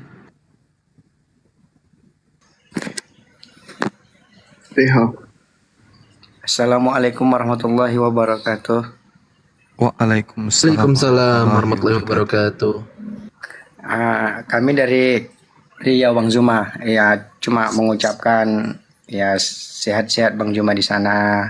Amin. Ya, kami sekeluarga tiap hari nonton live-nya Bang Juma. Bang Juma. Istri saya. Alhamdulillah. Wih, satu keluarga. Masya Allah. Sehat. Iya, Masya Allah. Ya, sehat terus kita ya. Iya. Rapatkan barisan, saling mendoakan kita yang baik. Ya. Amin. Istri saya pengen disapa sama Bang Zuma. Iya, ukhti, barakallahu fik. Sehat selalu bersama keluarga, jadi istri yang soleha. Amin. Ya Rabbal Alamin. Saya doain jadi sakinah mawadah warohmah. Amin ya Rabbal Alamin. Ya udah gitu aja dulu ya. Salam sehat Sip. semua. Baik. Ya. Terima kasih ya host ya setelah menaikkan saya. Oke Iya Bang. Bang, sama-sama Bang. Assalamualaikum warahmatullahi wabarakatuh. Waalaikumsalam warahmatullahi wabarakatuh. Ya, Bang. Di sana kebakaran jenggot juga sih kalau saya lihat sih mereka kalau dibacain kitabnya, Bang. Bom. Iya. Pasti. Tadi membahas tentang nabi palsu, kena mereka itu, tepat dijidat mereka itu. Ada yang tembus ke jantung malah. Terkait dengan buah dari nabi palsu itu kan adalah memanggil Yesus Tuhan, bernubuat, bermujizat dan mengusir setan pakai nama Yesus, dan itu hanya ada di Kristen.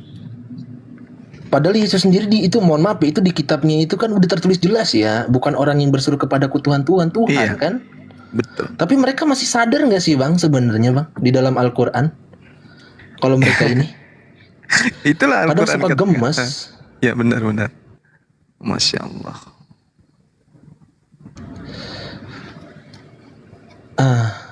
Itulah kalau kata Al-Quran sebenarnya mereka ini dalam keraguan-raguan. Sebenarnya mereka ini tahu. Aduh. Mereka adalah orang yang patut dikasihani gitu. Ya cuman dedengketnya ini, kepala-kepalanya ini yang harus kita kasih ini supaya jemaat itu bisa sadar, oh ternyata selama ini kita dikibulin sama tokoh kita gitu. Oh, iya benar Bang Zuma, saya setuju itu. Teman-teman kita ini kan cuman korban aja ya. Saya aja mau dibayar ratusan juta aja saya tolak Bang. Betul. Bang Zuma mau istirahat kah? Apa masih mau lanjut ini? Apa masih mau nungguin sampai subuh? Biasanya kita nunggu sampai ini.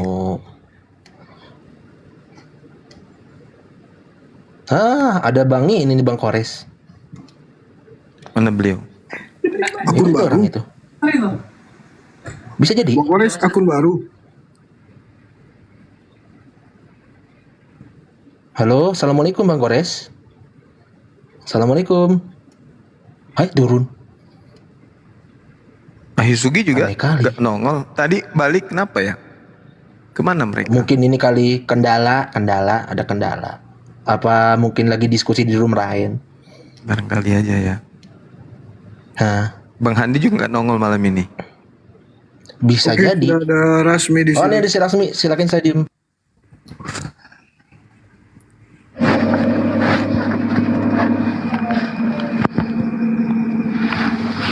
Halo, selamat malam. Selamat malam. Ya. Boleh saya bertanya? Boleh.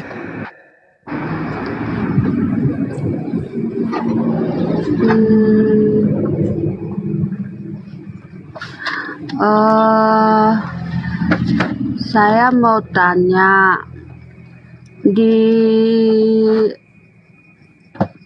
Alkitab kan dikatakan di Kejadian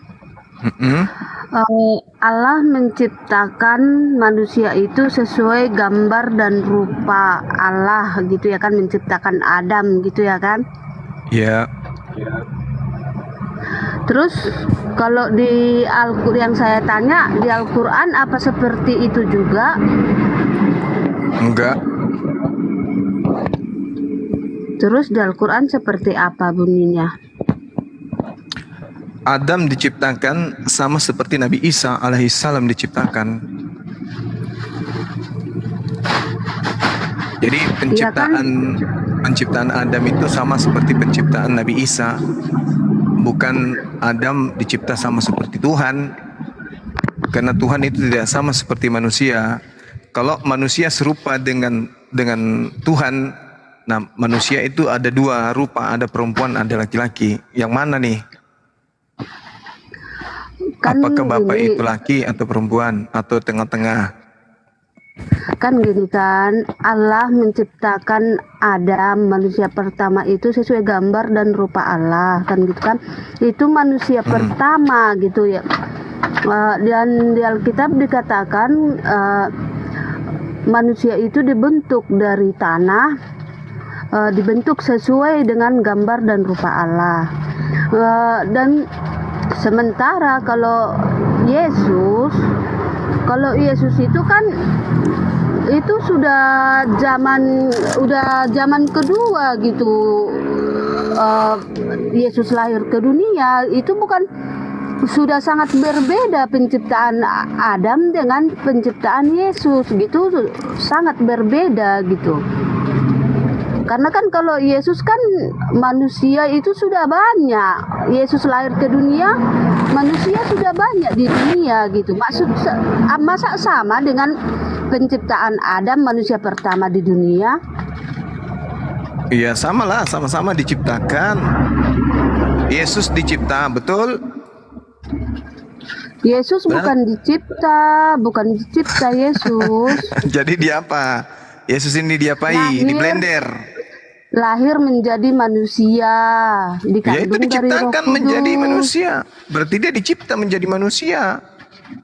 Iya, dilahirkan dikandung dari Roh Kudus gitu loh. Nah, Kan berarti dia bukan maksud anak Bapa, saya- tapi dia anak roh. Maksud saya Adam kan itu kan sudah ada manusia kan, sementara Adam manusia pertama belum ada manusia gitu loh.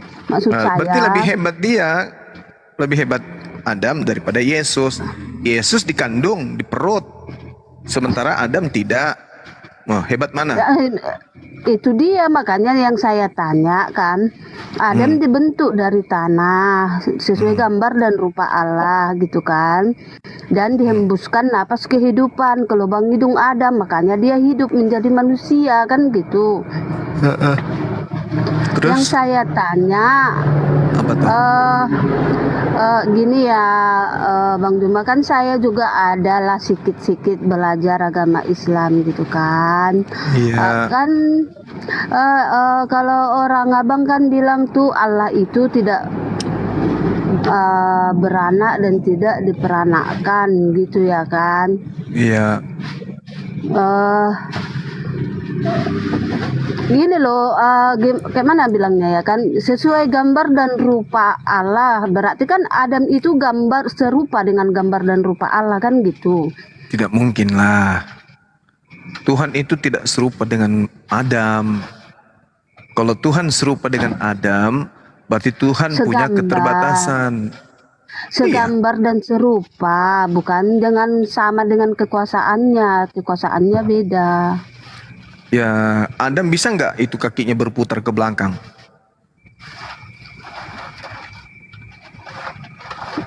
Nggak bisa kan? Kan dikatakan ketika segambar Adam dan serupa. Emangnya ada ayatnya Allah berputar kakinya ke belakang? Iya, karena itulah kemudian Kan tidak nggak serupa ada dengan ayatnya. makhluk. Kalau Adam nggak ke ada depan bisa ayatnya. nggak? Kalau Adam maju ke depan, berjalan ke depan, bisa nggak dalam waktu yang bersamaan dia juga mundur ke belakang? Bisa nggak? Tetapi Allah juga nggak ada melakukan hal kayak gitu. Berarti tidak serupa kalau begitu, karena Allah itu maha kuasa. Adam tidak maha kuasa dia. Dan kalau misalnya Anda menyetarakan Adam dengan Tuhan, berarti Tuhan punya lambung, Tuhan punya usus. Ya, itu dia yang saya tanya. Berarti tidak serupa. Pernah saya sama kan, segambar dengan serupa itu kan berarti sama dong. Fisiknya berarti gambar fisiknya sama. Nah, berarti kan kitab gitu. Anda salah kalau begitu. Kitab Anda yang salah, karena Tuhan itu tidak serupa. Masa ada Tuhan kayak begitu? Berarti dia punya lambung, punya usus gitu. Ya seperti karena kan dikatakan segambar dan serupa. Adam sakit perut kalau dia salah makan, jadi Tuhan juga makan gitu. Kan di dunia manusia makan dan dikatakan di surga lebih jauh lebih nikmat daripada dunia. Berarti Mungkin menurut di surga lebih enak dari dunia. Berarti kan gitu. menurut saudari ini Tuhan itu makan, minum, tidur, gitu, bersetubuh. Bukan kalau bersetubuh, ku katakan tidak karena kan sama kami buah-buah roh itu tidak ada nafsu. Nah, terus kenapa mau serupa kalau begitu? Ternyata nggak sama. Gambarnya dan rupanya loh bang, gambar dan rupanya Loh, tadi yang katanya sama. tadi katanya makan. Kalau makan, masalah kebiasaan sehari-hari dan kuasa kan nggak ada dikatakan, hanya dikatakan segambar dan serupa, kan itu doang. berarti kalau begitu Tuhan Anda ingin melihat ke belakang, dia menengok gini, dulu. yang saya tanya gitu ya kan, berarti Allah kami sama seperti gambar dan rupa kami karena Adam manusia ya, tidak ya pasti seperti kita manusia gitu kan. Iya, jadi kalau misalnya Jadi Tuhan yang Anda saya ingin tanya, jadi Tuhan Anda yang ketika saya ingin tanya, melihat ya. ke belakang, menengok dulu ke belakang gitu. Gini, yang saya tanya, apakah Allah kita sama gitu? Tidak sama loh, Tuhan Anda manusia. Segambar dan serupa dengan Adam, itu yang Tidak. pengen saya tahu. Tidak, hanya Tuhannya Kristen yang serupa dengan Adam. Kalau Yahudi tidak. Tuhannya Yahudi tidak sama dengan Adam. Jadi bagaimana penciptaan Adam di dalam Al-Quran? Inna mathala Isa indallah kamathali Adam khalaqahu min turaba thumma qala lahu kun fayakun. Jadi dia dicipta sama seperti Isa dicipta. Berasal dari tanah, habis itu ditiupkan ruh. Dah, selesai. Nabi ini Isa, Yesus ya, Yesus aku katakan ya, Nabi Isa aku nggak tahu persis sama nggak Nabi Isa yang punya orang Muslim sama Yesus kami, aku nggak tahu ya itu sama atau tidak. Saya katakan di sini Yesus saja ya. Kalau Yesus kan lahir sudah memang di dalam rahim Maria, bukan dicipta dari tanah bang gitu. Ya, terus dari pati yang jadi tubuhnya itu dari mana? Itu kan dikandung dari Roh Kudus. Roh Kudus merasuk ke tubuh Maria dan Salah, ya mengandung Maria Yesus. bukan Roh Kudus. Roh Kudus masuk ke tubuh Maria dulu bang, baru Maria mengandung, makanya dikatakan dikandung dari Roh Kudus. Maria kan hanya melahirkan. Roh Kudus itu datang hanya untuk memberi informasi kamu akan hamil. Bukan, itu yang memberi informasi itu malaikat Gabriel bang. Nah itulah Roh Kudus. Bukan, beda Roh Kudus sama malaikat Gabriel beda. Masa sih? Ya beda. Coba di mana dalilnya? Roh Kudus dengan itu beda. Karena kan di Matius 1 ayat 21 kan dikatakan Maria akan mengandung dari Roh Kudus. Sesudah Maria mengandung dari Roh Kudus, apakah sesudah Maria mengandung kan Yusuf tahu, Yusuf tunangan Maria kan tahu dia mengandung, padahal orang itu kan tidak ada, belum menikah dan belum berhubungan badan kan. Maksudnya gitu. Maria mengandung dari Roh Kudus maksudnya apa? Maria dihamili oleh Roh Kudus atau gimana? Bukan dihamili, makanya merasuk ke tubuh Maria. Roh Kudus itu merasuk ke tubuh Maria. Kan Roh Kudus itu kan roh, kan bisa memasuki tubuh manusia gitu kan. Dan Maria kan perawan suci dan hatinya suci gitu ya. Makanya Maria itu dipilih Allah menjadi ibunya Yesus gitu. Berarti Maria kerasukan roh. Ya, kata kasarnya seperti itu. Kalau Yesus dikatakan mengandung dari Roh Kudus, Berarti Yesus ini anaknya Roh Kudus. Iya, Berarti bukan anaknya Bapak. karena Roh Kudus kan Allah, Allah Roh Kudus juga, itu kan dikatakan Allah juga. Jangan salah ya, jangan katakan Tuhan tiga, Tuhan satu. Hanya Allah, ada Allah Bapa, Allah Putra, Allah Roh Kudus. Kalau Tuhan tetap tiga. satu. Itu Allah bang, Allah bukan Tuhan. Kalau Allah ini Tuhan apa? di Alkitab pun dikatakan satu, Tuhan satu, di Alkitab dikatakan Tuhan Iya, satu. Tuhannya Yahudi satu, Tuhannya Kristen tiga. Enggak, Tuhan satu di Kristen. Coba katakan, tiada Tuhan selain Yesus. Coba.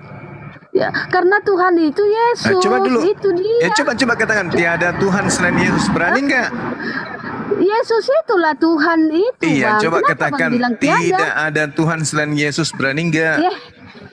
Bukan, itu salah, Bang. Loh, Tuhan itu katanya, Yesus. katanya gitu. Tuhannya satu.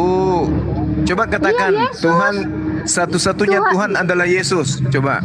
Kalau di Kristen, Bang, Tuhan itu Yesus. Cocok. Coba sebutkan, tidak ada Tuhan selain Yesus. Ah, kenapa aku sebut itu? Karena Tuhan kami Yesus. Coba sebut kalau berani. Enggak mau. Karena yang lain cemburu nanti. Masih ada dua Tuhan lainnya. Bukan Tuhan, Allah, Allah Tritunggal, Allah Bapa, Allah Putra, Allah Roh Kudus. Dan apa Yesus pula? katakan, aku dan Bapa adalah satu. Itu sudah dua. Gitu. Aku dan Bapa itu berapa? Aku. Aku dan Bapa adalah satu. Itu aku dan Bapa berapa oknum di kan situ? gini bang, Yesus itu kan anak Allah yang itu anak lagi. turun dari Berarti memang surga. beda. Ada anak, ada Bapa. Kan gini. Berarti ada berapa? Allah itu kan berkuasa, ya kan? Ya bisa dong.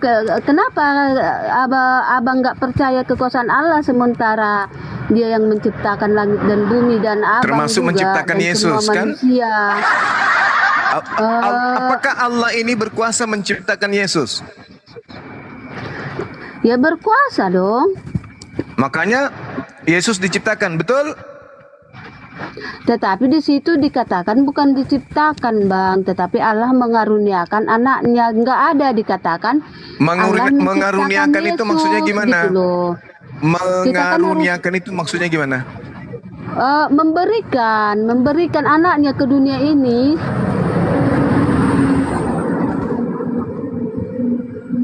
Berarti kan sudah beda. Bukan satu, tapi dua. Karena kan Yesus itu sudah ada di surga sebelum dunia dijadikan. Jadi berarti memang dari dulu Tuhan ada dua. Diturunkan ke dunia, hanya diturunkan ke dunia, bukan diciptakan lagi gitu, bukan diciptakan tapi dikasih, diberikan. Berarti satu di bumi, gitu. satu di surga, dua kan? Nah, kan Allah berkuasa kan gitu. Iya, jadinya dua kan? Kenapa? Satu di bumi, satu di surga, betul? Kenapa abang tidak percaya dengan kekuasaan Allah yang menciptakan langit dan bumi? Saya percaya, tapi saya tidak percaya Tuhan menjadi tiga. Saya percaya Tuhan itu maha kuasa. Bukan Tuhan. Tapi saya tidak percaya pencipta langit dan bumi menjadi tiga. Gak percaya saya itu ajaran Trimurti, ajaran pagan. Tuhan itu satu, Bang. Di Alkitab pun dikatakan Tuhan satu. Tapi buktinya Tuhan Anda tiga. Allah, Bang. Aduh, Allah sama Tuhan beda. Astagfirullahaladzim. Allah itu apa? Sama orang abangnya, Allah itu Tuhan. Beda sama Allah kami. itu apa? Kalau bukan Tuhan, Allah itu apa? Ya Allah itu Allah yang bisa menjadi Tuhan, bisa menjadi Allah Bapa, bisa menjadi Allah Roh Kudus, gitu. Mulai. Ini namanya jurus kangkung. Intinya Tuhan Kristen itu tiga. Ada bernama Bapa, ada bernama Yesus, ada bernama Roh Kudus. Tiga Tuhan ente. Jadi jangan katakan satu. Tuhan itu satu. Allah bisa menjadi tiga, bisa jadi Allah Bapa, bisa jadi Allah Anak, bisa jadi Allah Roh Kudus. Bisa nggak menjadi 5? Jadi nggak ada di Alkitab dikatakan Tuhan tiga, tetapi Allah Bapa, Allah Putra, Allah 1 Yohanes 5 nomor 7. Di surga ada 3 yang bersaksi. Berapa yang bersaksi di surga? 1 Yohanes 5 nomor 7, ada berapa yang bersaksi di surga? Ada berapa yang bersaksi di surga? 1 Yohanes 5 nomor 7, ada berapa Tuhan Anda yang bersaksi di surga?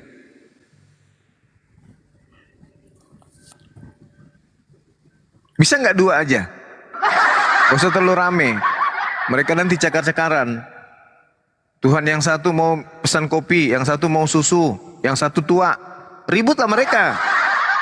Tuhan Anda ribut, hancurlah dunia. Jadi jangan katakan Tuhan Anda itu satu. Tuhannya Kristen itu 3. Sebenarnya 7. Tapi belum ketahuan 4-nya ini merantau kemana. Gitu Bu Rasmi. Bu. Ibu.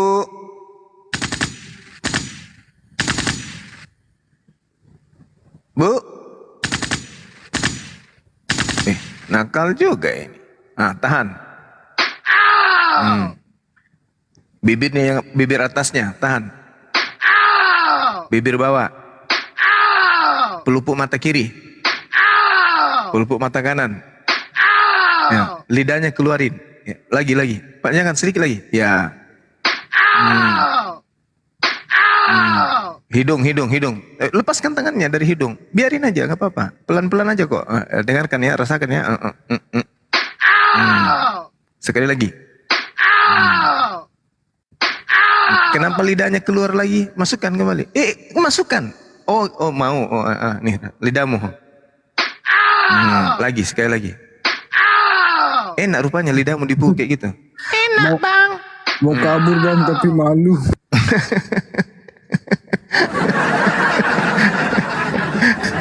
Oh Tuhannya 3 ngaku 1, gimana ceritanya? Tuhan Kristen itu 3, gak boleh 1 dia. Bahkan kalau kita lihat di Wahyu 5 nomor 6, Tuhan kalian itu ada 7. Inilah ke-7 roh. Disebut 7 di situ. Inilah ke-7 roh, Theos, yang diutus ke bumi. Bahkan 8 kan ada juga yang mengutus. Iya kalau 1 yang mengutus, kalau banyak lagi yang di atas yang mengutus, bisa beranak cucu Tuhan ente. Itulah dikatakan agama Anda itu agama animisme, penyembah roh-roh. Kenapa celananya dikasih melorot? Naikkan. Astagfirullahaladzim. Oi. Aduh, saat ini kenapa ibu ini? Rohnya dikasih melorot sengaja dia. Astagfirullahaladzim. Yuk, tunjang, dorong. Nakal. Ini orang lagi debat, kenapa rohnya diangkat ke atas lalu didorong lagi ke bawah? Nakal ini.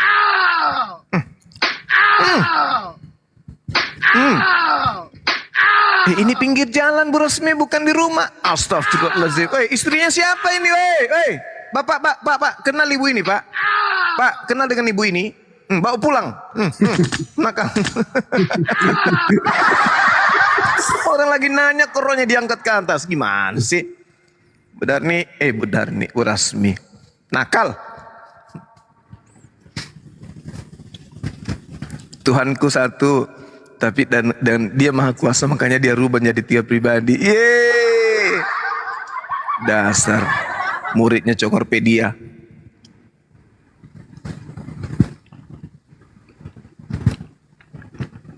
Ayo, yang lain yang mau naik Oten.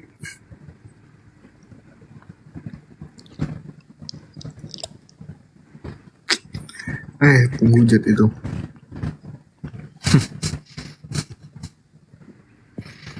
Siapa? Petra. Si Petra. Iya. Petra ini anak kembar. Menurut informasi yang saya dengar, dia tinggal di pelosok. Jadi dia kembar, saudara kembarnya itu perempuan. Tapi pada saat di USG, ibunya bulan ke-7, 8, 9, cuman satu. Hanya saja pada saat hari lahiran, ibunya ngeden, Petra keluarnya di belakang. Warna kuning. Hampir dibuang dia, cuman dia bersuara. Pas mau dibuang, bersuara dia. Mama, jele-jele begini aku anakmu loh. Ini ada di Saputra minta dinaikkan. Maka dipeliharalah dia sama Adi. tetangga. Selamat datang di Komales sahabat Bang Zuma. Adi Saputra dibuka mic-nya. Selamat pagi bro. Ya. Pagi bro. Anda Islam atau Kristen? Saya Kristen. Apa topik kita nih bro? Topik yang Anda kuasai aja, terserah aja, saya ikut aja Bung. Saya menguasai Bible saya ataupun Alkitab saya. Apakah kamu menguasai literatur Islammu? Kalau Islam insya Allah. Penting Al-Quran ya. Saya ini hanya satu bro. Saya ini hanya memahami sedikit makna dari Al-Quran dengan hadis bro. Gimana itu? Oh, berarti Anda bisa baca kitab gundul dong ya? Masya Allah. Luar biasa teman-teman Kristenku ini. Ini bro. Memang pintar-pintar orang Kristen ini, tapi ngibul. Iya gimana? Izin Bang Juma. Bang Adi juga izin ya. Diskusi di sini berani bertanya, berani juga kami tanya seperti itu ya. Boleh bro, boleh. Nggak masalah sama saya. Oke. Menjawabnya bro. Dimulai. Jadi gini Bang Juma. Siap. Atau kamu atau saya gimana? Silakan aja, silakan. Tadi kan saya di bawah, Anda mengatakan narasumber ada berapa Tuhannya Kristen, ada 2 ataupun 3. Kalau Wahyu 56 itu ada 7 bahkan lebih. Iya, kalau itu bisa dikonter dengan bilangan, bro. Iya, silakan aja. Pemahaman dari itu maksudnya dari cawan itu, bro. Ataupun ya silakan aja, tapi narasi kan Kristen Tuhannya kan roh. Ya emang roh, bro. Nah itu dia, di situ disebut ada 7 roh yang diutus ke bumi kan. Benar. Nah berarti Tuhan Anda di situ berapa? Tuhan saya 7 atau 1? Tuhan saya 1. Wah di situ disebut 7. Kan namanya roh itu kan bisa bersemayam di mana aja, bro. Nah itu dia masalahnya. Berarti Tuhan Anda sama seperti setan, bisa bersemayam di mana aja kan gitu bang. Betul? Sederhana bukan? Oke lah, sederhana, nggak masalah. Iya. Jadi kesimpulan kita untuk sementara ini Tuhan Anda masih 7, nanti kita cari lagi yang lain ya. Oke, lanjut. Jadi gini brotherku, kamu kan mengatakan saya 7. Iya. Bukan aku loh, dalil Wahyu 5 nomor 6. Iya. Kamu, ya, saya mau meminjam logika Anda, boleh? Boleh, silakan. Allah berfirman, demikian Tuhanmu berfirman. Ada berapa kuasa di dalam Al-Quran? Kenapa? Allah berfirman, demikian Tuhanmu berfirman. Ada berapa sang maha kuasa di dalam Al-Quran? 1. Yes. Mana satunya, brother? Allah berfirman, demikianlah Tuhanmu berfirman. Kamu mengatakan 1. Yes. Apa yang lucu? Tadi gini bro. Contohnya, Adi berkata, demikian juga Edi berkata. Ada berapa nama? Oke. Ada berapa sosok, bro? Allah, dia, kami, namanya siapa? Sekali lagi saya bikin itu udah logik buat brother sama kamu, brother. Iya, Tuhan kami 1. Ya, Allah menarasikan memperkenalkan dirinya dengan kata huwa, dengan kata kami, dengan katanya, dengan kata aku, dan itu bisa dicerminkan kemudian wa ma arsalna min qablika mir rasulin illa nuhi ilaihi annahu la ilaha illa ana, tidak ada Tuhan selain aku. Jadi yang tadi huwa, yang tadi kami, itu adalah aku. Tergantung narasi wahyunya seperti apa. Gitu. Iyalah, tergantung narasi atau tergantung wahyu yang diturunkan kan? Iya, karena Tuhan bercerita tentang dirinya pada saat bercerita ke Adam, pada saat bercerita ke Abraham, pada saat bercerita kepada Nabi Musa. Iya, aku tahu itu, bro. Nah, terus? Jadi makanya saya bikin sekali lagi kepada Anda. Allah berfirman, demikianlah Tuhanmu berfirman. Ya. Apa Sang Maha Kuasa di dalam Al-Quran, brother? Allah, cuman satu. Aduh. Jadi dia, aku, kami, itu adalah Allah. Kalau huwa ini namanya siapa? Aduh. Allah. Ya, kalau iyalah. kami namanya siapa? Allah. Iya, aku tahu, brother. Nah, terus berarti ketika Allah mengatakan innani anallah, sesungguhnya aku ini adalah Allah, tidak ada Tuhan selain aku. Berarti cuma Allah. Ya udahlah, brother. Kalau kamu itu, jadi gini, brother, saya open camp, ya. Ya, silakan. Jadi ini dalam Quran sendiri, brotherku ya. Siap. Kamu tidak bisa menjawab ada berapa Sang Maha Kuasa di dalam Quran. Cuman satu. Hanya satu. Iya. Kamu hanya mengatakan satu, tapi saya Iya, udah innani anallah la ilaha illa ana. Bentar dulu, bangku, boleh? Saya udah membuat nama suatu logika. Edi berkata, Adi juga berkata, ada berapa nama atau ada berapa sosok? Di situ tidak dikatakan Edi dan hanya mengatakan kata ganti aja. Saya ketika berbicara tentang diri saya bisa mengatakan dia, kami, nya, bisa, tapi merujuk kepada saya. Ya udah, bangku. Jadi di sini Anda udah keliru, brotherku. Kok keliru? Jadi sesembahan Islam itu sebenarnya bingung saya ada berapa. Oh, Anda yang bingung. Kami tidak. Oke, kita bagus. Anda ngaku bingung, bagus. Jadi saya nggak pernah membuat suatu statement yang tidak ada di literatur, ya, brother. Kalau saya jelas saya berbicara mengenai Tuhan, angka Tuhanmu itu memang 7. Iya. Memang disebut 7. Nah, itu saya tidak mengada-ngada tuh. Iya, bentar, brotherku. Iya, silakan. Berfirman, demikianlah Tuhan berfirman. Udah, ini 1, 2, hal itu mudah bagiku, dan 3, brother. Itu kalau narasi Anda kan? Karena dia mengatakan Allah 1, Tuhan 2, aku 3, dia 4, kami 6. Tapi ternyata yang bercerita ini, yang berfirman ini adalah Allah, sedang menarasikan tentang dirinya pada saat dia berkata. Iya, bangku, aku tahu. Makanya dengar dulu, bang. Allah berfirman, Tuhanmu berfirman ada 2. Hal itu mudah bagiku. Ya, sungguh engkau telah aku ciptakan. Aku telah ciptakan sebelum itu, padahal pada waktu engkau belum berwujud sama sekali. Terus apa yang Anda pahami di situ? Satu statement kepada Bang Juma. Iya. Allah berfirman, Tuhanmu berfirman ada berapa Sang Maha Kuasa? Abang katakan 1, tapi dalam surah di Al-Quran Anda sendiri telah menegaskan bahasanya Allah berfirman, demikian Tuhanmu berfirman. Begitu. Sang Maha Kuasa di sini. Iya.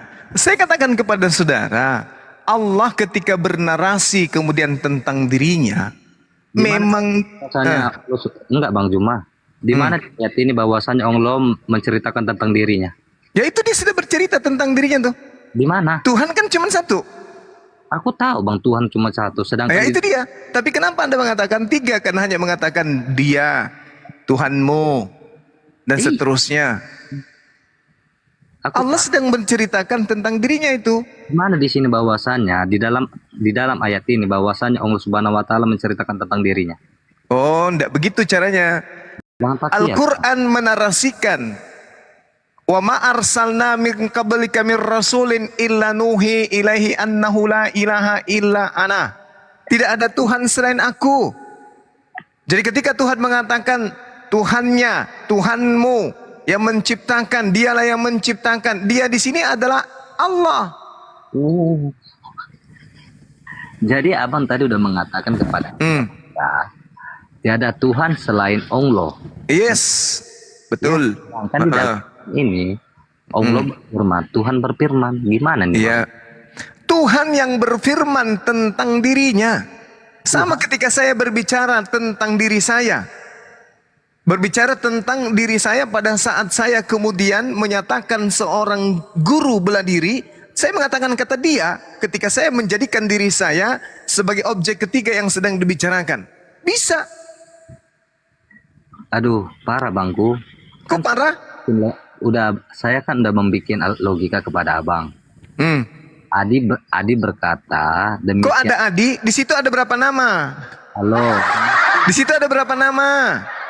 Dengar dulu bangku. Di situ, ku tanya dong. Di situ ada berapa nama? Brother, ini kan ada 2 nama, brother. Siapa? Satu Allah, 2 Tuhan.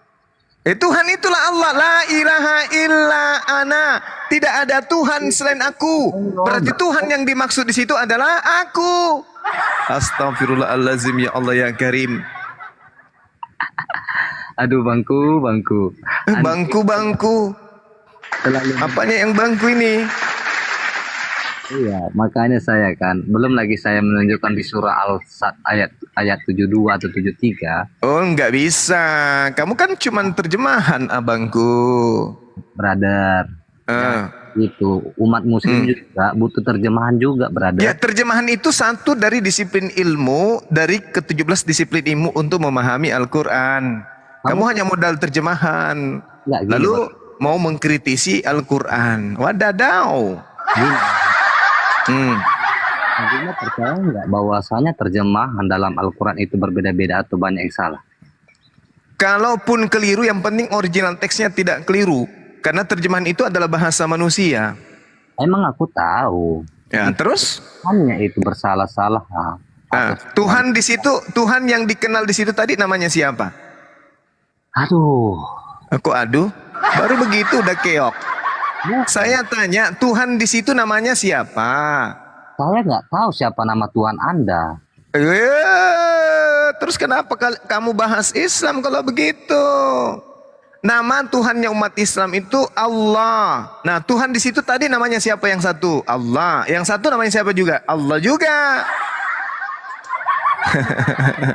Di sini yang satu namanya Allah, yang satunya lagi namanya Allah juga. Ini ada 2 nama, brother. Iya, apa di situ? Yang satu namanya siapa? Yang namanya satu Allah. Yang satu? Yang kedua namanya Tuhan. Tuhan itu bukan nama, kucluk. Tuhan itu gelar. Dari mana gelar? Loh, Tuhan itu bukan nama, Tuhan itu gelar. Astagfirullahaladzim, ya Allah ya Karim. Gelarnya dari mana, brother? Sedangkan kamu udah menegaskan mengatakan kepada saya, Adi Saputra, tiada Tuhan selain Allah. Iya, Tuhan itu gelar. Tuhan itu gelar. Kamu tahu nggak maksud tiada Tuhan selain Allah? Tidak ada sumbahan, tidak ada pencipta selain Allah. Nama Tuhan itu Allah. Enggak, kamu tahu nggak maksud dari kata tiada Tuhan? Saya tanya dulu, kamu jujur dulu. Tuhan itu gelar atau nama?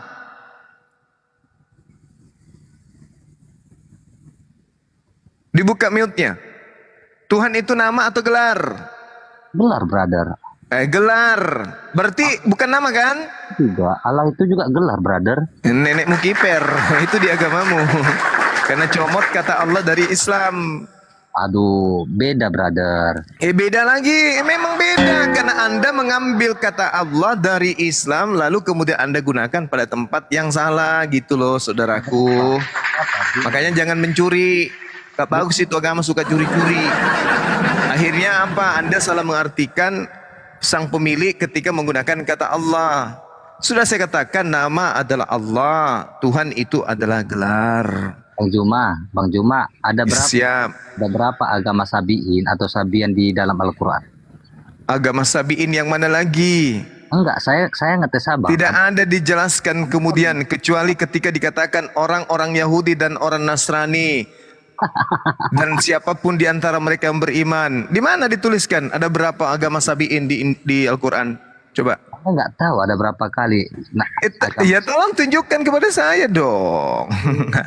Oke, Bang, dia udah 3 kali bertanya. Sekarang gantian dong. Sekarang Bang Juma yang bertanya ke dia. Ya, gimana? Boleh Tadi nggak kan saya perjanjiannya diskusinya bisa bertanya dan bisa juga ditanya. Gimana? Boleh nggak?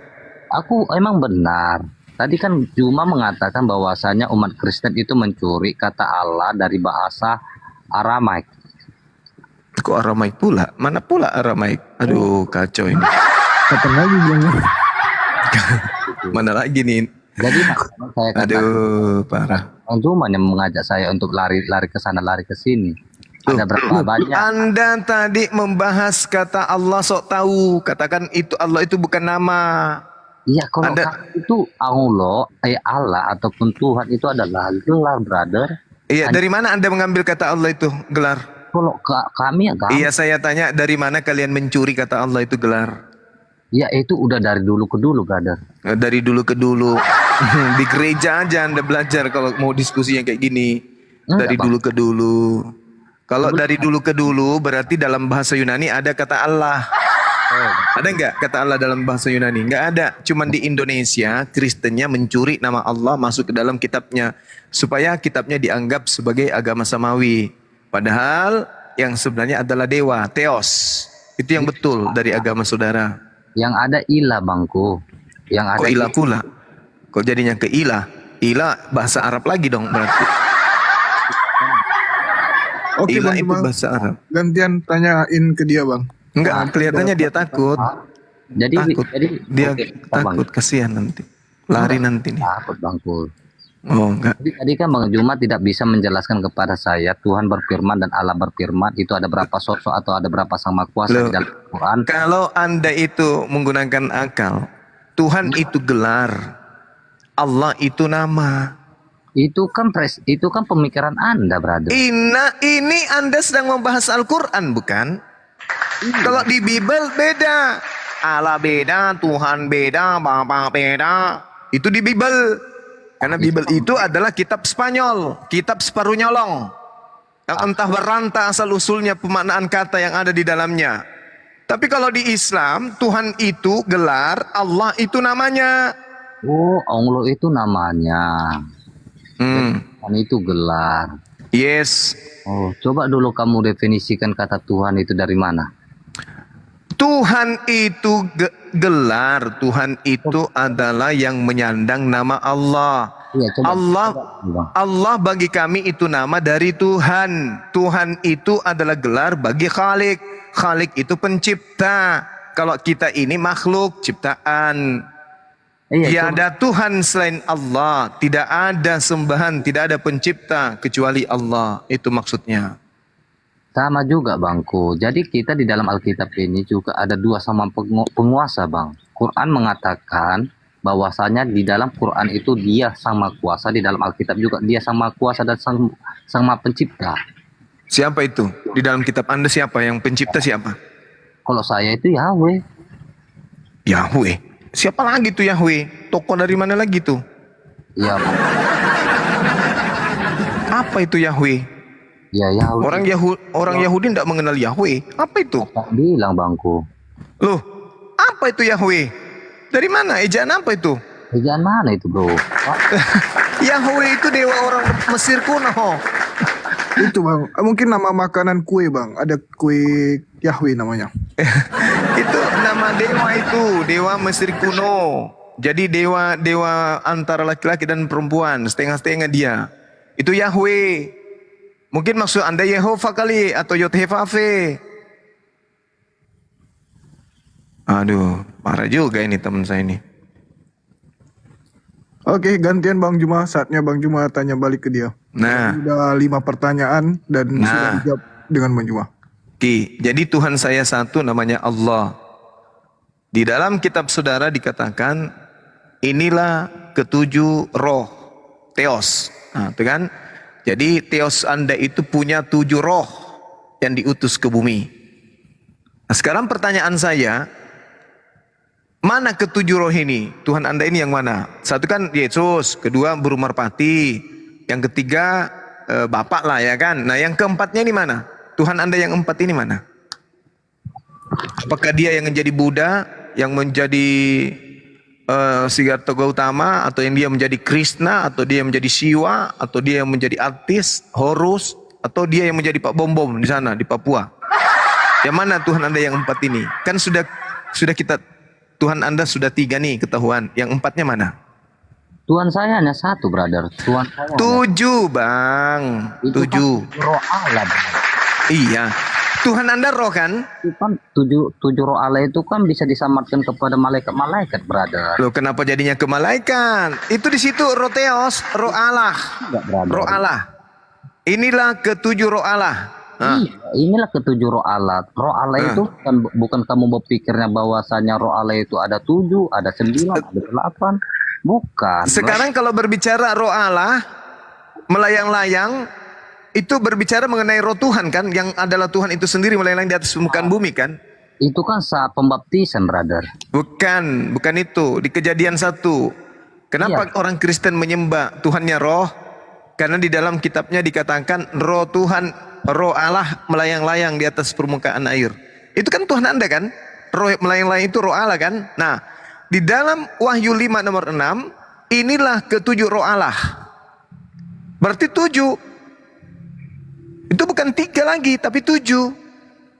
Nah, saya katakan, tolong tunjukkan Tuhan Anda yang 4-nya mana. 3-nya kan sudah ketahuan.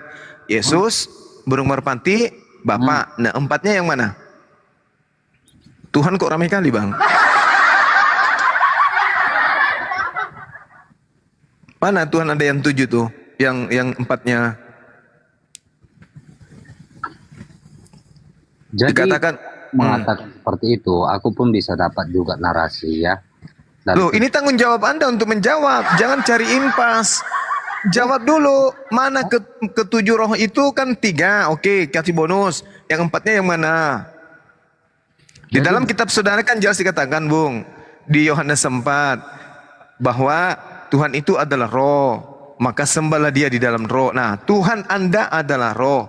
Tunjukkan yang 4 roh ini mana? Yang 4 roh itu nggak ada, Bangku. Loh, dalilnya ada 7 tadinya. Coba Anda lihat di dalam Yohanes 4 nomor 24. Allah itu roh. Barang siapa menyembah dia harus menyembah dalam roh dan kebenaran. Dia roh. Nah, di dalam kitab Anda Wahyu 5 nomor 6, inilah ketujuh roh Allah. Nah, roh Theos. Mana? Mana keempat? Yang keempat nggak ada, brother. Tadi di situ 7 loh, Bang. La haula wala quwata illa billah. Di dalam kitab saudara jelas sekali Wahyu 5 nomor 6. Coba Anda baca deh. Baca. Tuhan Anda kan roh. Oke? Dan Tuhan Anda dalam bentuk roh ini itu 7. Dikatakan inilah ketujuh. Dalam bahasa Yunani hepta itu 7, Bang. Iya, aku tahu, Bangku. Jadi gini, terus dari 7 itu 1 atau 10? Jadi maksud abang itu kan di Wahyu 1 ayat 7 itu bahwasanya 7 roh Allah itu ya, Bangku. Wahyu 5 nomor 6, jangan kupitikan akan deh. Wahyu 5 nomor 6, jangan salah-salah nanti kita ditegur sama gereja. Nah, benar. Jadi itu maksudnya dalam Yesaya 11 ayat 2 mengatakan roh Tuhan akan ada padanya roh hikmat dan pengertian, roh nasihat dan keperkasaan, roh pengenalan dan takut akan Tuhan. Ini mungkin dapat menjelaskan beberapa 7 roh Allah itu, Bang. Ini berbicara wujud. Aku melihat di tengah-tengah tahta dan keempat makhluk itu dan di tengah-tengah tua-tua itu berdiri seekor anak domba. Ini Yesus ini. Seperti telah disembelih. Bertanduk 7, bermata 7. Itulah ketujuh roh Theos yang diutus ke seluruh bumi. Tuhan Anda itu berpencar dia ke seluruh bumi. Ada 7 Tuhan berpencar. Makanya kan dikatakan roh hikmat, roh pengertian, roh nasihat. Kenapa larinya ke situ? Gak ada hubungannya. Hikmat, pengertian itu bukan wujud, itu bukan bentuk. Ini bentuk. Bertanduk 7, bermata 7. Itulah ketujuh roh Theos yang diutus ke seluruh bumi. Nah, ini ada 7 nih diutus. Kan ada 7, Bangku. Coba abang hitung dulu baik-baik ya.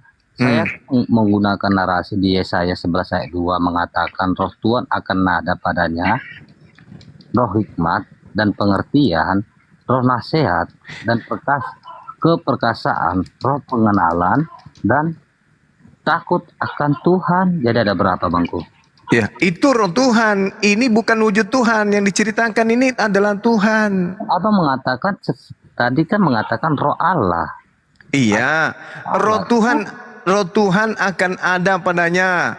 Roh hikmat, pengertian, roh nasihat, roh perkasa, pengenalan, takut akan Tuhan. Ini adalah spirit yang datang kepada manusia. Sedangkan Wahyu 5 itu tidak berbicara mengenai itu. Di Wahyu 5 berbicara mengenai bentuk Tuhan. Aku melihat. Terus? Nah, artinya Tuhan Anda kan roh. Di sini sudah dikatakan anak domba Yesus. Lalu dikatakan itulah ketujuh. Nah, itulah ketujuh kan? Roh Theos. Bukan berbicara mengenai ketujuh yang ada di kitabnya Yahudi. Beda. Kenapa? Karena Yahudi tidak menyembah roh. Hanya Kristen yang menyembah roh. Makanya saya tanya, jangan dihubungkan dengan kitabnya Yahudi. Ini yang dilihat oleh orang yang ada di Pulau Patmos. Aku melihat dalam bahasa Yunaninya, aku melihat itu Aidor, Aida atau Aido. Dia melihat, aku melihat, akunya yang melihat. Apa yang kulihat? Makhluk yang kulihat. Di tengah-tengah tahta, makhluk itu ada. Di tengah-tengah tua-tua itu berdiri seekor anak domba. Beda dengan yang tadi, roh semangat bukan domba, roh semangat bukan makhluk. Tadi kan roh pengertian bukan makhluk, ini berbeda. Aku kan udah mengatakan kepada abang di statement yang pertama itu menegaskan bahwasanya roh itu adalah malaikat. Kok jadi malaikat lagi? Tuhan Anda malaikat. Sampai saya referensi dalam Yesaya 11 ayat 2 juga mengatakan seperti itu. Abang juga menolak. Bagaimana lagi harus saya jelaskan kepada abang?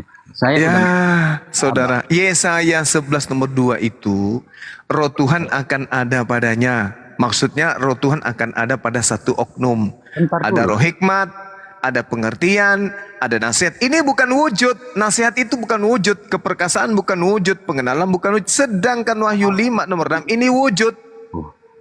Roh Allah itu menurut abang apa? Roh Allah itu kalau di kami adalah spirit yang digunakan oleh Allah untuk menghidupkan makhluknya. Itu ruah, itu adalah makhluk. Apakah di dalam Al-Quran bahwasannya Allah itu adalah roh? Tidak ada. Roh itu makhluk. Allah itu bukan makhluk. Anda menggunakan referensi siapa seperti itu statement Anda?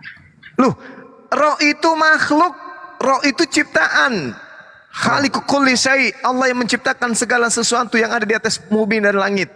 Nah, sedangkan di Anda, Tuhan Anda itu roh. Wahyu 4 yang saya bacakan tadi, Yohanes 4 nomor 24. Tuhan itu adalah roh.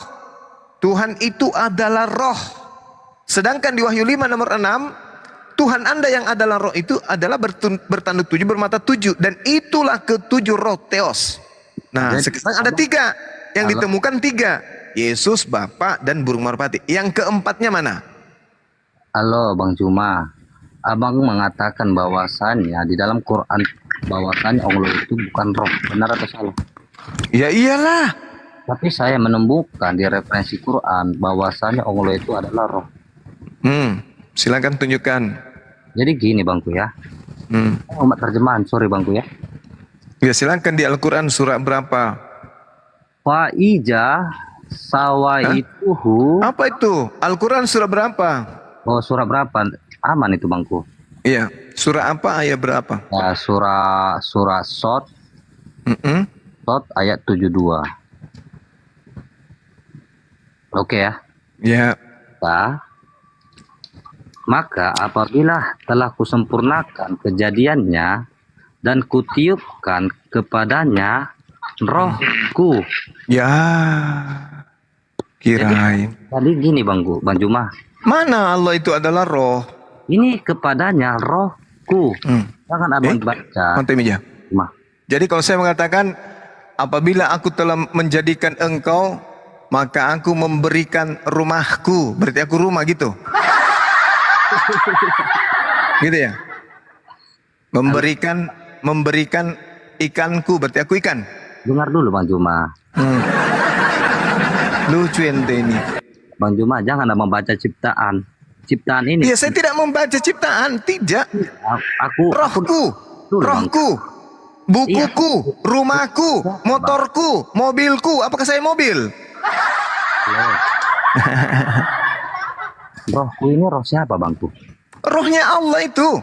Ya udah berarti Allah itu punya roh, benar atau salah? Jangankan punya roh, alam semesta ini punyanya, Bung. Halo. Loh, apa? Loh.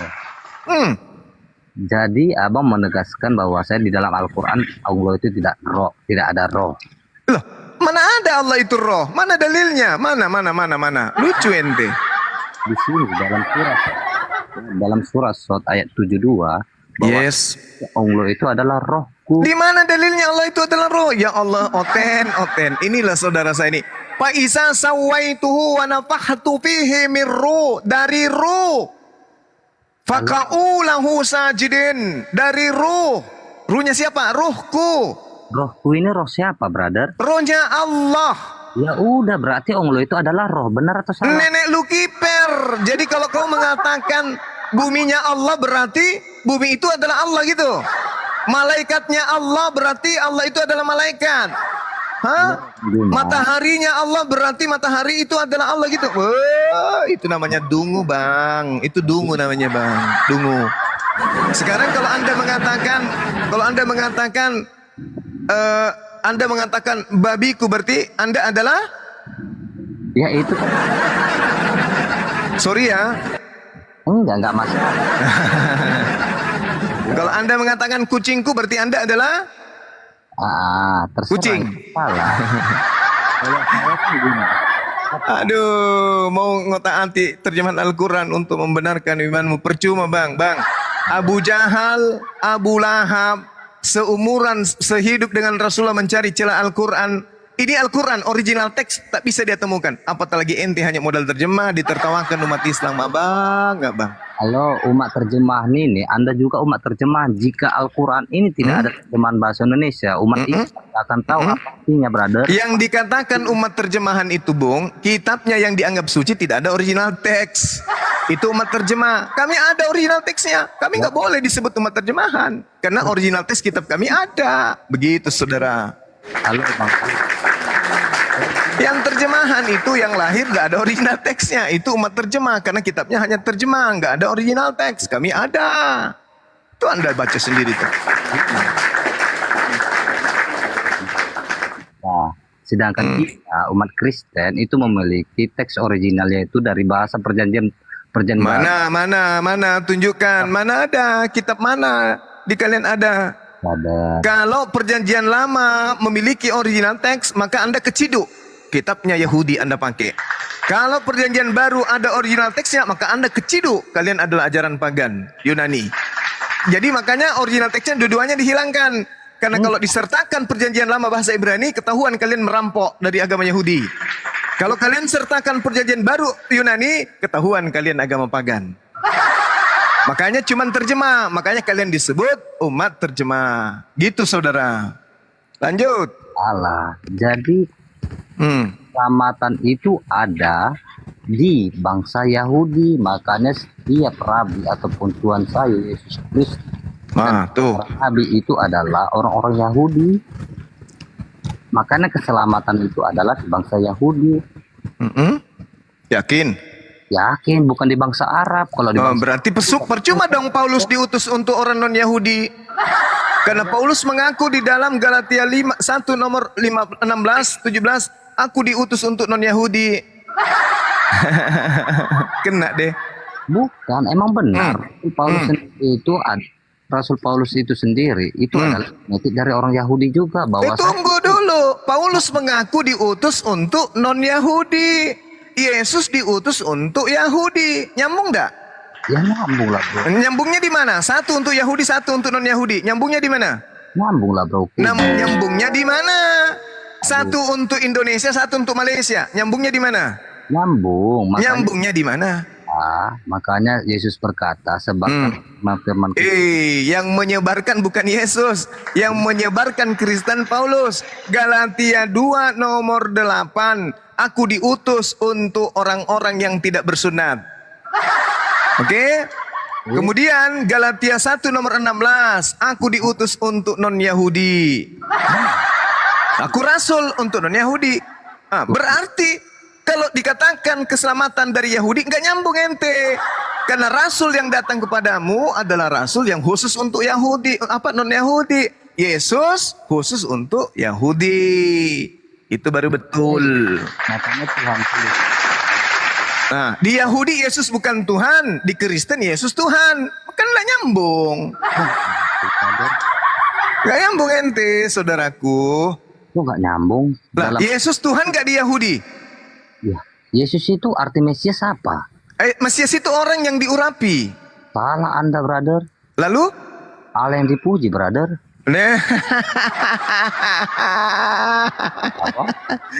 Aduh, coba. Tunjukkan ke saya, Mesias adalah Allah yang dipuji, mana? Coba. Silakan. Ya, bentar, brotherku ya. Ya, silakan. Saya juga buka ya, sama-sama kita buka ya. Apakah referensi saya yang salah atau gimana? Saya pun nggak kurang apa ya, brother. Allahu Akbar. Allah Maha. Apa? Pertanyaan Bang Juma yang tadi belum dijawab sampai sekarang, Bang. Gimana? Susah memang. 4 Tuhannya itu tidak diketahui kemana perginya, rimbanya tidak ketahuan. Kan 7, jangan dipaksa, kasihan. Tersiksa nanti. Awak, brother, tentang ya mana yang keempat Tuhan Anda, 4-empatnya di mana dia sekarang? Mau sekolah, kuliah atau lanjut jadi apa gitu? Oh, lanjut wisuda gitu. Iya. Ayo. Mana Mesias? Arti Mesias tadi mana?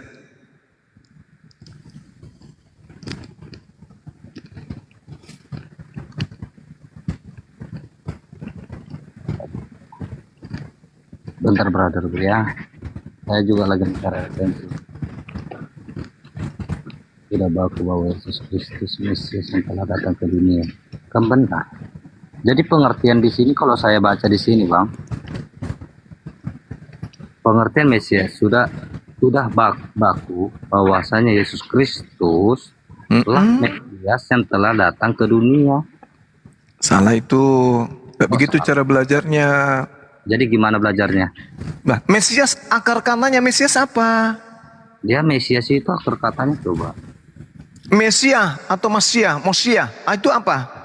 Jadi kalau aku mengambil, makanya dikatakan tadi kepada Abang, arti Mesias itu adalah Allah yang dipuji. Loh, kok jadinya Allah? Dan sedangkan Mesah dalam bahasa Ibrani itu artinya adalah diurapi. Orang yang diolesi, orang yang diminyaki, kok jadinya Tuhan? Gimana sih abangku ini? Itu definisi tuh pengertian internal Kristen itu yang Anda baca. Makanya jangan dicongor dia. Aduh, abangku ini. Mana sih? Jadi kalau Anda mengatakan saya jangan belajar di Wikipedia, Anda terus belajar dari mana, brother? Belajarlah di kitabnya orang Yahudi. Kan kitabnya orang Yahudi yang Anda pakai. Saya juga berdialog kepada Yahudi. Dan Yahudi pun mengatakan kepada Billy ya. Saya membawa referensi. Tapi Billy mengatakan dia tidak mengenal siapa itu Yesus. Jadi mau gimana lagi saya membentuk. Nah, makanya kalau Anda mengatakan tentang Mesias. Halo, Bangku bentar dulu. Jadi bahwasanya Tuhan saya ini adalah penebus. Ya, penebus dosa umat manusia. Tidak bisa jadi penebus Tuhan Anda itu. Jangan gitulah. Karena Tuhan mengatakan di dalam kitabnya orang Yahudi, bukan duta, bukan utusan, tapi aku sendirilah. Kan aku sendiri. Nah, sementara Yesus mengaku diri apa? Utusan atau Tuhan? Kan kalau abang mengatakan bahwasanya di dalam Alkitab atau Tuhan kami itu adalah dia mengutus dirinya sendiri. Bagaimana ceritanya dia mengutus dirinya sendiri sementara Yesus mengaku aku datang bukan atas kehendakku sendiri. Yohanes 8:42. Ayat 14 ya. Yesus lo mengaku aku datang bukan atas kehendakku, berarti bukan dia yang mengutus dia. Oknum lain. Wow, Bangku, makanya kan abang kan mengatakan bahwa saya narasi seperti itu. Benar gak? Yesus yang mengaku. Aduh, benar nggak narasinya bahwasanya abang mengambil bahwasanya Tuhan saya Yesus Kristus adalah utusan dari Bapa? Iya, Yesus sendiri mengaku dia utusan, sementara Bapa mengaku bukan utusan. Yang menyelamatkan manusia bukan utusan, tapi dia sendiri. Makanya Bangku, Tuhan saya Yesus Kristus berkata pada masa di Kejadian. Loh, Tuhannya berkata di masa Kejadian apaan sih? Malu-maluin weh. Wih. Malu-maluin Tuhan Romawi kok berkata di Kitab Kejadian, gimana sih abangku ini ya? Boleh nggak dengar Kacau. dulu? Ya lawang-lawangkan itu Yesus berkata dalam Kitab Kejadian. Oh, memalukan. Jadi Tuhan itu berkata kepada Adam dan Hawa, itu kesempatan pertama diberikan kepada. Itu yang berbicara kepada Adam dan Hawa siapa? Itu ya dia sendiri. Iya. Nah sekarang anak Maria enggak itu? Anak Maryam. Anak Maria enggak itu? Maria kan menyembah anaknya sendiri. Gimana? Nah, inilah maka anak durhaka disembah sama ibunya. Yesus masuk neraka nanti. Ibunya yang mengandungnya susah payah, ibunya pula yang menyembahnya. Ini ajaran kingkong ini namanya, Bang. Allahu Akbar. Allahu Akbar, Masya Allah. 1 ayat 40 sampai 43 coba baca. Apa tuh? Coba baca. Apa? Di situ bahwasannya kalau nggak salah ya. Yesaya 1 ayat 40 sampai 43 di situ. Yesaya 1 itu berbicara mengenai kedurhakaan Bani Israel. Aduh ya Tuhan Yesus. Lu berada. Yesus dipanggil Tuhan. Kalau Bang Adi kalau mau turun nggak apa-apa. Atau Bang Adi minum kopi aja dulu. Sambil makan kue jahe. Tadi saya sudah menegaskan bahwasanya arti Mesias itu Bang Juma mengatakan diurapi. Ya. Saya mengambil definisi bahwasannya kata Mesias itu adalah Allah yang tidak ada Allah di situ. Astagfirullah. Mesia atau Mosia atau Masyah dalam bahasa Ibrani itu artinya diurapi, kau urapi, mengurapinya, diolesi. Ya, itu arti daripada Masa atau Mesia atau Kristus, orang yang diurapin, gitu loh Bang. Manusia yang diurapin. Bukan Tuhan. Ada berapa manusia Mesia? Ada berapa manusia Kristus? 1, Kores Kristus, Daud Kristus, Saul Kristus, Harun Kristus, Elisa Kristus, Salomo Kristus. Ini Mesias semua ini. Apakah ini Tuhan? Apakah mereka itu Tuhan? Bukan, mereka adalah orang yang diurapi aja. Makanya Yahudi tidak pernah menunggu Tuhan. Yahudi menunggu orang yang diurapi, bukan Tuhan. Yang mereka tunggu Mesias. Yaitu Mesias itu yaitu Allah yang dipuji, yaitu Yesus Kristus. Gimana sih bro? Loh, kok jadinya ke Allah? Jadi gimana? Mesias itu orang Bang. Astagfirullahaladzim, ya Allah ya Karim. Orang ya, makanya roh yang menjadi daging dalam Yohanes 1 ayat 14. Roh yang menjadi daging yang sama mengambil rupa. Mana ada roh jadi daging Bang? Bang ajaran apa lagi ini roh jadi daging? Daging itu dari tanah.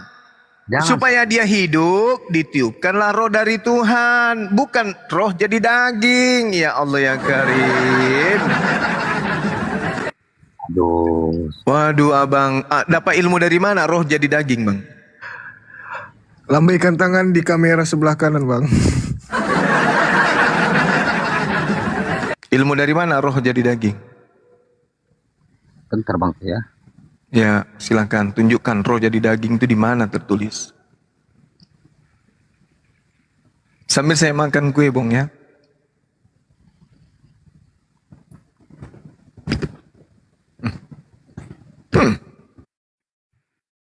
Yohanes, aku harus segera berjumpa. Gimana sih? Kalau daging jadi nyotnya nggak ada. Kalau roh jadi daging itu tak ada.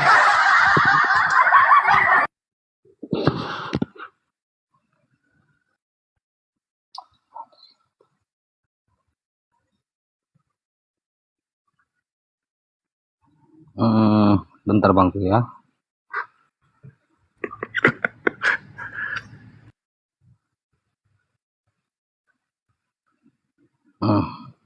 Coba.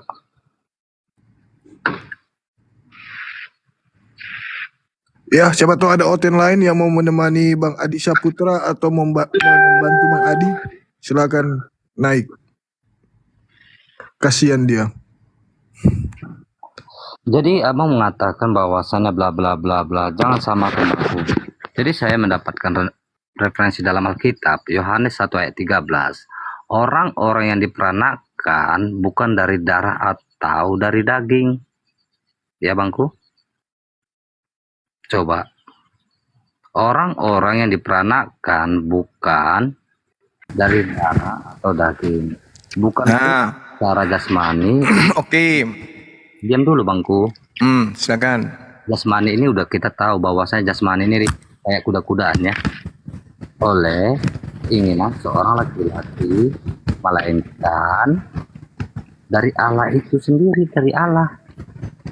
Makanya di sini saya membaca di sini firman itu telah menjadi manusia. Di sini bukan manusia, melainkan telah menjadi daging dan diam di antara kita, dan kita telah melihat kemuliaannya, yaitu kemuliaan yang diberikan kepadanya sebagai anak tunggal Bapa, penuh kasih, karunia, kebenaran bangku. Oke, baik. Sekarang begini. Ini dalam kitab Yohanes 1 itu dikatakan apa? Ginnao. Ginnao itu apa? Orang-orang yang dilahirkan. Berarti bukan cuma satu orang kan? Iya, kalau orang yang dilahirkan dari jasmani itu hasil dari kuda-kudaan, tapi orang-orang yang dari Oke, saya jawab dulu. Bukan dari Saya jawab dulu. Bangku. Saya jawab dulu. Ada berapa orang-orang yang dilahirkan tidak berasal dari daging? Kalau menurut pemahaman ini, bukan dari darah atau bukan dari daging, bukan pula secara jasmani oleh keinginan seorang laki-laki, melainkan dari Allah. Itu ada berapa orang? Hanya satu, Tuhanku Yesus Kristus. Oh, enggak mungkin. Satu Adam, dua Hawa, ketiga Yahya Pembaptis, Yohanes Pembaptis. Kok Yohanes Pembaptis lah? Nah, sekarang begini. Apakah Zakaria pada saat itu mandul atau tidak? Apa bangku? Apakah Elizabeth mandul? Elizabeth mandul. Ya. Tunggu dulu. Apakah Hagar? Apakah Sarai? Apakah Hawa? Apakah Adam? Ini mereka hasil persetubuhan. Maksudnya Yohanes 1 nomor 13 ini maksudnya bukan dari hasil persetubuhan mereka hamil. Seperti Yohanes Pembaptis, mereka sudah sepuh, tidak mungkin punya anak. Zakaria minta kepada Tuhan sampai dia kemudian, mana mungkin, aku sudah mandul. Tapi Tuhan memberikan anak, yaitu Yohanes Pembaptis, bukan dari hasil persetubuhan. Nah, ini Anda ilmu tinggi, harus Anda belajar. Kok ilmu tinggi? Halo bangku, kalau abang gunakan naratif, kalau Adam dan Hawa itu kan manusia pertama yang Iya, sekarang melalui persetubuhan nggak Adam ini? Enggak. Kalau Hawa melalui persetubuhan enggak? Apa bangku? Hawa melalui persetubuhan kagak? Kan saya katakan kepada abang, kan tidak, bahwasannya. Tidak. Kalau Yohanes Pembaptis persetubuhan tidak? Asal persetubuhan lah bangku. Loh, di situ Zakaria kemudian berdoa. Dikatakan bagaimana kemudian Elizabeth mandul. Zakaria berdoa kepada Tuhan sampai dia buta. Halo bangku, aku tahu. Kan Zakaria kan udah melakukan hubungan intim kepada. Iya, tapi nggak bisa hamil. Dan Tuhan sendiri yang memberikan itu sendiri. Tidak bisa. Nah, itulah yang dikatakan di data Yohanes 1 nomor 13. Tuhan sendiri yang memberikan rohnya kemudian. Itu Anda tahu gimana sih abang ini? Maria. Sedangkan Bunda Maria itu tidak ada hasil jasmani, Bang. Nah, itu juga roh, makanya dikatakan di nomor 13-nya. Orang-orang berarti banyak kan? Geneo itu kan berbicara mengenai jama, bukan cuma satu orang. Kenapa di situ bukan satu orang? Karena Adam termasuk, Hawa termasuk, Yahya Pembaptis termasuk, Yesus juga lahir tanpa persetubuhan. Itulah orang-orang itu. Tetapi mereka tercipta dari Allah langsung yang menciptakan mereka. Jadi kalau kita bangku banyak definisinya ya adalah istilahnya pemberi, ya adalah istilahnya Allah pemberi, Allah damai, Allah pokoknya banyak bangku. Jadi makanya aku mengambil kesimpulan, abang kan emang mengatakan bahwasannya Zakaria itu sampai gini berdoa, kan bahwasannya Allah itu sendiri memberikan, dan sampai juga bahwasannya saudaramu Maria akan mengandung anak laki-laki yang akan dinamakan Yohanes. Kan itu udah buatan untuk ke Yesus Kristus, Bang. Kenapa lagi yang ke Yesus?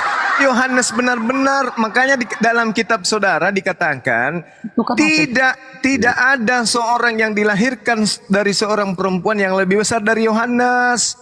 Yohanes itu lebih hebat. Kok lebih hebat lagi? Iya. Lebih hebatnya di mana, Bangku? Dia dilahirkan, ibunya sudah penuh Roh Kudus. Kalau Yesus itu nanti dibaptis baru penuh dengan Roh Kudus. Kata Tuhan saya Yesus Kristus itu dibaptis Yohanes. Nah itu dia, justru dia yang dibaptis kan? Tuhan Anda kan? Brother, malah Anda bahwa saya Tuhan itu sendiri atau Tuhan Yesus Kristus itu membaptis dirinya sendiri, brother, bukan tanpa bukan dibaptis Yohanes. Siapa? Yesus. Dirinya sendiri yang membaptis dirinya sendiri, brother. Bukan Yohanes yang membaptis. Makanya Yohanes kan berkata, engkaulah yang harus membaptis aku, bukan aku yang membaptis kamu. Tapi faktanya bahwasanya Yesus Kristus yang membaptis dirinya sendiri. Oh, salah. Jalan. Makanya di dalam Lukas 7 nomor 28, aku berkata kepadamu, di antara mereka yang dilahirkan oleh perempuan tidak ada seorang pun yang lebih besar daripada Yohanes. Kan itu dalil. Oke. Kenapa demikian? Merujuk kepada 1 Yohanes 13, orang-orang yang diperanakkan bukan dari darah dan darah daging, bukan pula secara jasmani oleh keinginan seorang laki-laki, melainkan dari Allah. Siapa aja itu? Adam, Hawa, Yohanes Pembaptis, Yesus, gugur.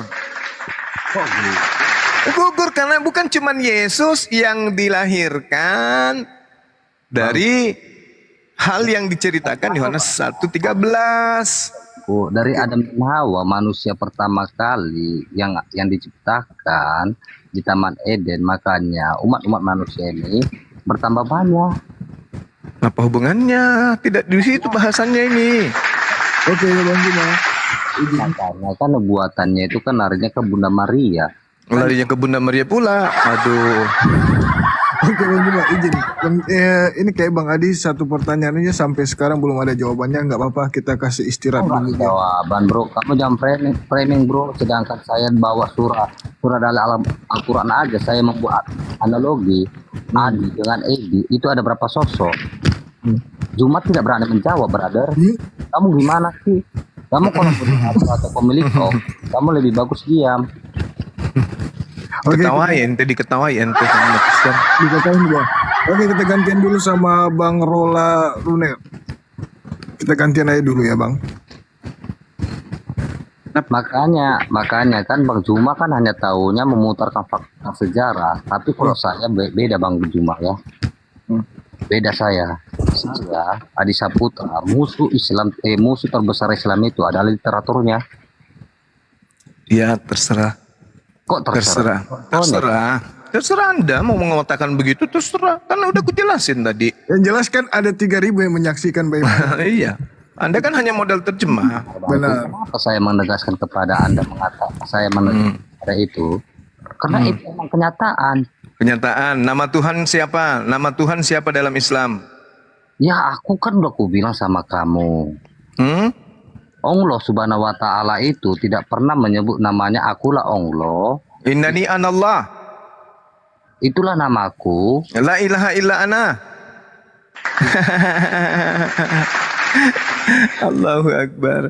Susah saudara, susah. Anda pemahamannya itu masih anak TK, dibawanya malah kalau tentang Islam. Tidak bisa, Islam itu ilmu tinggi, sementara Anda membedakan antara garpu dan sendok aja nggak bisa. Membedakan antara utusan dan pengutus nggak bisa. Membedakan antara Yudas dan Yesus tak bisa. Membedakan antara Tuhan dan manusia tak bisa. Boro-boro bahasa Al-Quran, udahlah, udah terlalu mimpi Anda itu. Tuhan Anda adalah 7. tinggal 4. Itu Anda boleh cari. Sekarang tugas Anda mulai besok keliling, pawai ke dunia mana Tuhan Anda itu nyangkut 3, 4. Gitu Bang ya. Ya mudah aja Bang. Oke, kita gantian dulu ya Bang sama yang lain. Ini ada Roller Runner 77. Silakan Bang.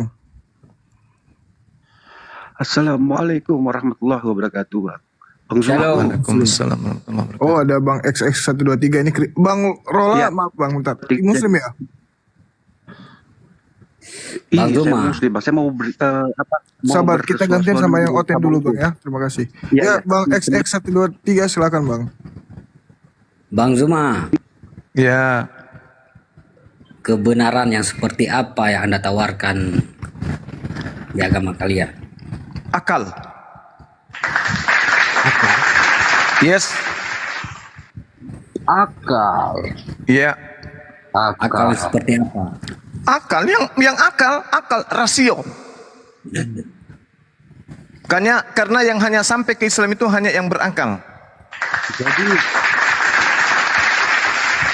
misi kepada Bang Zuma ya. Allah Subhanahu wa taala iblis dari mana Bang Zuma? Gimana? Allah Subhanahu wa taala menciptakan iblis dari apa Bang Zuma? Dari api. Api apa Bang? Gantian dulu. Api. Kok api apa? Ya. Api kompor. Dari api aja. Iya. Tapi saya dari api. Bahwasanya Allah Subhanahu wa taala menciptakan iblis itu dari api yang menyala-nyala. Iya. Terus? Jadi, loh, ini Anda bertanya sudah dijawab. Udah aneh Anda itu. Oke Bang. Oke ya. Udah dijawab. Gantian dulu. Dan pertanyaan Anda 4, Tuhan Anda itu kemana? Anda nggak tahu. Gantian dulu Bang. Tuhan Anda 7, Anda nggak mau terima. Ngeyel. Minum kopi dulu Bang. Silakan Bang XX123. Maksud saya, bagaimana itu yang disebut akal dalam kebenaran?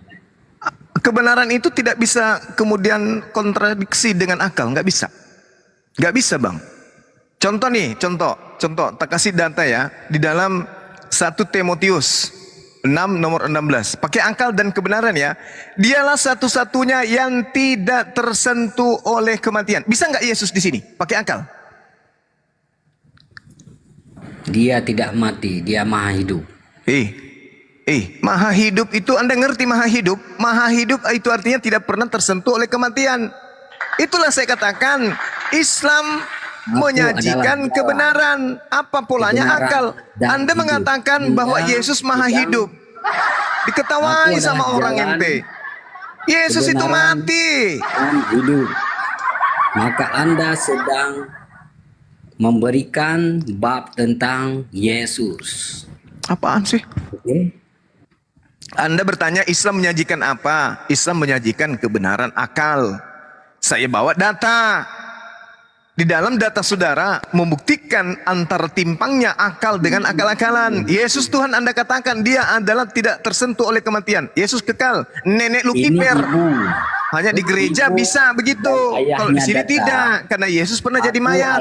Bahkan syarat untuk menjadi Tuhan bagi Kristen harus jadi mayat dulu. Itu di kitab saudara, Roma 14 nomor 9. Untuk itulah Yesus mati agar bangkit, agar menjadi Tuhan bagi orang Kristen. Ini nenek daripada datanya. Ya? Parah. Roma 14 nomor 9 yang sedang Anda paparkan. Roma 14 nomor 9. Aku adalah kebenaran dan jalan aku itu hidup. Apaan sih? Apaan sih ngomong apa orang ini? Yesus hanya jalan. Ya, sebab untuk itulah Yesus mati dan hidup kembali agar supaya Yesus menjadi Tuhan bagi kalian. Dalil. Itu dalil. Itu dalil, Pak. Dalil. Data, kan? Nenek data tuh kan firman. Aku ngomong apa, Paman? Ngomong apa? Ente ngomong apa, Paman? Paman, diskusi dua arah, diskusi ini. Jangan Anda bicara menghadap ke belakang. Saya ada di belakangnya, Bang. Putar balik. Menghadap sini. Udah dibilang di sini, melihat ke sini. Ya. Oke. Enggak usah duduk, berdiri aja, santai aja. Ya, ngomong. Yesus. Astagfirullahaladzim.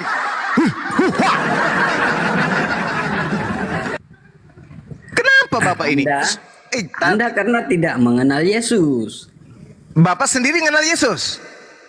Sangat ku kenal dia. Di mana pernah ketemu? Nah, sebelum Anda bertanya seperti itu, Dia pakai celana lepis merek apa? Lois.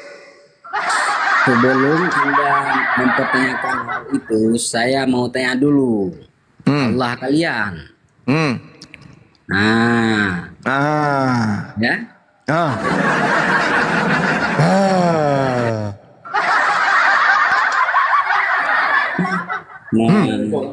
Balik lagi ke belakang, menghadap ke sini, Bang. Sini. Saya di belakang. Ya. Jadi gimana? Apaan yang gimana? Kalian sekarang dan sedang apa dia sekarang? Apa tuh? Di mana sekarang? Apanya? Allah kalian. Kok di mana sih? Ya di mana? Ini kan saya bertanya. Memang saudara pikir Allah itu makhluk benda sampai dia dikatakan di mana? Di atas tiang, disalib. Kalau Anda kenal pasti tahu dia di mana. Kalau Anda mengenal pasti Anda tahu di mana dia sekarang dan sedang apa dia sekarang. Oke, silakan. Bang XX 123. Kalau Allah Subhanahu wa taala itu sedang itu lagi di atas. Diam dulu, Adi diam dulu. Ini saya lagi mempertanyakan sama Bang Zuma. Ente diam ya. Wis, mantap sekali ente diam katanya. Jadi, dengarkan. Allah Subhanahu wa taala itu bukan makhluk sehingga pertanyaan-pertanyaan makhluk seperti ini itu tidak cocok untuk Allah. Cocoknya untuk Yesus. Yesus sekarang ini lagi ngapain? Lagi nungging, jongkok, petak umpet, tidur, makan, atau apa? Karena dia manusia. Kalau Tuhan kami, laisa kamislihi syai', tidak serupa dengan makhluk. Jadi Anda mau ngapain? Tanya-tanya hakikat yang tidak serupa dengan makhluk ini. Di mana? Lagi ngapain? Emang Yesus? Kalau Yesus pas ditanya, Yesus sekarang lagi ngapain? Jangan-jangan dia lagi Di mana? Kalian itu tiada wujud, laisa kamisli. Iya, sama dengan Tuhannya orang Yahudi. Yeremia 10 nomor 6. Tidak serupa dengan apapun. Sifat 20. Mengenal sifat 20 dulu. Yang pertama apa? Coba. Ya, kamulah yang sebut. Coba, apa? Yang pertama apa? Yang pertama. Apa yang pertama? Berarti Anda telah membuang sifat daripada 20. Menghadap ke sini. Hei, jangan bicara sendiri ente. Ngomong kasih kesimpulan sendiri. Anda telah membuang. Enak aja. Emang Yesus yang dibuang? Batu pondasi. Anda ketika mengatakan Allah Anda itu tiada wujud, disitulah Anda batal dalam Tidak ada wujud itu maksudnya tidak serupa dengan makhluk. Wujud kalau dalam bahasa Arab itu ada. Lah kalau sadar Bang. Itu deal ya, ada ya. Wujud itu bahasa Arab artinya ada. Wujud yang saya sebutkan tadi itu bahasa Indonesia artinya bentuk. Ada enggak? Ngomong dulu boleh. Gua tanya, deal ada enggak? Ada, Allah itu ada. Oke, sekarang timbul tanda tanya. Di mana dia sekarang kalau ada? Oke. Nah, sekarang Allah Subhanahu wa taala itu bukan makhluk. Tapi ada, namun bukan makhluk. Karena dia bukan makhluk, maka dia tidak bisa dikatakan dia ada di sudut sana, duduk di pojokan, takut disate. Dia Tuhan atau manusia? Dia ada di sana, takut dibunuh. Itu Tuhan Anda tuh. Yesus ada di mana sekarang? Duduk di samping kanan Theos. Itu baru Tuhan Anda tuh. Ilahi. Natura insani dan natura ilahi, pahami dulu. Karena apa? Di dalam Islam itu ada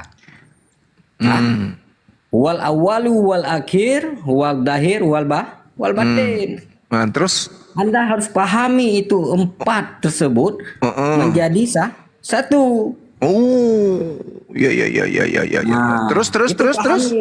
Terus. Maka Anda Yesus akan ini mengenal Yesus ini siapa jatuhnya di Yesus mana? itu. Yesus ini jatuhnya di mana dia? Maka Anda akan memahami siapa Yesus itu. Oke, baik. Jadi maksud Anda Az-Zahir itu dilahirkan oleh manusia gitu?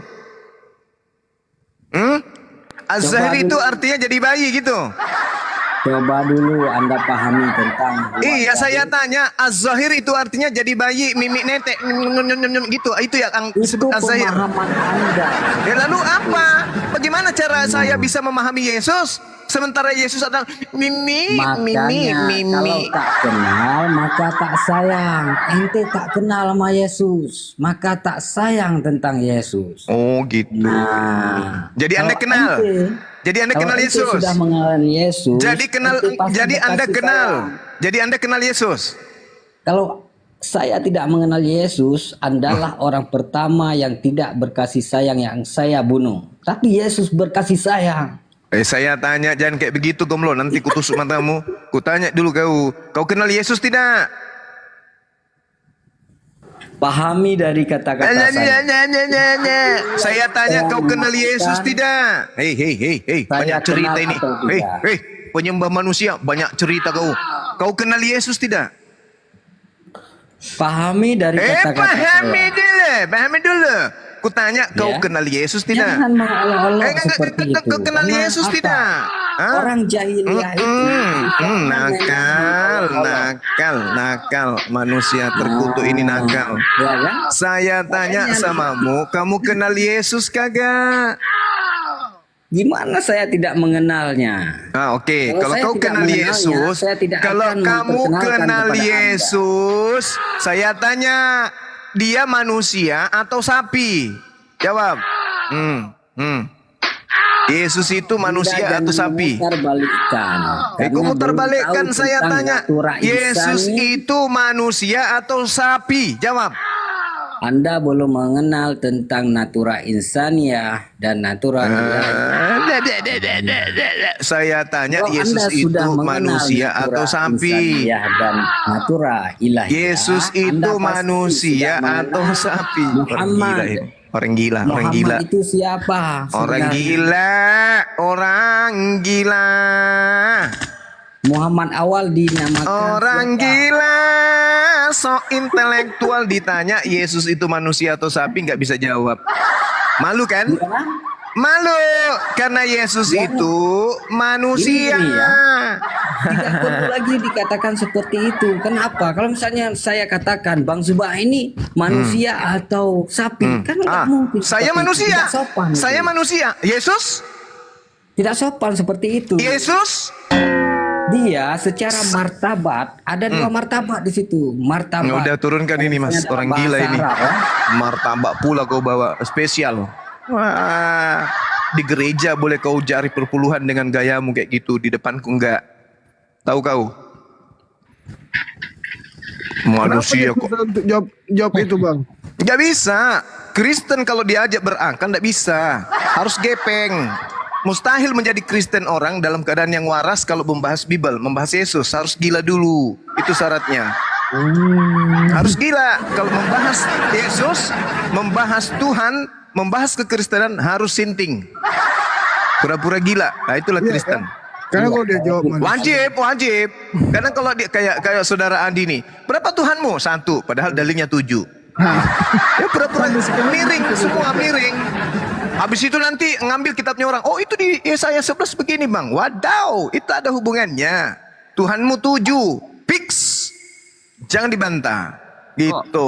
Katakan gitu gini Bang Juma bentar. Ya. Apalagi?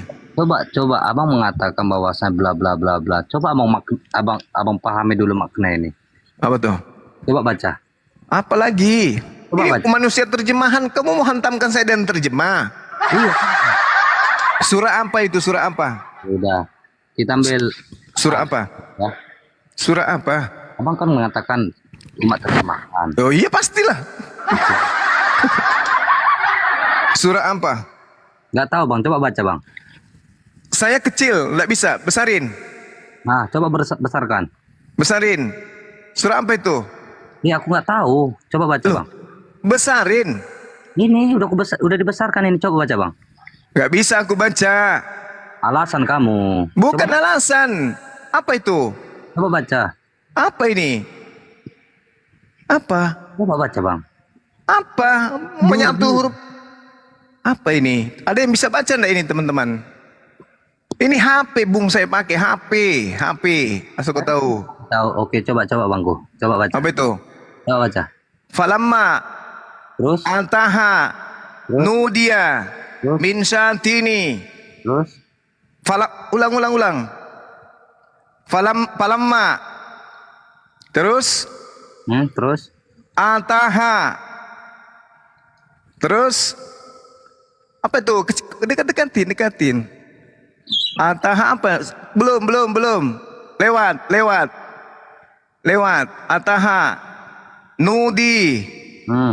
Terus? Min syanti. Terus? Ada lagi? Artinya apa, Bang? Falamma ataha min syanti. Artinya? Tunggu. Artinya maka tatkala. Terus? Falamma ataha nudi. Oke? Maka tatkala dia mendatanginya. Apa lagi? Artinya apa, Bang? Minduni pati. Apa ini? Ya, artinya. Kecil sekali, Bang. Kecil sekali. Al-Qasas 30 itu ya. Gak tahu dia. Falamma ataha, maka tatkala. Artinya. Nudi dia mendatangi. Apa lagi? Iya, terjemahan. Nudi dia memanggil atau dia dipanggil. Kecil sekali, Bung. Saya nggak bisa melihat. Oh, kecil sekali, Bang tuh ya. Ya. Coba ya, saya besarkan lagi, Bang. Oke. Aku mau diuji kayak si kiamat ini, manusia terjemahan ini. Assalamualaikum warahmatullahi wabarakatuh. Waalaikumsalam. Besarin yang tadi, besarin. Oke, Bangku. Itu baru betul. Falamma. Oke, ataha nudia min syantiil wa di. Terus apa lagi? Aimani. Apa lagi? Aimani mana? Artinya apa, Bangku? Di blok itu. Artinya, maka tak kala Musa sampai ke tempat api itu, disuruhlah dia dari arah pinggir lembah yang di sebelah kanannya pada tempat yang diberkahi dari sebatang pohon kayu, yaitu, ya Musa, sesungguhnya aku adalah Allah Tuhan semesta alam. Apa masalahnya, Bang? Pertanyaannya, di mana posisi Allah Subhanahu wa taala pas berbicara kepada Musa? Di situ disebutnya di mana? Disebutin nggak di situ? Di mana posisi Allah Disebutin nggak di situ? kepada Musa? Disebutin nggak di situ? Enggak, pertanyaannya di mana? Nah, tadi kan jebakannya kan kita nggak tahu tuh ayat apa, surat apa, gimana?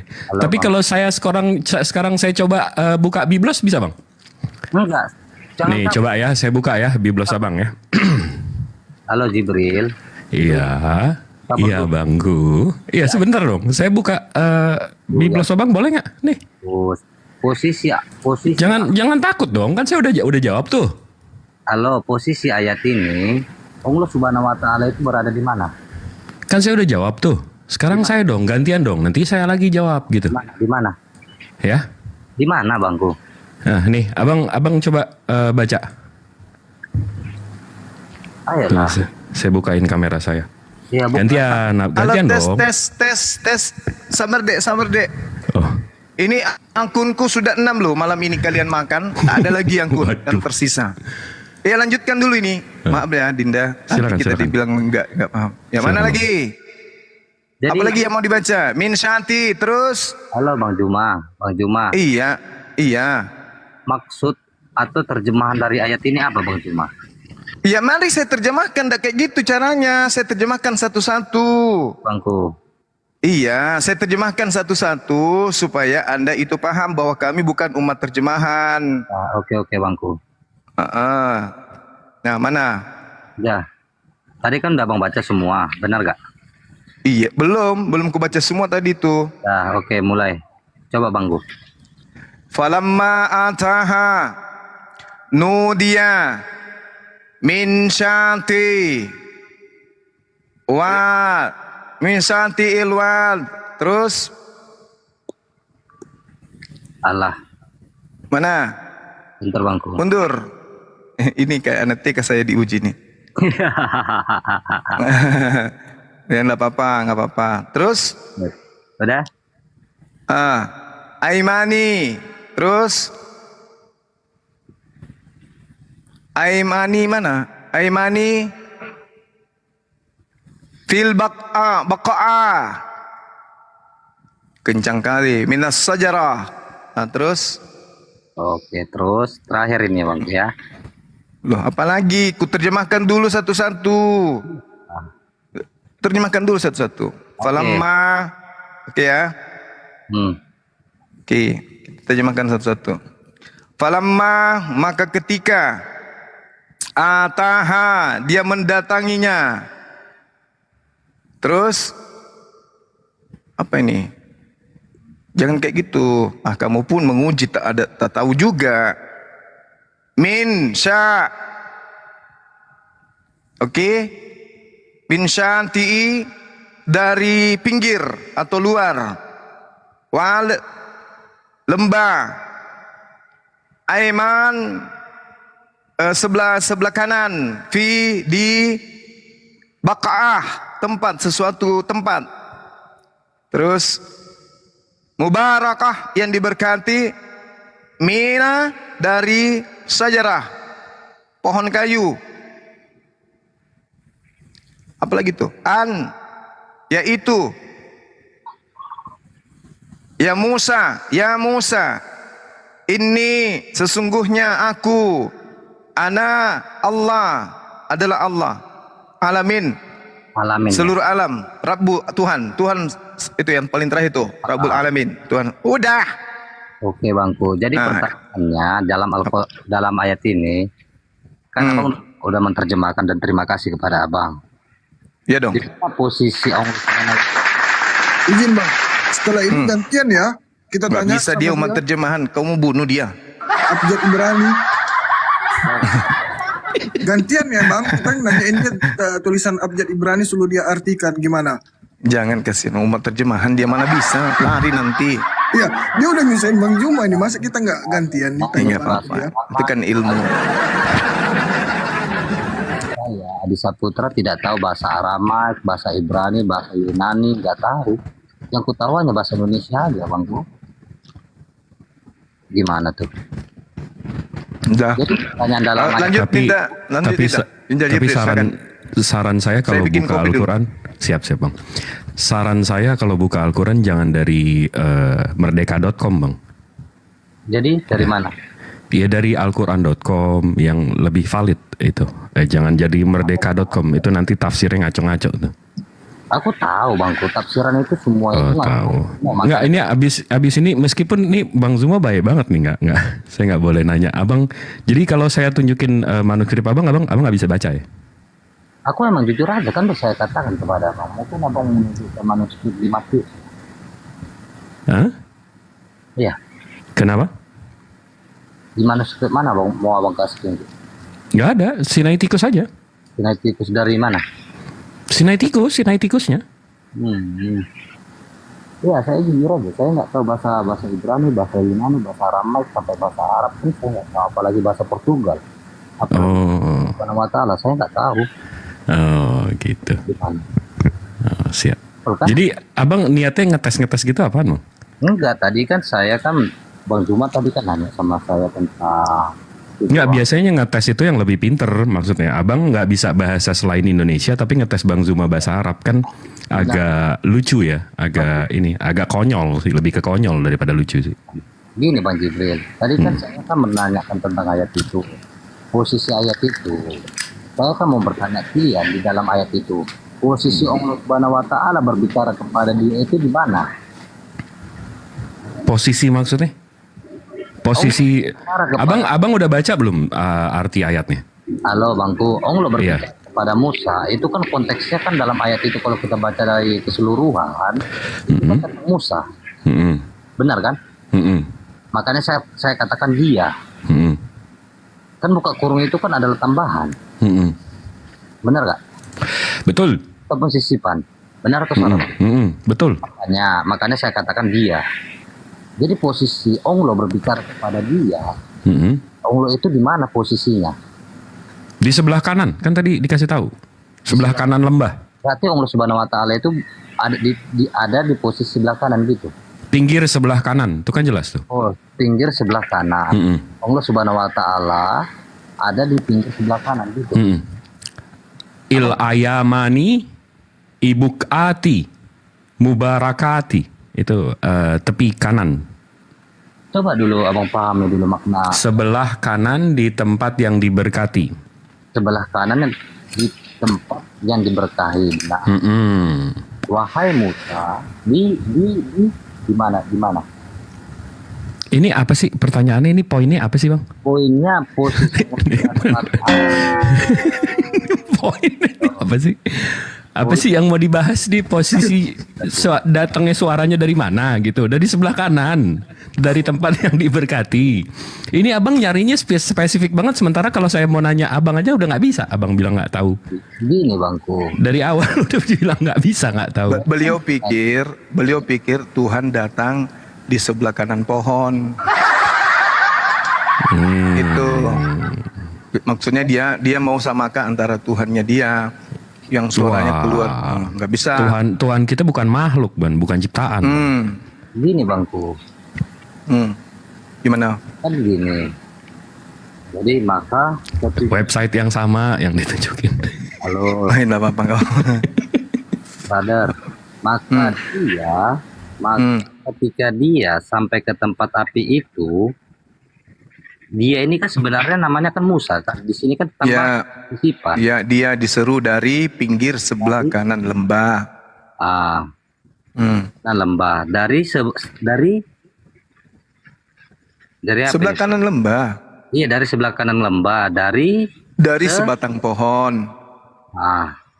Terus di sebidang tanah yang diberkahi. Terus Musa, sungguh aku adalah Allah Tuhan seluruh alam. Ya, terus yang jadi permasalahan?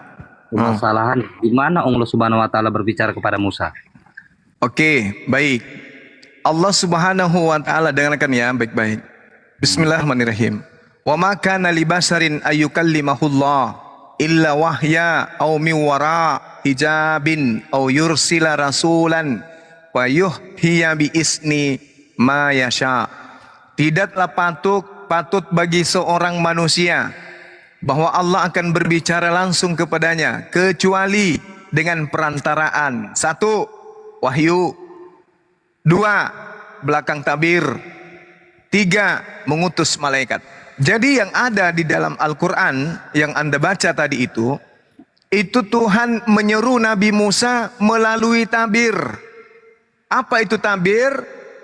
Sesuatu yang Tuhan gunakan kemudian untuk menyeru, tetapi bukan Tuhan yang langsung datang ke situ, tapi Nabi mendengarkan seruan Tuhan lewat tabir. Perantara, tabir itu perantara. Nah, ketika kemudian dikatakan apa tadi ayatnya? Wahai Musa, ya Musa, inni anallah Rabbul alamin. Sesungguhnya aku ini adalah Allah, Tuhan seluruh semesta alam. Bukan berarti Tuhan itu ada di sebelah pohon, tapi dia diseru melalui tabir. Sama ketika saya berbicara kepada Anda melalui HP, bukan berarti saya ada di HP, tetapi saya menyeru Anda dari sini dan Anda bisa mendengarkan di sana melalui perantaraan tabir, yaitu HP. Begitulah Allah ketika mewahyukan wahyu yang kepada Nabi Musa. Ya Musa, inni anallah Rabbul alamin. Wahai Musa, aku ini adalah Tuhan semesta alam. Bukan berarti seketika Musa menyembah pohon, karena Musa orang paham bahwa Tuhan yang menyeru kepadanya adalah laisa kamitslihi syai'. tidak serupa dengan makhluk. Nah sekarang saya menyeru Anda melalui HP. Apakah HP itu adalah saya? Tidak, itu suara Anda. Itu suara Anda. Jadi kalau Abang menggunakan narasi seperti itu, saya akan katakan itu suara Anda. Anda kan menggunakan perantara, benar. Benar. Yes. Ya. Jadi Anda ya bisa mengatakan bahwa Allah Subhanahu wa taala itu sebatang pohon. Jadi Anda menggunakan logika itu seperti Kok Allah sebatang pohon? Bentar dulu Bangku, boleh?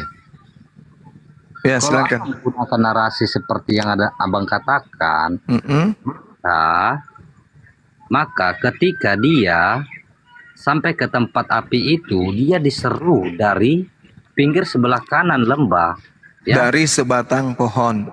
Enggak, bentar dulu Bang. Dari tadi ya, dari sebatang ini enggak, bukan salah. Dia diseru dari pinggir sebelah kanan lembah. Wahai Musa, sungguh aku adalah Tuhanmu. Ya sama. Jadi kesimpulannya jika bahwasanya Allah Subhanahu wa taala berbicara melalui perantara atau melalui tabir, akan ada kata sebatang pohon ini atau dari sebatang pohon. Ini ada dari sebatang pohon. Ini harus nggak akan ada Bangku, makanya Abang menggunakan perantara itu. Tabirnya ini, pohon ini sebagai tabir, perantara ini. Di sini bahwasanya Abang mengatakan tabir, bahwasanya mengatakan tabir. Loh. Di dalam ayat ini, dengar Bangku. Abang mengatakan bahwasanya Allah Subhanahu wa taala berbicara kepada Musa ini melewati dari tabir atau melalui dari tabir, benar kan? Ini melalui dari sebatang pohon. Jadi di situ jelas bahwasanya apa sih? Jelasnya sini Bangku, wahai Musa. Susah ya, melintirnya susah ya Bang ya. Melintirnya susah ya Bang ya. Tuhan berbicara kepada Nabi Musa melalui tabir. Tabirnya apa? Sebatang pohon. Bang Suma berbicara kepada Anda melalui tabir. Tabirnya apa? HP. HP itu bukan Bang Suma. Makanya ada kata seru di sana. Apa kata seru dalam bahasa Arabnya? Nudia. Dia diseru atau seruan atau panggilan. Seruan itu pakai apa? Suara. Iya Bangku. Dia yang nanya, dia yang kasih kesukaan. Menggunakan narasi seperti yang katakan Bangku. Iya. Kurang apa lagi penjelasan saya? Tuhan menyeru Nabi Musa dari pinggir sebelah kanan lembah dari sebatang pohon. Apakah Anda ingin mengatakan bahwa pohon itu adalah Allah? Kalau Abang menggunakan narasi seperti yang mengatakan itu, otomatis dia berbicara seperti ini.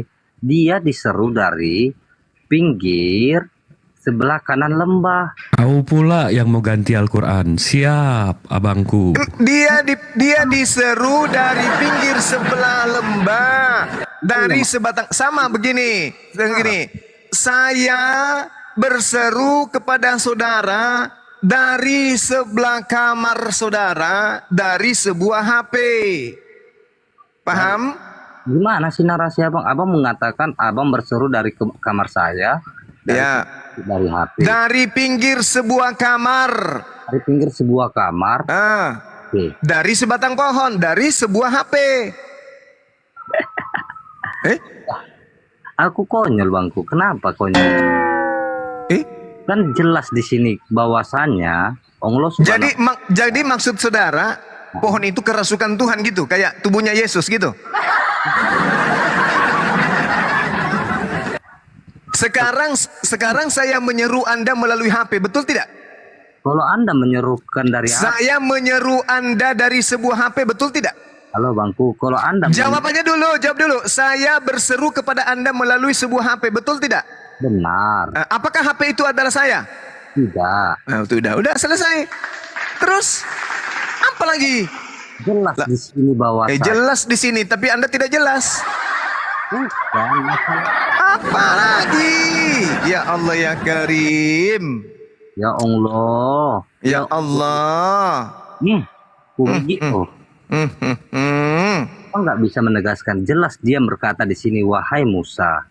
Iya, suara itu pun Anda dengarkan. Wahai Ardi. Nah, dengarlah suara itu dari HP. Wahai Adi. Apakah HP itu adalah aku? Habis itu Anda menjawab, iya Bang Suma, Anda gila bicara sama HP. Karena Anda menganggap HP itu adalah saya. Astagfirullahaladzim ya Allah ya Karim. Cuma sedikit aja ya. Kalau narasi yang seperti Bang Juma itu saya benarkan. Nah, terus apa masalahnya? Itu kan sama. Cuma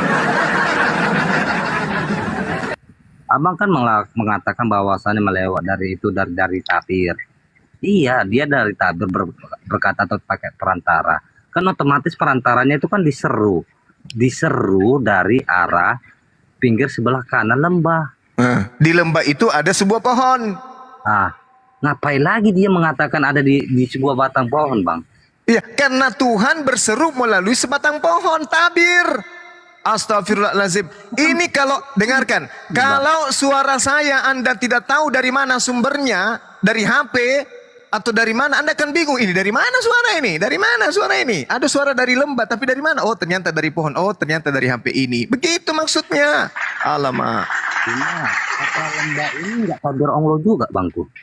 Apa? Karena lembah ini nggak tabir juga, Bangku. Lembah itu alam yang ada di situ, tempatnya. Kemudian pohon yang ada tadi, pohon ini ada di sebuah lembah. Iya, alam itu nggak tabir juga, Bangku. Yang tabir itu adalah sebatang pohon tadi, sama seperti api yang ditemui oleh Nabi Musa. Begitu, Bung. Ya Allah ya Karim. Susah. Nih bedanya orang bandel sama orang bodoh. Kalau bodoh bisa diajarin, ini bandel. Dungu ini. Ini kelas dungu ini. Sorry ya. Memang begitu. 1 Korintus 4 nomor 10. Gak boleh gitu Bang Juma. Jangan seperti Ali Jirnam lah. Lah, itu kan dungu memang. Kan emang benar. Apa tuh? Ali Jirnam kan tertulis seperti itu. Wah, apa itu? Yang ditemukan Al-Quran. Apa narasinya? Apa tuh? Coba. Apa? Sebutkan aja. Nanti tak ajarin. Ya, coba. Bacanya jangan satu ayat dong, Ali Jirna. Orang-orang kafir mengatakan Nabi Muhammad itu sebagai orang majnun. Kalau nggak ada itu dalam bahasa Arab itu nggak ada nama nabimu, brother. Nah, ayat sebelumnya gimana? Itu sisipan, brother. Ayat sebelumnya gimana? Coba baca aja. Yo, itulah kau. Orang-orang kafir, brother. Orang kafir yang berkata kepada Rasulullah bahwa wahai engkau yang diberikan Al-Quran, sesungguhnya engkau gila. Itu kan orang kafir yang berkata seperti itu. Kalau Anda mengatakan bahwasanya itu perkataan orang kafir, berarti Quran itu dalam Al-Hijr 6 itu adalah perkataan orang-orang kafir, benar atau salah? Nah, itu Allah Subhanahu wa taala yang menceritakan itu. Ya Allah ya Karim. Masya Allah. Dan itu perkataan siapa? Perkataan Allah Subhanahu wa taala yang perkataan orang kafir yang kemudian Allah wahyukan kepada Rasulullah Muhammad sallallahu alaihi wasallam. Al-Quran itu diturunkan berangsur-angsur menceritakan keadaan dulu, keadaan waktu itu, dan keadaan yang akan datang. Itu Al-Quran. Ya Allah yang Karim. Sedangkan kalau di dalam kitab saudara yang menuduh Yesus gila ada keluarganya. Markus 3 nomor 21. Waktu kaum keluarganya Yesus mendengarkan hal itu, mereka datang hendak mengambil Yesus. Sebab kata mereka, Yesus tidak waras lagi. Ini beda. Ini keluarganya Yesus yang menyangka Yesus gila. Sedangkan yang Anda bawa itu orang-orang kafir pembenci Rasulullah, yang mengatai Rasulullah majnun. Ya Allah ya Karim. Bangku, abang ambil ayat itu. Banyak abang mengatakan bahwasanya saudara Tuhanku Yesus Kristus itu yang mengatakan bahwasanya Tuhanku itu gila gitu. Markus 3 nomor 21. Waktu kaum keluarganya, keluarga di situ apa? Para. Apa itu para? Apa itu para? Halo, abang mengatakan bahwa apa itu para? Ya, abang mengatakan tadi bahwasanya keluarganya mengatakan Tuhan Yesus Kristus gila. Benar atau salah? Saya bacakan dulu dalilnya ya, supaya ente paham ya. Ya, dungu ya. Waktu kaum keluarganya Yesus mendengarkan itu, mereka datang, keluarganya datang hendak mengambil Yesus. Sebab kata keluarganya, Yesus tidak waras lagi. La haula wala quwata illa billah. Anda jangan framing lah, brother. Tuh ditunjukkan framing pula. Emang kau yang framing Al-Quran memalukan. memaknai kitabnya orang pakai terjemahan, memaksakan kehendak. Ini dalil kitabmu sendiri apa? Bunyinya tuh. Kaum keluarganya siapa? Ya keluarganya Yesus. Keluarganya Yesus mengira Yesus gila. Mama Sama ini Gurunda, sama yang memberikan keselamatan ya. Yang memberikan keselamatan kan bangsa Yahudi. Kita lihat nih, bangsa Yahudi bilang apa ke Yesus di Yohanes 10 nomor 20. Itu masih itu kan udah parah itu ya. Sekarang Yohanes 10:20 nih. Bangsa keselamatan. Iya itu Gurunda. Iya. Yesus kerasukan setan dan Yesus gila. Gila doang, iyalah nabi-nabi dibilang gila. Cuma kalau udah dibilang kerasukan setan, masa mau dituhanin kerasukan setan? Karena memang tampilkan aja bang, tampilkan, kita suruh dia baca. Kan dari dia ngerjain Bang Zuma nih. Oh ditampilkan. Yohanes 10:20. Dia baca. Berapa yang bang? Biar saya buka. Itu ya hijab dulu. Yohanes 10:20. Itu. Coba kan tadi kalau di Al-Quran Allah mengutip perkataan orang kafir. Nah sekarang siapa namanya si Yohanes murid yang dikasihi mengutip perkataan bangsa yang memberikan keselamatan. Nah, apa coba bangsa yang memberikan keselamatan bilang apa soal Yesus? Nah itu tuh yang kuning. Ya silakan Bang Adi dibaca bang. Apa tuh? Yohanes 10 20. Bentar bang ya. Boleh. Ini baca aja bang. Ini dia nggak percaya itu mungkin websitenya Muslim edit itu. Ini bukan Wikipedia bang. Enggak, bukan saya nggak percaya. Ya. Ini bukan Wikipedia bang. Oh ini dibaca satu perikop siapa tahu berubah kata-katanya. Nggak ngerubah makna. Kita baca satu kitab juga nggak berubah nih ayat.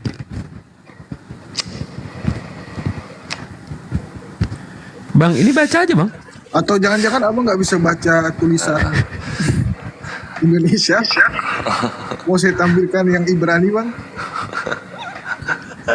Si Sadli udah ngerti ya. Sadli udah ngerti Ibrani Yunani ya. Ini bang, bangku abang. Aku beres pusreng jadi lagi seneng. Kenapa Andi? Halo. Ya. Abang mengambil di ayat 20. Iya. Kerasukan setan dan gila. Nah, tapi abang tidak membaca di ayat ya di seluruh ayat atau di ayat 8 atau iya sama kayak Al-Hijr tadi. Kita kan ini kan mau pakai konsepnya kalau di kitab suci tertulis begitu ya udah begitu aja. Ya udah ayo. Kalau sama gue mah iya-iyaan. Bukan. Gue mah selalu mengikuti konsepnya kalian gitu. Kalian mau kayak gimana? Ayo gitu. Kores. Apa?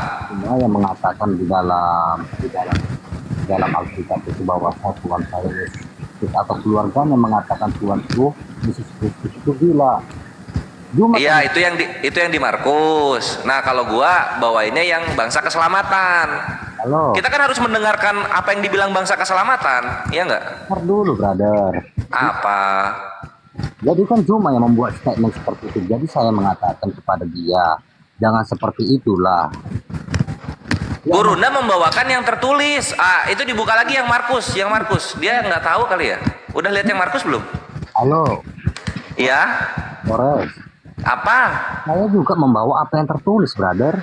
Ya itu Kak, kita pakai standarnya yang lu mau. Kalau di kitab suci tertulis begitu, maka begitu kan? Ya udah. Jadi gimana sekarang? Coba. Di mana saya mengatakan bahwasannya saya harus mengikuti statement saya sendiri? Bukan statement yang tertulis di kitab suci. Tadi Al-Hijr mesti ikut kan? Nggak boleh baca ayat sebelumnya, nggak boleh baca ayat setelahnya kan? Ini juga begini, jangan baca ayat setelah dan sebelumnya gitu loh. Iya. Halo. Halo, ya mau bicara dengan siapa? Jale-jale. Jibril, kamu kok kamu pasang apa Jibril? Kenapa? Tadi yang menggunakan seperti itu. Jadi lu maunya gimana? Coba Al-Hijr 6 tuh maunya kayak gimana jadinya? Kan saya kan nggak ada mengatakan, bukan itu perkataan siapa. Kan nggak ada mengatakan kayak gitu. Kan jadi Iya, jadi maunya apa? Maunya apa? Kan bawakan Al-Hijr ayat 6. Pertanyaannya tentang Al-Hijr ayat 6 apa? Brother, kamu dengar dulu. Pasang kuping, brother. Ini udah gua bilang apa tanda tanya, lu menjelaskan gitu loh. Tadi Juma mengatakan bahwasanya keluarga Tuhanku Yesus Kristus mengatakan bahwasanya Tuhanku Yesus Kristus itu gila. Mengatakan, bukan saya yang mengatakan. Jadi saya terus pada Juma, jangan seperti itulah. Itu kan bukan perkataan keluarganya. Itu kan perkataan ahli-ahli Taurat. Yang ahli Taurat Yohanes, yang keluarganya itu Markus. Makanya dibaca yang Markus deh. Kamu dengar dulu, brother. Makanya saya membuat narasi ya seperti yang dikatakan. Wah, tukang tape makan serlodeh. Nih. Markus. Siapa nih tulisannya? Tuh. Adi, jadi dibuka kan. Ya. Ini siapa? Ini siapa? Ini siapa tulisannya? Ini tulisannya baca. Kasih aja Jibril, kasih 20-nya kasih dulu, nggak apa-apa, kasih dulu. Karena itu nggak akan berubah tulisan itu. Roh Kudus belum punya mujizat merubah kata-kata yang tertulis, belum ada. Praester, emang benar? Apa? Emang benar tidak akan mengubah apa yang tertulis dalam ayat itu? Emang ini 20-nya nih. 20 ya, ini dibaca 20. Silakan Akhi Jibril. Kemudian Yesus masuk ke sebuah rumah, maka datanglah orang banyak berkerumun pula hingga makan pun mereka tidak dapat. Kedua satunya, waktu kaum keluarganya, nggak berubah kan? Mendengar hal ini, mereka datang hendak mengambil dia sebab kata mereka ia tidak waras lagi. Kan? Nggak Siapa berubah nih? kan? Ini siapa? Tetap kan? Siapa yang mengatakan? Mereka itu siapa? La haula wala quwata illa billah. Ya mereka itu kaum Quraisy.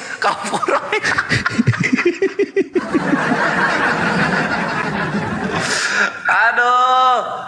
Itu mereka merujuk ke waktu kaum keluarganya. Keluarganya di situ ada tertulis. N-nya gede lagi. Keluarga Tuhannya. Ya. Adi gitu. Makanya kita tuh udah membaca bolak-balik. Gua aja udah 8 kali bolak-balik kejadian sampai perjanjian sampai wahyu tuh udah bolak-balik. Apalagi Gurunda yang dari 2006 itu. Udah lekoh banget dia tahu tuh. Silakan Gurunda, dia udah paham. Oh, ini tanda tanya, ini pasti Gurunda KW ini. Ya dilanjut aja Dek. Kita mau sahur udah jam 4 lewat sedikit ini. Oh, Lanjut ambil alih, dibimbing teman kita ini. Yang pasti jangan sampai dia sumpahin keluarga Tuhannya yang menuduh Tuhannya gila ya. Ya, lanjut. Topiknya tentang apa sih ini? Halo, ya. Jangan bikin statement seperti itu. Gak ada, tadi Bang Dalil Kores. kitabmu yang mengatakan keluarganya Yesus bukan mengira, tapi memang mengatakan sebab mereka mengatakan dengan apa yang mereka temui, yaitu atau ahli Taurat, brother. bukan ahli Taurat, ini keluarganya Samuding. Waktu kaum keluarganya mendengarkan hal itu, mereka datang hendak mengambil dia sebab kata mereka ini siapa? Mereka itu orang-orang Yahudi, orang-orang. Dia tidak waras lagi, keluarganya. Iya, masa di sini lanjut, mereka di sini kaum Yahudi, kan di sini kan dibilangnya gini, waktu kaum keluarganya mendengar hal itu, kaum Yahudi datang hendak mengambil dia, sebab kata enggak nyambung, ngapain bawa kaum keluarga? Kan gitu, Di.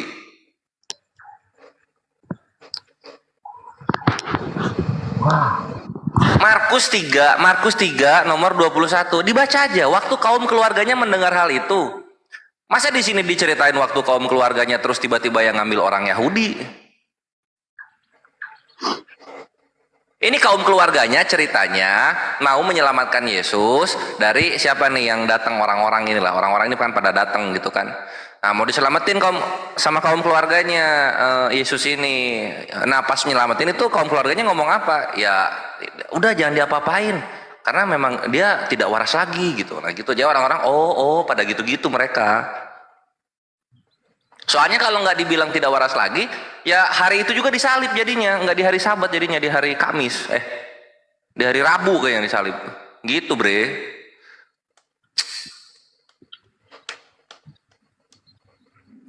Coba baca dulu deh. Kita nggak bohong, kita kan sola scriptura.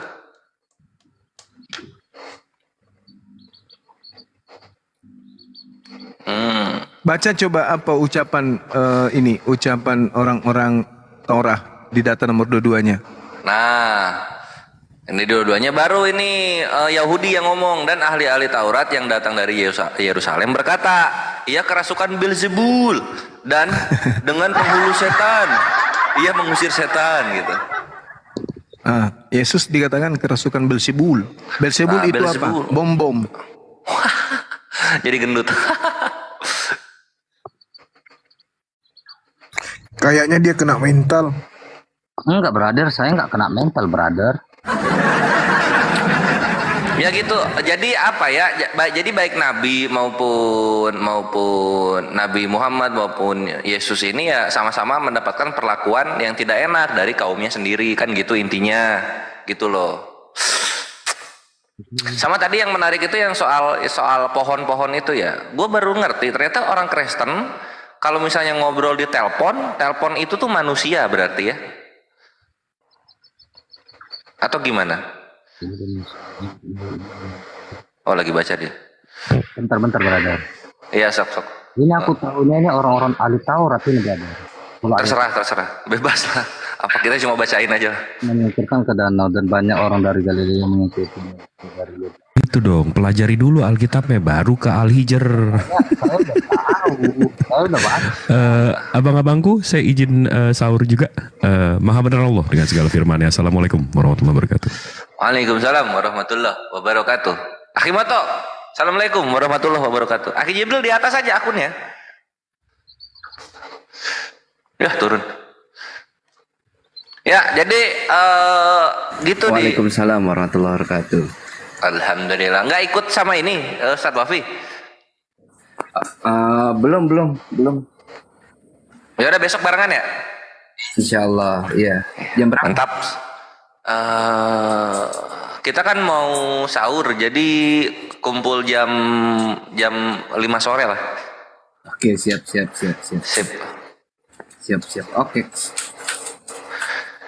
Ya, terus mau nanya apa lagi nih? Udahlah udah jelas kok. Yesus dibilang di dalam kitab lu suci lu sendiri tidak waras, masa lu tidak mau mengimani? Ayo yang lain aja, apa? Masalahnya kan kamu kan mengatakan di situ keluarganya mengatakan dia juga. Ya udah itu kaum keluarganya digantilah kaum Yahudi lah, nanti revisi berikutnya. Udah yang lain aja lah. Apa itu, brother? Udah hampir 3 jam saya di sini, brother. Oh gitu. Iya. Ya udahlah kalau. Aku brotherku. Ya udah kalau gitu, gue bertanya dikit boleh? Apa itu, brother? Kalau bisa saya jawab, brother. Wah mantap. Coba dibuka Matius 26. Bukan. Coba dilihat di. Tunggu ya. Coba dilihat di.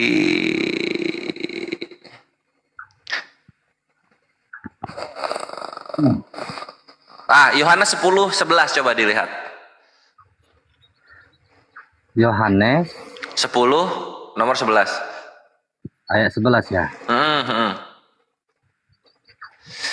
Sambil lu buka gue bacain ya supaya yang di bawah tahu. Di sini tertulisnya begini, akulah gembala yang baik. Gembala yang baik memberikan nyawanya bagi domba-dombanya.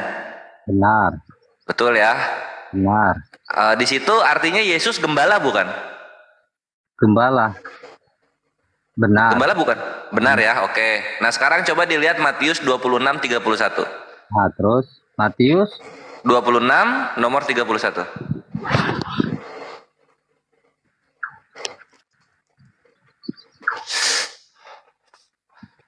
Udah? Matius 26 nomor 31.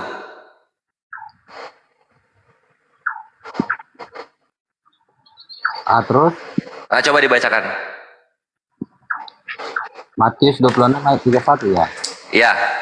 Maka berkatalah Yesus kepada mereka, malam ini kamu semua akan tergoncang imanmu karena aku, sebab ada tertulis aku akan membunuh gembala dan kawanan domba itu akan tercerai-berai.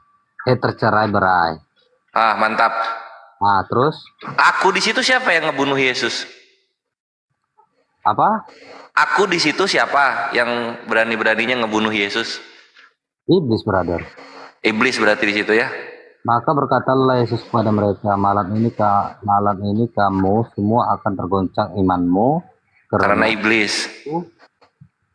Aku sebab ada tertulis aku akan membunuh gembala-gembala dan kawanan domba itu akan tercerai berai. Mantap. Jadi kamu ke Galilea. Jadi di situ iblis yang ngebunuh Yesus ya. Thank you. Sip. Enggak, bentar dulu brother.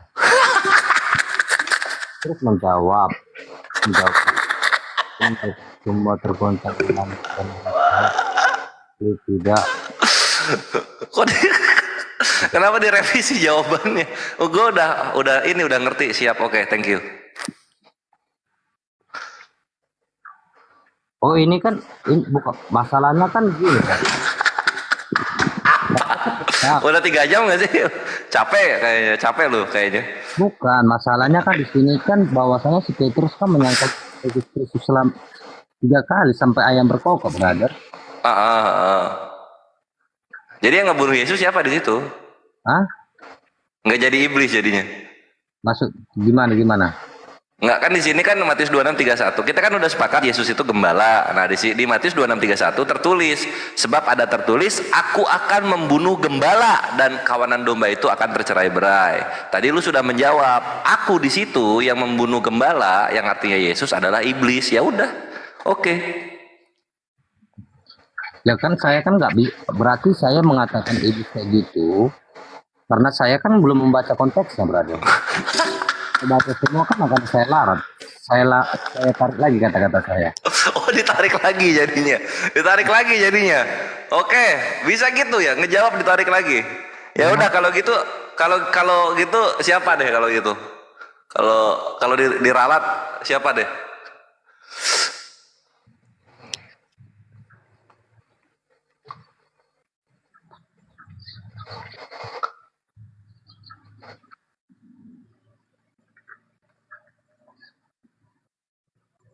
Ya udahlah istirahatlah kayaknya lu kecapean kayaknya. Ya Petrus brother. Oh jadi aku di situ Petrus akan membunuh Yesus. Iya benar, ini benar karena si Petrus kan menyangkal Yesus selama ayam berkokok. Oh mantap lah ya. Semoga Petrus cepat bertobat ya karena telah membunuh Yesus. Nggak jadi iblis ya.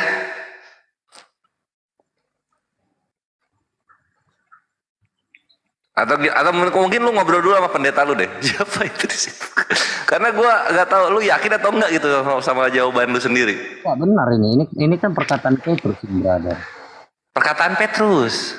Iya, soalnya di sini kan Petrus kan dia berkata di ayat 35, kata Petrus kepadanya, sekalipun aku harus mati, ya bersama-sama engkau, aku takkan menyangkal engkau. Semua murid yang lain pun berkata demikian juga.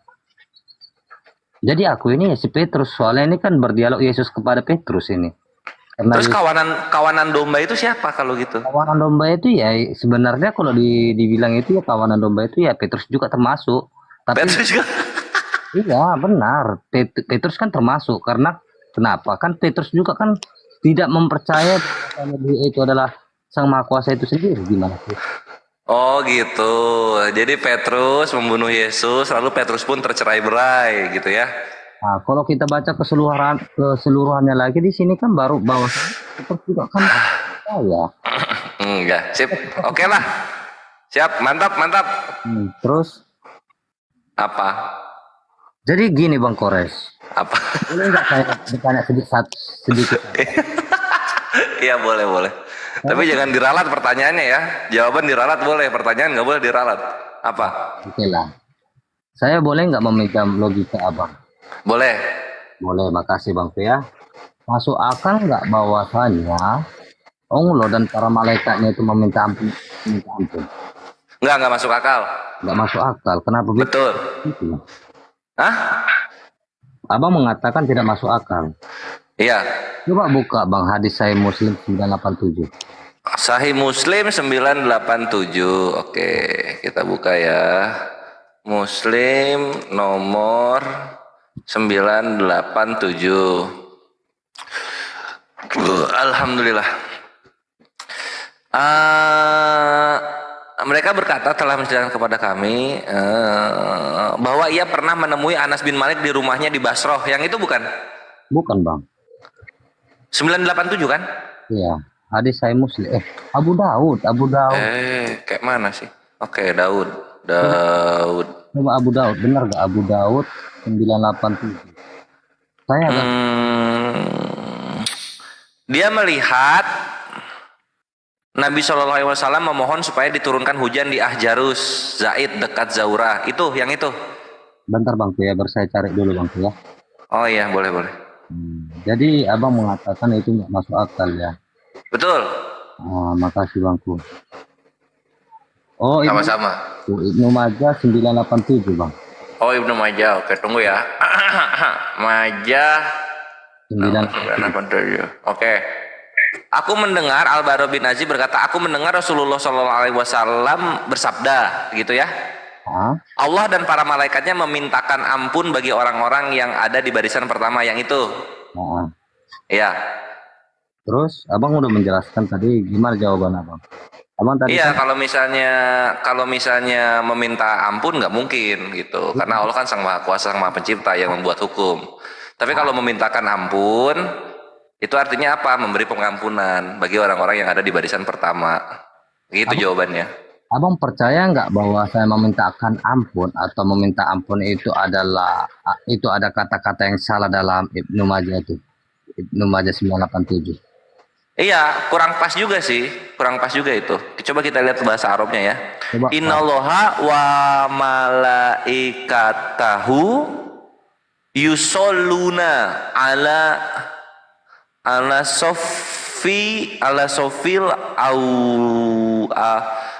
sofil awali. Oh iya. Berarti di sini yusoluna itu bukan memintakan ampun, dia harusnya memberikan pujian. Bukan pujian, berdoa. Hah? Berdoa kan? Bukan doa dong. Coba lihat di Ibrahim ayat 40. Coba abang gini bang. Coba abang apa namanya, kan di situ kan tertulis yusoluna. Iya. Benar gak? Nah, iya, kita lihat kalau misalnya pengen berdoa bahasa Arab, ya doa gitu. Doa, dal sama alif. Dal ain alif, doa. Iya, aku agak mengerti kalau lari ke sana. Mantap. Nah, contoh misalnya kita lihat di surah Ibrahim ya, surah Ibrahim. Di sini kan dibilang Robbits alni mukimas solati wa min duriyati. Ya Tuhanku, jadikanlah aku dan anak cucuku orang yang tetap melaksanakan sholat. Robbana wa taqabbal du'ai. Ya Tuhanku, perkenankanlah doaku gitu. Jadi kalau misalnya pengen Allah dan para malaikatnya berdoa, di sini harusnya innallaha wa malaikatahu tad'una gitu, bukan yusoluna. Aku gini bang. Apa? Mungkin apakah salah? Karena akar kata doa itu doa. Iya, aku tahu bang. Mantap. Nah, gitu cara menjawab tuh begitu, Bre. Lu mengerti. Jadi kalau saya Ibnu Majah 987 ya. Iya. Benar ya tadi ya. Tunggu bang. Saya mendapatkan bahwasannya yusoluna itu artinya sholawat. Jadi, iya, sholawat itu bukan doa. Jadi kalau saya coba dicek deh, cek deh kata per kata. Misalnya bersolawat Allahumma sholli ala sayyidina Muhammad, itu nggak ada kata semoga. Iya. Nah, mantap. Boleh bentar bangku. Siap. Ding ding ding ding ding ding ding ding. Tapi sambil lu nyari, gue kasih tahu dulu perkara mengenai Tuhan itu berdoa, itu di Yahudi sendiri mengakuinya. Jadi harus ditanyakan ke Yahudinya gitu. Tuhan itu apa tuh? Aku juga mengakui itu juga, bahwasanya Tuhan itu ya doa ya kepada dirinya sendiri. Itu aku Mantap, pinter, iya. Nah terus yang menarik kalau di Yahudi itu Musa itu sangat sakti. Kenapa? Karena Musa bisa menyuruh Tuhannya berdoa. Musa kan juga di dalam Yahudi juga kan Musa kan disebut Allah juga bagi Firaun. Ya, tetap walaupun Allah bagi Mesir kan, kalau di perspektif Islam menyuruh Tuhan berdoa itu kan ada dua kesalahan. Pertama menyuruh, kedua Tuhan berdoa gitu. Ya, aku tahu itu Bang. Mantap. Jadi coba bentar Bang ya. Jadi kan ya. Nah, jadi coba apa namanya? Kok larinya?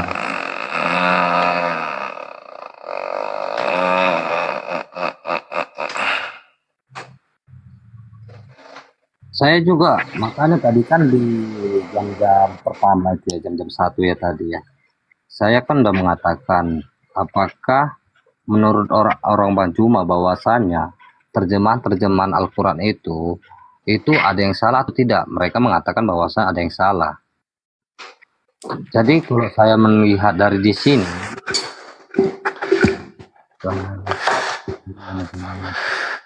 anyway, Adi ini mau masuk Islam? Enggak Bangku. Soalnya saya nggak suka poligami Bangku. Ya nggak diwajibkan juga. Sedangkan jangan gitu lah Bangku. Abang tahu nggak berapa istri Nabi Abang? Istri Nabi 11. Dalam surah An-Nisa ayat 4 berapa yang dikatakan Allah? 4. Apakah Nabi Anda menuruti perkataan Allah atau melanggar perkataan Allah? Oh, kalau soal itu ada kekhususan bagi nabi-nabi. Lebih berat kalau nabi. Contoh misalnya kalau di kita disunahkan 4, nabi itu harus lebih gitu, karena namanya juga nabi. Berarti bebas lah ya, kayak Salomo kan memiliki 1.100 gundi apa itu? Iya. Benar kah? Salomo 700 istri, 700 gundik gitu. Iya, benar. Karena gini, poligami sendiri di budaya-budaya Semitik itu lambang keperkasaan, lambang orang yang bisa dipercaya, lambang kemakmuran. Iya. Alah. Tapi kalau misalnya kalau lu nggak suka poligami ya ikutin aja ayat selanjutnya. Kalau kau tidak mampu cukuplah satu saja bagimu. Enggak, soalnya saya hanya satu Bangku. Tujuan saya hanya satu. Kenapa saya? Sama gini Adi, walaupun lu satu, cara menikah lu itu emang direstui Tuhan. Iya direstui, karena kan saya kan sendiri kan bersumpah kepada Tuhan. Nah iya, coba lu itu pernikahan lu itu di hadapan Tuhan atau di hadapan pendeta? Kan para pendeta kan kalau ibaratnya kayak abang lah ya. Contohnya, abang mengetahui literatur iman abang itu atau dalam kitab suci itu melalui siapa?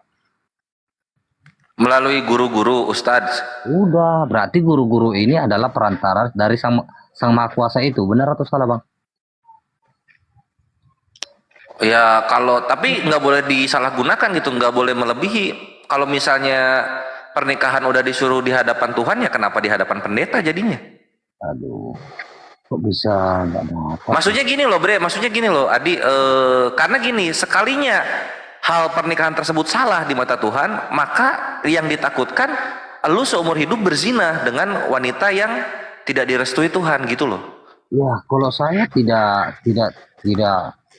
gimana ya, kalau saya ya apa yang tertulis, contohnya ya kalau narasi ya. Nah contohnya coba kita lihat contohnya gitu kan. Pernikahan itu kan kalau misalnya kita lihat Ishak dan Ribkah, Ishak itu datang ke rumah bapaknya Ribkah yang menikahkan gitu. Nah kemudian kalau kita contoh lagi ke Abraham itu ketemu dinikahkan oleh bapaknya siapa tuh namanya? Bapaknya, aduh lupa gue namanya. Siapa sih namanya ibunya Ishak tuh? Salah. Ya itulah ibu Sarai kan gitu. Jadi pernikahan itu bapaknya gitu yang menikahkan, bapaknya si calon istrinya gitu, bukan orang lain. Ya sama juga dengan si Sarah bang. Si Sarah kan menyuruh menikah kepada Abraham, kepada siapa itu ya yang memiliki Hagar. Nah, sama si Hagar kan itu kan Sarah sendiri yang menyuruh.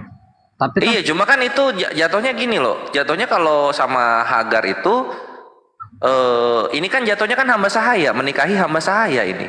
Dan itu yang memberikan nikahnya juga bukan dari Sarahnya, tapi dari, kalau kita lihat dari Yahudi itu Parohnya memberikan Hagar sebagai hadiah kepada Abram. iya, aku tahu. Makanya kan dipikir si Sarah ini bahwasanya perkataan Tuhan itu adalah melewati dari siapa ini, si Hagar ini memiliki anak. Itu pikirannya si Sarah.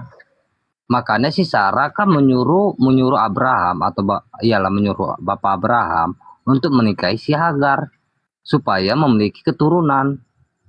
Tapi kan bukan itu keselanjutannya, Bangku. Iya, maka dari itu kenapa kekristenan kok di depan pendeta gitu loh. Ya, jadi mau di depan siapa lagi, Bangku? Karena mau di depan siapa lagi? Contohnya kalau abang lah menikah, Harus di depan bapaknya istrinya. kok di depan bapak istrinya? Iya, jadi kesepakatan pernikahan itu menjadi sah itu harus ada pengetahuan yang disepakati oleh bapak dari anak wanita dengan pria yang akan meminang anak wanita tersebut gitu loh, bukan pendeta loh. Iya benar, kan kita kan ditanyakan dulu. Kan kita kan ditanya, itu kan nanti kita kan dalam gereja kita diinterogasi. Seluruhnya itu diinterogasi sampai ke orang tua, ayah dan ibu, dari pihak laki-laki dan perempuan. Baru di pihak kita berdua. Barulah kita disandingkan, disandingkan kita harus bersumpah kepada Tuhan untuk hidup semati. Nah itu tuh pengajaran sumpah kepada Tuhan gitu kan, dicek orang tuanya sampai backgroundnya itu emang Bangku. Diajarin Yesus. Halo, dengar dulu Bangku. Contohnya kan kayak orang abang. Apa? Ya, abang menikah tanpa mahar apapun, itu boleh. Tanpa mahar apapun, ya hanya tanpa mahar barang. Halo, bentar Bangku. Hanya sebatas abang menghafal 2 ayat dalam Al-Quran, itu bisa abang menikah, itu maharnya. Bener gak? Betul. Ya udah. Iya, cuma kan tertulis itu. Kan benar kan? Iya, itu kan tertulis. Ya itu kan tertulis di Al-Baqarah berapa ya? Di hadis ada kan. Nah kalau kalian yang misalnya pegangan tangan ketika ucapan janji setia gitu di hadapan pendeta di dalam gereja lagi kan, itu tertulis di mana? Apa Bangku? Iya, kalau tata cara pernikahan kalian tertulis di mana? Kalau tadi mahar pakai surat Al-Quran kan tertulis ada. Aman jadi kami. Jadi kalau masalah istilahnya tentang mahar atau segala macam itu tidak ada tertulis dalam Alkitab. Tapi kalau tentang cara istilahnya untuk merujuk ke sana itu banyak ayat-ayatnya Bangku. Boleh. Iya. Karena gini bre, sekalinya lu salah dalam cara menikah yang direstui Tuhan, maka di situ lu udah terjerumus dalam perzinahan. Itu hati-hati Adi, perzinahan itu, ya perzinahan itu jika saya cerai dan istri saya masih ada dan saya dengan istri saya cerai dan saya menikah lagi, itu artinya berzina. Nah, gimana mau dibilang bercerai kalau lu belum menikah gitu loh? Jika saya kan sudah menikah kepada istri saya. Lah itu apakah benar menurut Tuhan itu adalah pernikahan? Benar, karena Tuhan kan berkata, ya, jika tubuhmu sakit, seluruh organ tubuhmu akan merasakan sakit. Seperti itu juga dalam pernikahan. Coba dibaca ini deh, Adi, 1 Korintus 6:16. Coba dibaca. Gimana coba bacakan aja Bang. Percaya nggak lu sama gua? Ya kalau Alkitab kan nggak banyak sih. Kalau saya kan bisa menunjukkan referensi tentang pernikahan di dalam ayat Alkitab bisa. Nah perhatikan ya, nih. Coba. Kita baca dulu Kejadian 2:24 ya. Kita baca dulu Kejadian 2:24. Sebab itu seorang laki-laki yang akan meninggalkan ayahnya dan ibunya dan bersatu dengan istrinya sehingga keduanya menjadi satu daging. Satu daging itu apa? Satu daging itu ya satu tubuh, satu kasih, kita dua hati menjadi satu, itu artinya. Itu ya. Nah, sekarang perhatikan. Coba. 1 Korintus 6:16. Tidak tahukah kamu bahwa siapa yang mengikatkan dirinya pada perempuan cabul menjadi satu tubuh dengan dia? Sebab demikianlah kata Nas, keduanya akan menjadi satu daging. Terus? Udah, titik. Bayangin punya berapa istri kalian? Ya, kalau aku ya punya satu istri, bro. Enggak, gini loh, anggap begini, kita asumsikan ada orang Kristen, dia prot-prot di spa atau prot-prot di panti pijat plus-plus di mana-mana. Itu jadi istri, bre. Terus? Itu jadi istri. Gimana lu penghakimannya nanti? Ketika lu bilang lu satu istri, tapi ternyata lu pernah menempelkan diri dengan perempuan cabul. Ya, itu termasuk juga saya berzina, brother. Nah, itu jadi istri, bukan zina lagi, itu satu tubuh dengan dia. Kan sama juga seperti Tuhan menyuruh siapa ya untuk menikah kepada wanita ya kalau dibilang kata-kata kasarnya wanita hina. Itu bukan jadi zina loh, jadi istri, satu daging. Jadi satu daging dibilang. Aku tahu masuk dari narasi itu. Makanya kan gini, aduh, jadi banyak kali yang dibilang gitu. Bentar bangku ya. Ya. Tapi kalau kita baca 2 Korintus 6 ayat 14 sampai 15, 2 Korintus 6. Iya. 15 dan ayat 14 dan 15. Jangan kan pasangan yang tidak seimbang dengan orang-orang yang percaya. Sebab persamaan apakah terdapat antara enggak ada 2 Korintus 6, Bre? Yang lu baca itu? Perasaan abang aja. Apakah hubungan bait Allah dengan berhala? Yang itu bukan? Mungkin salah sebut aku. Mungkin Korintus 6 ayat 14 dan 15. Korintus 6, 14, 15. Coba ya. Jangan kamu merupakan pasangan yang itu. Iya. Oke, lanjut. Jadi kan di situ kan tertulis janganlah kamu merupakan pasangan yang tidak seimbang dengan orang-orang yang tak percaya. Sebab persamaan apakah terdapat antara kebenaran dan kedurhakaan, kan benar kan? Jadi kalau kita membahasnya lagi kan banyak tentang ayat pernikahan. Satu lagi kan Korintus 7 ayat 12 sampai 3. Ini posisinya sudah menikah. Inilah Paulus ini. Dia tuh apa ya? Selalu diajarkannya tuh ketika lu sudah menikah gitu. Nah, cara menikahnya tuh bagaimana supaya tidak jatuh ke dalam lubang perzinahan? Ya itu, kita harus, makanya aku bilang kita harus dua hati menjadi satu. Nah itu dua hati menjadi satu tuh gimana? Lu masuk kamar, lu misalnya lu ke Oyo masuk kamar, kemudian lu di sana berkumpul gitu. Ini maksudnya posisinya Adi belum punya istri ya, berkumpul di sana. Keluar kamar kan suami istri jatuhnya.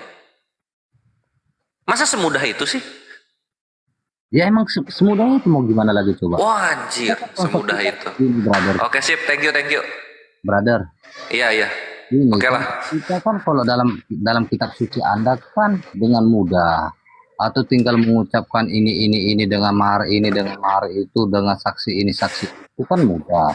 Dengan istilahnya tata cara dalam pernikahan itu kan emang ada dalam Quran, dalam ajaran Anda, mau dari hadis ataupun tafsir dari kan emang ada. Iya.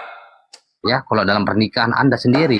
Makanya tadi kan saya mengambil surah Al-Baqarah ya.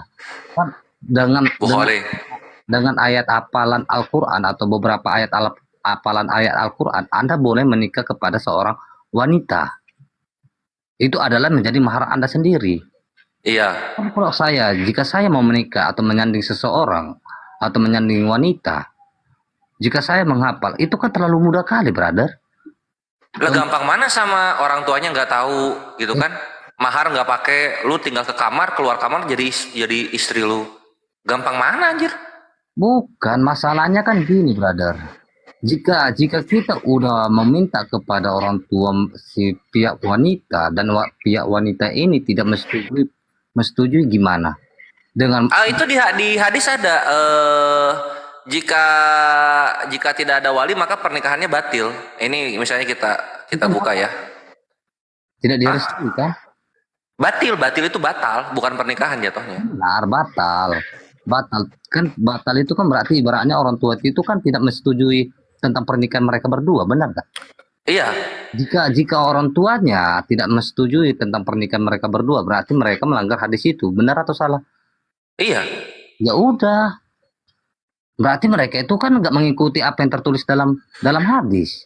Iya, kan harus diikuti dalam hadis. Jika tidak ada wali maka tidak ada pernikahan. Jadi makanya wali itu wajib ada. Wali itu siapa? Bapak dari istrinya. Gitu loh. Aku tahu wali itu dari bapak si istri ataupun dari bapak si laki-laki. Yang penting nggak bisa bapak dari istri. Orang kita mau meminang perempuan kok, bukan meminang laki-laki. Maksudnya kan gini, yang penting kita kan memiliki wali di kedua pihak. Benar gak? Enggak. Berarti hanya yang cowok nggak perlu, harus yang cewek aja, karena posisinya kan cowok ini meminang si wanita yang nanti akan tinggal dengan dia. Maka dari itu akadnya terjadi dengan siapa? Dengan bapak kandung dari mempelai wanitanya gitu loh. Ini kalau bapak kandung yang nggak setuju, nggak bisa menikah. Mau lu kasih mahar berapa? 2 miliar, mobil apa, nggak bisa menikah. Tapi aku juga baca juga kemarin bahwasanya jika kita menikah meminta izin kepada seorang wanita, jika seorang wanita itu diam, berarti dia mengatakan bahwasanya dia mau. Itu janda. Bukan, gadis. Kalau janda itu kan harus diminta apa ya? Itu janda itu. Janda mempunyai hak untuk menikahkan dirinya sendiri. Itu janda. Enggak, di PT saya ada, di PT saya ini udah ada. Nah, gimana lu bikin VT lu nggak tahu hadisnya? Aduh, di handphone ini bukan saya. Di handphone ini. Di handphone ini bang, bukan saya nggak tahu. Itu di Al-Bukhari ya. Pokoknya tentang janda itu dimintakan pendapat atau sama juga sih dimintakan pendapat dengan dimintakan izinnya. Sama sih. Gadis juga kayak gitu juga bang. Jika dia diam, berarti itu artinya iya. Jika seorang gadis itu nanti berkata-kata, berarti itu katanya tidak. Makanya dilihat dulu hadisnya deh. Aduh, gimana ya? Coba. Bentar bangku ya. Saya buka. Iya, jadi sambil lu buka, gua jelasin. Dalam Islam itu ada 4 persyaratan. Pertama, harus ada mempelai wanita dan mempelai pria yang dua-duanya ini mukallaf, sudah bisa bertanggung jawab secara agama. Lalu kemudian ada wali, lalu kemudian ada saksi, lalu yang keempat ini mahar. Iya, aku tahu bangku. Nah, jadi ini apa namanya? Ini rukun nikahnya. Rukun lagi apa? Syarat menikahnya harus ada 4 itu gitu loh. Nah, kalau di kekristenan seperti yang kita baca ternyata satu daging. Iya, bentar bangku ya. Ini saya akan mencari nama akun saya. Ya, boleh. Nah, nama akun saya ini sama juga sih. Sama nama akunnya. Soalnya posisi akun ini hanya khusus untuk main Mobile Legends aja. Apa rank lu sekarang? Biasa bang. Apa jadi biasa? Berarti itu katakan iya. Epi abadi. Ini bang. Baru 2 kali atau 3 kali aku main. Ini kan tertulis. Seorang janda tidak apa boleh. Itu hadis berapa? Ini hadis Bukhari. Bukhari berapa? Tuh air. Di sini nggak kutulis, nggak ada pula referensi. Coba bentar bang. Simak penjelasan dari dalam menceritakan kepada kami, Islam dari Yahya dari Abu Salamah bahwa Abu Hurairah menceritakan kepada mereka bahwasanya Nabi Shallallahu Alaihi Wasallam bersabda, seorang janda tidak boleh dinikahi hingga ia diminta pendapatnya. Jadi jika seorang janda mau benar kan bang pendapatnya kan? Dia diminta pendapatnya. Kalau diminta izin itu untuk pada gadis bang. Sedangkan gadis ya. Gue bilang tadi jandanya itu.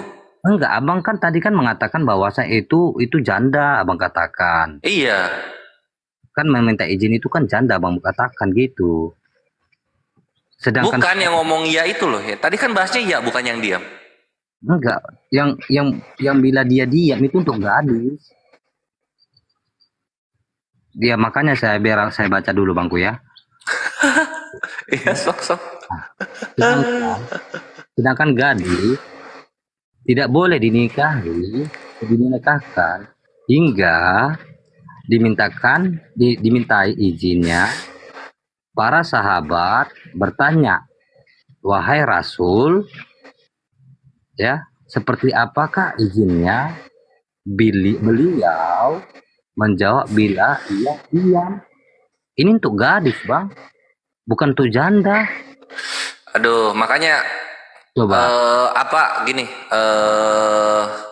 misalnya ini gue bukakan ya hadis Abu Daud nomor 1795. Dari Ibnu Abbas, ia berkata Rasulullah SAW bersabda, seorang janda lebih berhak terhadap dirinya daripada walinya. Seorang gadis dimintai izinnya dalam urusan dirinya, dan izinnya adalah diamnya. Itu kan? Ya, kalau yang abang baca itu ya, hadis yang abang baca itu belum saya gali. Oke, ini gue bacain lagi, gue lanjut. Nah, kemudian lafaz ini adalah lafaz Al-Qanabi, telah menceritakan kepada kami Ahmad ibn Hanbal telah menceritakan kepada kami Sufyan dari Ziyad bin Sa'ad dari Abdullah bin Al-Fadl dari sanad serta maknanya beliau bersabda, seorang janda lebih berhak terhadap dirinya daripada walinya, dan seorang gadis dimintai pertimbangannya oleh ayahnya.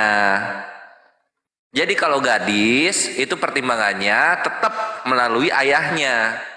Kalau janda dia boleh menikahkan dirinya sendiri. Itu yang gue jelaskan di awal. Hadis Bukhari. Jadi jika wanita dia. Bentar bang ya. Gitu bre. Aku tahu.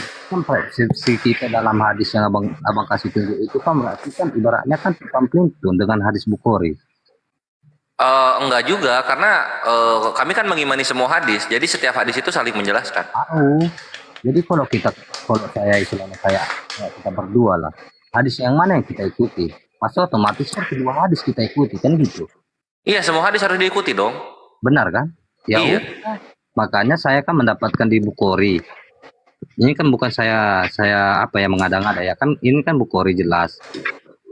Di sini kan seperti ya. Aduh, apa?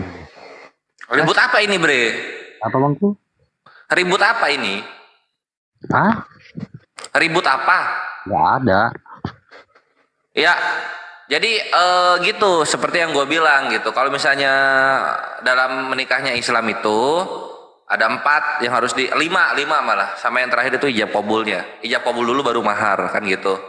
Nah, kalau kita lihat dari kekristenan, ya masa bre satu daging itu pernikahan yang benar? Ya emang. Coba kita bandingkan pernikahan Islam dan pernikahan satu daging gitu. Coba kita bandingkan gitu. Pernikahan satu daging butuh wali nggak? Enggak. Pernikahan satu daging butuh saksi nggak? Enggak juga. Pernikahan satu daging butuh mahar nggak? Enggak. Pernikahan satu daging apa? 1 Korintus 6:16 gitu, menempelkan diri dengan perempuan, maka dia menjadi satu tubuh. Walah. Halo bangku, makanya referensi dalam Alkitab itu tidak menjelaskan tentang seperti mana referensi tentang pernikahan. Kita beda. Itu dia Adi, gue bilang juga maksud gue tuh begitu. Artinya apa? Kekristenan selama ini nanti ketika di hari penghakiman dia akan terjebak dalam dosa zina. Enggak, brother. Ya iya dong. Enggak. Tuhannya tidak menjelaskan. Kok nggak menjelaskan? Tadi lu bilang sendiri karena kalau di kitab suci kami tidak dijelaskan mengenai tata cara menikah. Artinya zina terus dong. Dari pertama ketemu sampai meninggal dua-duanya. Iya. Ini yang bahaya. Iya, itu kan narasi abang. Loh, ini narasi 1 Korintus 6:16 yang gua bawa. Aku tahu, makanya kan saya bawa juga di Korintus sekian. Banyak sih sebenarnya. Nah ini kalau kita lihat Korintus, ini sudah terjadi gitu loh. Ini sudah terjadi. Ini kita lihat Korintus ya yang tadi lu baca. Janganlah kamu merupakan pasangan yang tidak seimbang dengan orang-orang yang tak percaya. Nah ini kan Korintus. Tadi yang Korintus 6:16 itu Korintus juga sama. Artinya apa? Ini pernikahan ini Kalau gue bilang ya, kalau salah di mata Tuhan, ini hanya untuk orang-orang Korintus. Karena ini salah ini. Ini salah ini, bre. Di mata Tuhan ini yang seperti ini berzina ini namanya. Ya itu kan menurut Anda. Lo masa menurut Tuhan ini benar? Lu menempelkan diri jadi istri? Masa semudah itu menikah? Berapa banyak orang-orang tidak menyadari bahwa dia adalah istri dari seseorang yang pernah hinggap di tubuhnya. Contoh misalnya kayak gini ya. Contoh nih Adi ya. Ini gue kasih contoh. Ini ini kan apa ya? Misalnya di dunia fasik ini kan zamannya pacaran ya. Ini ada cewek Kristen pacaran dia sama cowok, putus. Pacaran lagi sama cowok, putus. Pacaran lagi sama cowok, putus. Berapa suaminya anjir? Berapa suaminya itu? Satu daging semua. Kalau abang larinya ke situ ya sama juga lah bangku. Di dalam surah An-Nisa juga kayak gitu. Lo kalau di kita kayak gitu jatuhnya zina lah, dipecut itu, dicambuk itu punggungnya. Kalau lu kan nikah yang kayak begitu. Kalau kayak gitu nikah ya nggak mungkin lah bagi saya. Loh, ini makanya tadi dibaca kok gimana sih lo? 1 Korintus 6:16. Tidak tahukah kamu bahwa siapa yang mengikatkan, ini bahasa Yunaninya deo ya, kalau mengikatkan itu koleo, deo itu menempelkan. Jadi tidak tahukah kamu bahwa siapa yang menempelkan dirinya pada perempuan cabul menjadi satu tubuh dengan dia. Sebab demikianlah kata Nas, keduanya akan menjadi satu daging. Ini kan sama kayak Kejadian 2:24. Pergi dengan istrinya maka keduanya menjadi satu daging. Jadi ya ini menikah tuh begini, satu daging. Lu menempelkan badan satu daging. Nah kita balik kasusnya soal pacaran. Ini cewek Kristen punya pacar gonta ganti, itu suaminya ada berapa? Ya sama juga bangku. Kalau kita benturkan juga dalam An-Nisa ayat sekian tadi, bahwasanya jika mereka gonta ganti pacaran, sama aja mereka itu udah melanggar perkataan Allah Subhanahu wa taala bangku. Sama dengan lo kalau itu ya kalau di kita itu zina, kalau lu di sini nikah, di kita zina, di lu kawin gitu loh. Aduh, beda definisi zina. Itu misalnya gini ya, misalnya ada perempuan nih ya, kebetulan dia agamanya Islam, lalu kemudian dia pacaran tapi dia sampai prot-prot, itu nggak menjadi suaminya cowok yang prot-prot itu zina. Terus menurut abang jika seorang laki-laki dan perempuan pacaran itu walaupun mereka hanya pacaran, hanya sekedar pacaran, itu enggak termasuk zina juga? Lah kalau kita lihat di Korintus itu jatuhnya menikah malah. Di mana bang? Di mana bang? Oh kalau di gua itu jatuhnya ya zina, tapi itu zinanya bukan zina yang bukan zina yang yang kena hud ya, kena hukum had ya. Zina yang kena hukum had itu sampai kelamin pria memasuki kelaminnya wanita, itu baru kena had. Kalau itu masih zina yang zina sentuhan kulit, zina mata gitu. Belum zina yang had. Makanya kan gini bangku, kan kalau referensi ayat-ayat dalam tentang pernikahan itu kan kita ada ya referensinya. Makanya kan saya tadi kan bawa dalam Korintus, di Markus juga ada juga bang, banyak. Ya coba di Markus, coba kita lihat di Markus. Markus 10 ayat 6. Markus 10 6 ya. Oke, kita buka dulu Markus 10 6 ya. Markus 10 6 ayat sampai 9. Markus 10 6 sampai 9. Tunggu ya. Markus 10 6 sampai 9. Sebab pada awal dunia Allah menjadikan mereka laki-laki dan perempuan. Sebab itu laki-laki akan meninggalkan ayahnya dan ibunya dan bersatu dengan istrinya. Nah, kan ini, lu perhatikan di sini. Perhatikan di sini. Sebab itu laki-laki akan meninggalkan ayahnya dan ibunya dan bersatu dengan istrinya. Tiba-tiba jadi istri. Gimana caranya? Kan saya kan mengatakan kepada abang, referensi pernikahan kita itu ada. Jadi kan kita emang wajib. Contohnya abang sendiri, abang menikah, otomatis abang meninggalkan ayah dan ibu abang, benar atau salah?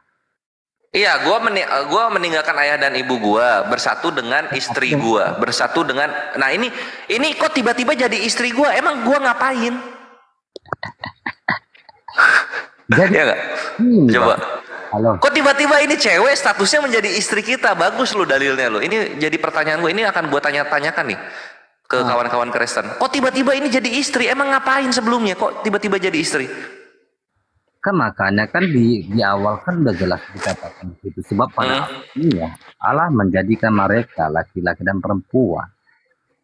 Oke, ini Tuhan ya. Ini Tuhan versi Kristen menjadikan laki-laki dan perempuan. Ada laki-laki, ada perempuan. Lalu kemudian laki-laki ini meninggalkan ayahnya dan ibunya ya, bersatu dengan istrinya. Benar. Ah, ini kok tiba-tiba jadi istri? Ngapain? Kok tiba-tiba jadi istri? Ya kan udah dari awal statement awal yang saya katakan kepada abang, definisi pernikahan kita itu tentu. Contohnya saya kan belum buat sama abang. Ya abang kan masih istilahnya dalam Islam itu kan memiliki literatur tentang pernikahan. Harus ada ini, dan ada ini. Akan sah. Ya kan? Kalau kita kan bukan seperti itu. Nah kalau kalian seperti apa coba? Kok tiba-tiba jadi istri tuh gimana zaman Yesus itu? Kalau kita menjadi istilahnya kalau kita menjadi suami istri, kita ya dihadapkan kepada ya ibaratnya sama para pengajar. Itu pun yang kalau dikategorikan kepada guru atau pendeta. Oke, zaman Yesus siapa gurunya yang menikahkan? Maksudnya? Zaman Yesus berarti ada guru dan pendeta yang menikahkan orang-orang Kristen ini. Rabi kan termasuk guru juga, Bang. Oke, jadi Yesus itu menikahkan orang-orang. Kan di situ kan bahwasanya Yesus Kristus kan atau Tuhan saya Yesus Kristus kan menikah, gimana sih? Polarnya. Enggak, bukan perkara Yesus menikah, kita enggak ke sana. Maksudnya ini Yesus ini menikahkan orang-orang Kristen gitu maksudnya. Aduh, ya iyalah kan dia sendiri yang mengatakan. Oke, siapa yang dia nikahkan? Ada nggak ininya datanya? Seluruh umat manusia seperti Adam dan Hawa. Kan dia sendiri. Yesus menikahkan Adam dan Hawa. Kan Adam dan Hawa kan dia sendiri yang menciptakan, gimana sih, Bang? Iya. Terus gimana disuruh sama Tuhan kamu Hawa menjadi istrinya Adam gitu? Ya kan kalau abang di istilahnya kan abang katakan tadi abang udah membaca balik 3 Wahyu. Masa abang mengetahui tentang itu? Iya, setahu gua pernikahan yang tersirat di dalam apa yang gua baca itu yang tadi gua jelaskan. Ini Ishak nyamperin bapaknya Ribkah, menikahlah itu Ribkah dan Ishak gitu. Nah kalau di kekristenan ini kan nggak pakai bapaknya perempuan, kalian tuh langsung pendeta gitu loh. Kalau Ishak sendiri yang meminta untuk menikahi anaknya. Makanya si Isa itu kan bekerja kepada bapaknya selama beberapa tahun untuk meminang anaknya. Ishak, oh iya. Kan itu, kan Ishak sendiri yang ingin meminang anaknya. Makanya kan berikan ganjaran supaya si Ishak ini menikah kepada anaknya. Ya iya, ngomong ke bapaknya Ribkah kan, bapaknya iya ngomong kan. Itu dia. Maksud gua, nah ini, kan abang kan gini, bentar dulu bang. Abang kan mengatakan bahwasanya bapaknya menikahkan dia. Tapi narasinya kan sapi itu. Si Isa yang meminta untuk mau menikahi anaknya. Gimana sih bang? Lah iya kalau makanya itu kenapa kalian nggak begitu gitu loh? Kenapa kalian itu malah pendeta yang menikahkan? Ini kan artinya apa? Tata cara menikahnya salah, maka pernikahannya pun batal gitu. Itu maksud gua. Kayak kita kan gitu juga bang. Kita kan enggak, lo itu di depan pendeta, lo itu mengucapkan janji setia, lo itu pegangan tangan, lo tuh tahu banget gua. Ya. Dan lo apa namanya ya dipercik-percik. Dalam Kristen kita ya namanya kita udah hidup. Oh thank you Coca-Colanya, Aki Buyung dan Aki Kapten. Kayak kita kan udah hidup di dunia yang zaman sekarang ya, udah jauh dalam perubahan dari zaman dulu ya. Nah, kayak kita kan dulu pacaran dulu. Habis dari pacaran kan kita berdiskusi kepada pasangan kita ini atau kepada pacar kita ini. Gimana kita ke selanjutnya? Apakah kita menikah atau gimana? Jika seorang wanita ini atau pacar kita tidak mau menikah kepada kita, ya udah. Jika pacar kita ini istilahnya yang kita pacari ini wanita ini kita bertanya kepada dia mau menikah kepada dia maukah menikah kepada kita? Ya udah kita bertanya kepada orang tua. Kepada orang tua si laki-laki kepada laki-laki dan kepada orang tua perempuan.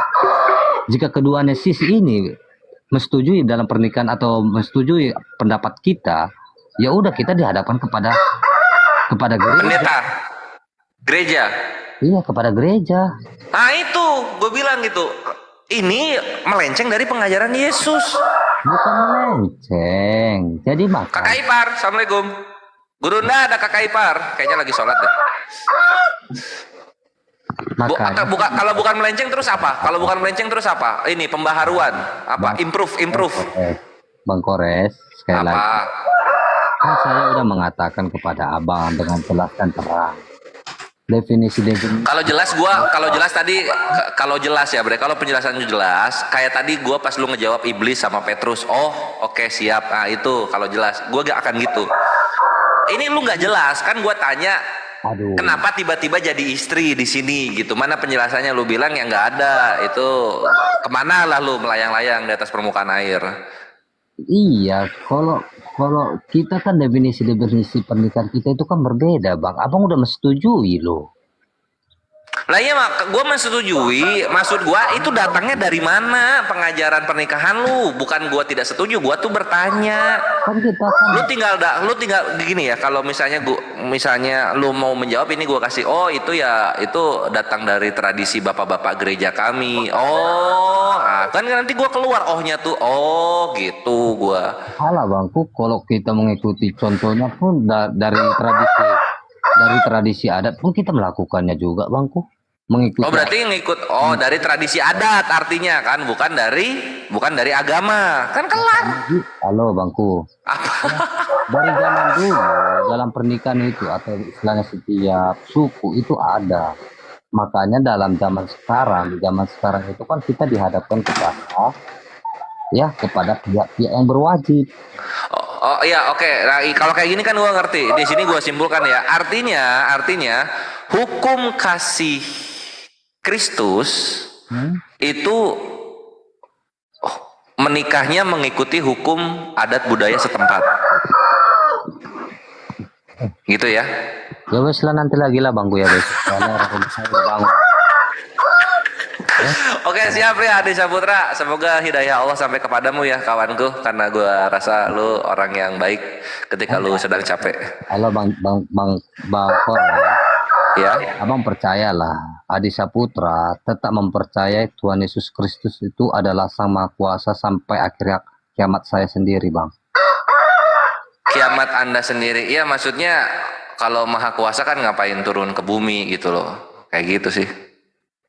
Ya, abang kan tidak percaya Sang Maha Kuasa nujul menjadi manusia, tapi abang bukan nggak percaya. Gue bertanya ngapain gitu, apa manfaatnya? Aduh, gimana ya? Kalau narasi kita dua dalam iman kita berbeda, Bang. Kenapa saya katakan? Kalau kita kan mempercayai bahwasannya sang sumber yang tidak terlihat menjadi nyata. Oke, lu percaya itu? Lu Adi Saputra percaya itu?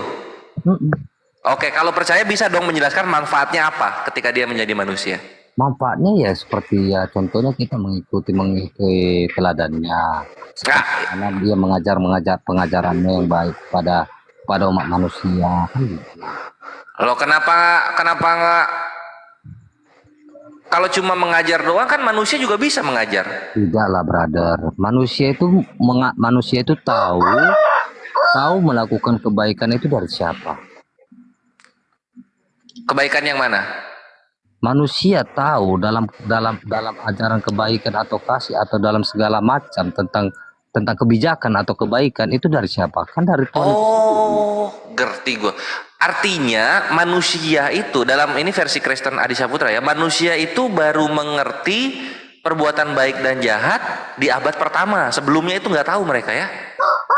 Ya itu kan udah dikasih tahu, Bangku, dari abad pertama itu kan udah dikasih tahu dari manusia pertama. Makanya kan Tuhan dari manusia pertama tuh abad pertama atau gimana? Dari manusia pertama saya katakan. Dari Adam. Dikasih tahu, Bangku. Loh, kalau udah dikasih tahu di awal ngapain turun di pertengahan? Iya, karena apa dia harus turun? Karena kan dosa hadir di dunia. Jadi manfaatnya bukan mengajarkan kebaikan, tapi manfaatnya untuk apa?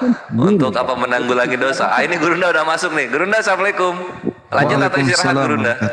Ini sudah mau azan di sini, Dek. Gimana? Lanjut nggak ini? Tapi kita kakak udahin iparnya aja. ada di bawah tadi kuliah. Aku sedikit aja Bang Goresku ya. Iya, kakak ipar ada di bawah tadi. Oh, ya.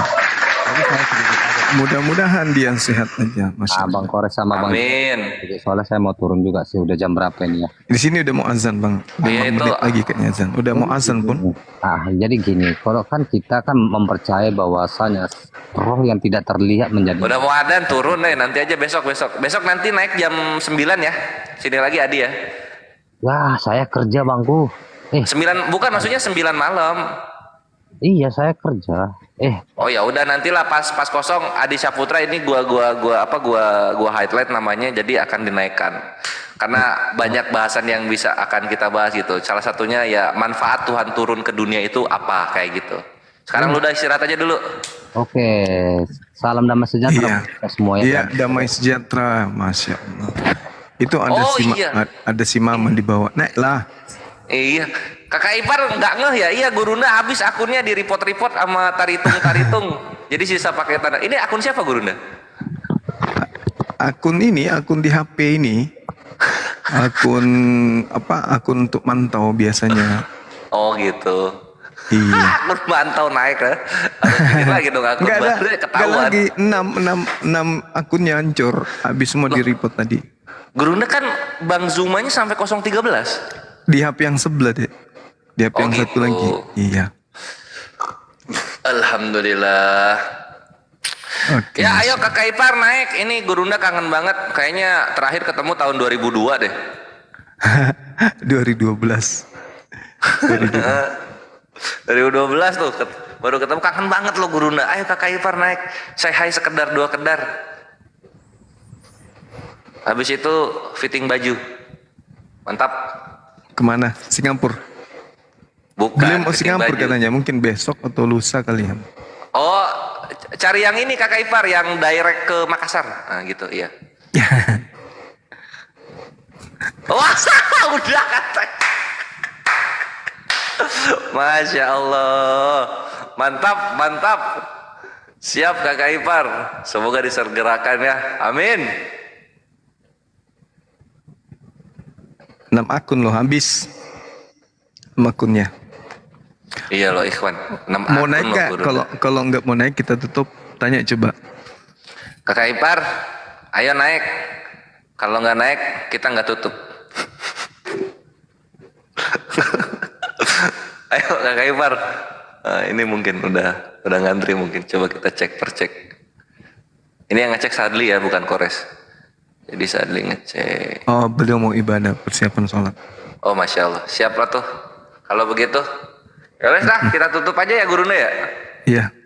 Tumben Bang Handi sama Sasugi nggak ada ini. Jadi aku yang paling bungsu yang naik. Mereka sibuk kali. Wah. Pokoknya ya Bang Handi. Ada kegiatan kan hari ini? Oh, nggak bisa. Pokoknya kalau Gurunda live semua kegiatan harus istirahat. Semua fokus di sini ya. Kalau yang lagi kerja resign. Tadi bubukin bom sama mantap, CP. aku lihat Gurunda. Alhamdulillah. Memang. So, aku puji-puji itu waktu aku live. Kenapa? Karena lagi bulan puasa, Masya Allah. Habis tadi mereka habis. Mereka habisnya di bulan puasa. Coba ini adalah apa ya? Ini sebuah kerennya Gurunda tuh di situ Ikhwan ya. Lagi bulan puasa nggak ada bedanya sama bulan biasa, Masya Allah. Mantap Gurunda. Nggak ada bedanya loh. Atau bulan biasa juga Gurunda nggak makan nggak minum ya siang-siang. Ya Alhamdulillah, saya kalau bulan puasa, Dek, saya napasnya lebih panjang daripada bulan biasa. Masya Allah. Iya. Gitu ya. Ya mungkin karena rongga pernapasan kosong kan. Jadi napas itu lebih panjang. Gurunda ini ada maunahnya kayaknya Ikhwan ya. Ada maunah. Juga. Saya dari dulu sejak kuliah kalau latihan bela diri itu latihan kerasnya itu pas-pas lagi puasa kayak gini. Itu gemblengan fisiknya. Iya. Kita naik sabuk itu malah bulan puasa. Pada saat tubuh kita ini lagi tidak ada pengaruh-pengaruh makanan ya. Justru kita ujian kenaikan sambu atau latihan. Latihannya itu dari jam 1 sampai Jam 1? buka siang. Anjir, kering banget itu tenggorokan jam 1 Gurunda. Di ruangan terbuka dan lantainya paving block. Ah, itulah hebatnya. Buset dah. Itu aku ya kalau lagi puasa ditaruh di situ ya, senggol bacok itu. Masya Allah, mantap. Pantasan sabar banget ya lagi bulan puasa. Kerumnya si Teletubbies lagi. Mantap Gurunda. Dan itu latihannya 3 kali sepekan deh waktu itu. 3 kali? 3 kali Aku kira sepekan. cuma ujian kelulusan doang sehari. Enggak, 3 kali sepekan. Latihan. Sakti. Aku waktu seumuran Gurunda main PS bulan puasa. Beda kita ternyata. Iyalah beda. Saya memang dari di Gembleng dari sejak dulu. Alhamdulillah. Jadi, ya. Gitu lah. Terima kasih lah. Terima kasih, kita harus terima kasih dan suntangan untuk para senior-senior kita yang menggembleng Gurunda sehingga beliau menjadi panglima kita dalam jalur ini, ikhwan. Masya Allah. Mantap beliau-beliau ini. Oke, mungkin kayak gitu aja deh ya. Kita tutup dulu. Oke, kita tutup. Kesimpulannya adalah belum ada yang dari tadi kita live belum ada Oten yang bisa menjawab pertanyaan dari Bang Juma. Yang pertama adalah siapa nama bapaknya Paulus. Kedua, kenapa Tuhannya Kristen ada 7 belum dijawab juga. Oke, masih ada Oten di sini bisa dicari sampai tahun depan. Terima kasih. Masih ada kesempatannya nanti malam ya. Betul. Silakan kalian ngumpulin Sampai data. tahun depan. Sampai Silakan kalian ulang dicari tahun. jawabannya. Iya, Masya Allah. Oke, silakan ditutup teman-teman. Subhanakallahumma bihamdi asyhadu an la ilaha illa anta astaghfiruka wa atubu ilaik. Salam tauhid, salam satu Tuhan, jayalah Islamku, jayalah Indonesiaku. Assalamualaikum warahmatullahi wabarakatuh. Takbir. Waalaikumsalam warahmatullahi wabarakatuh. Allahu Akbar. Tet terenet terenet tet.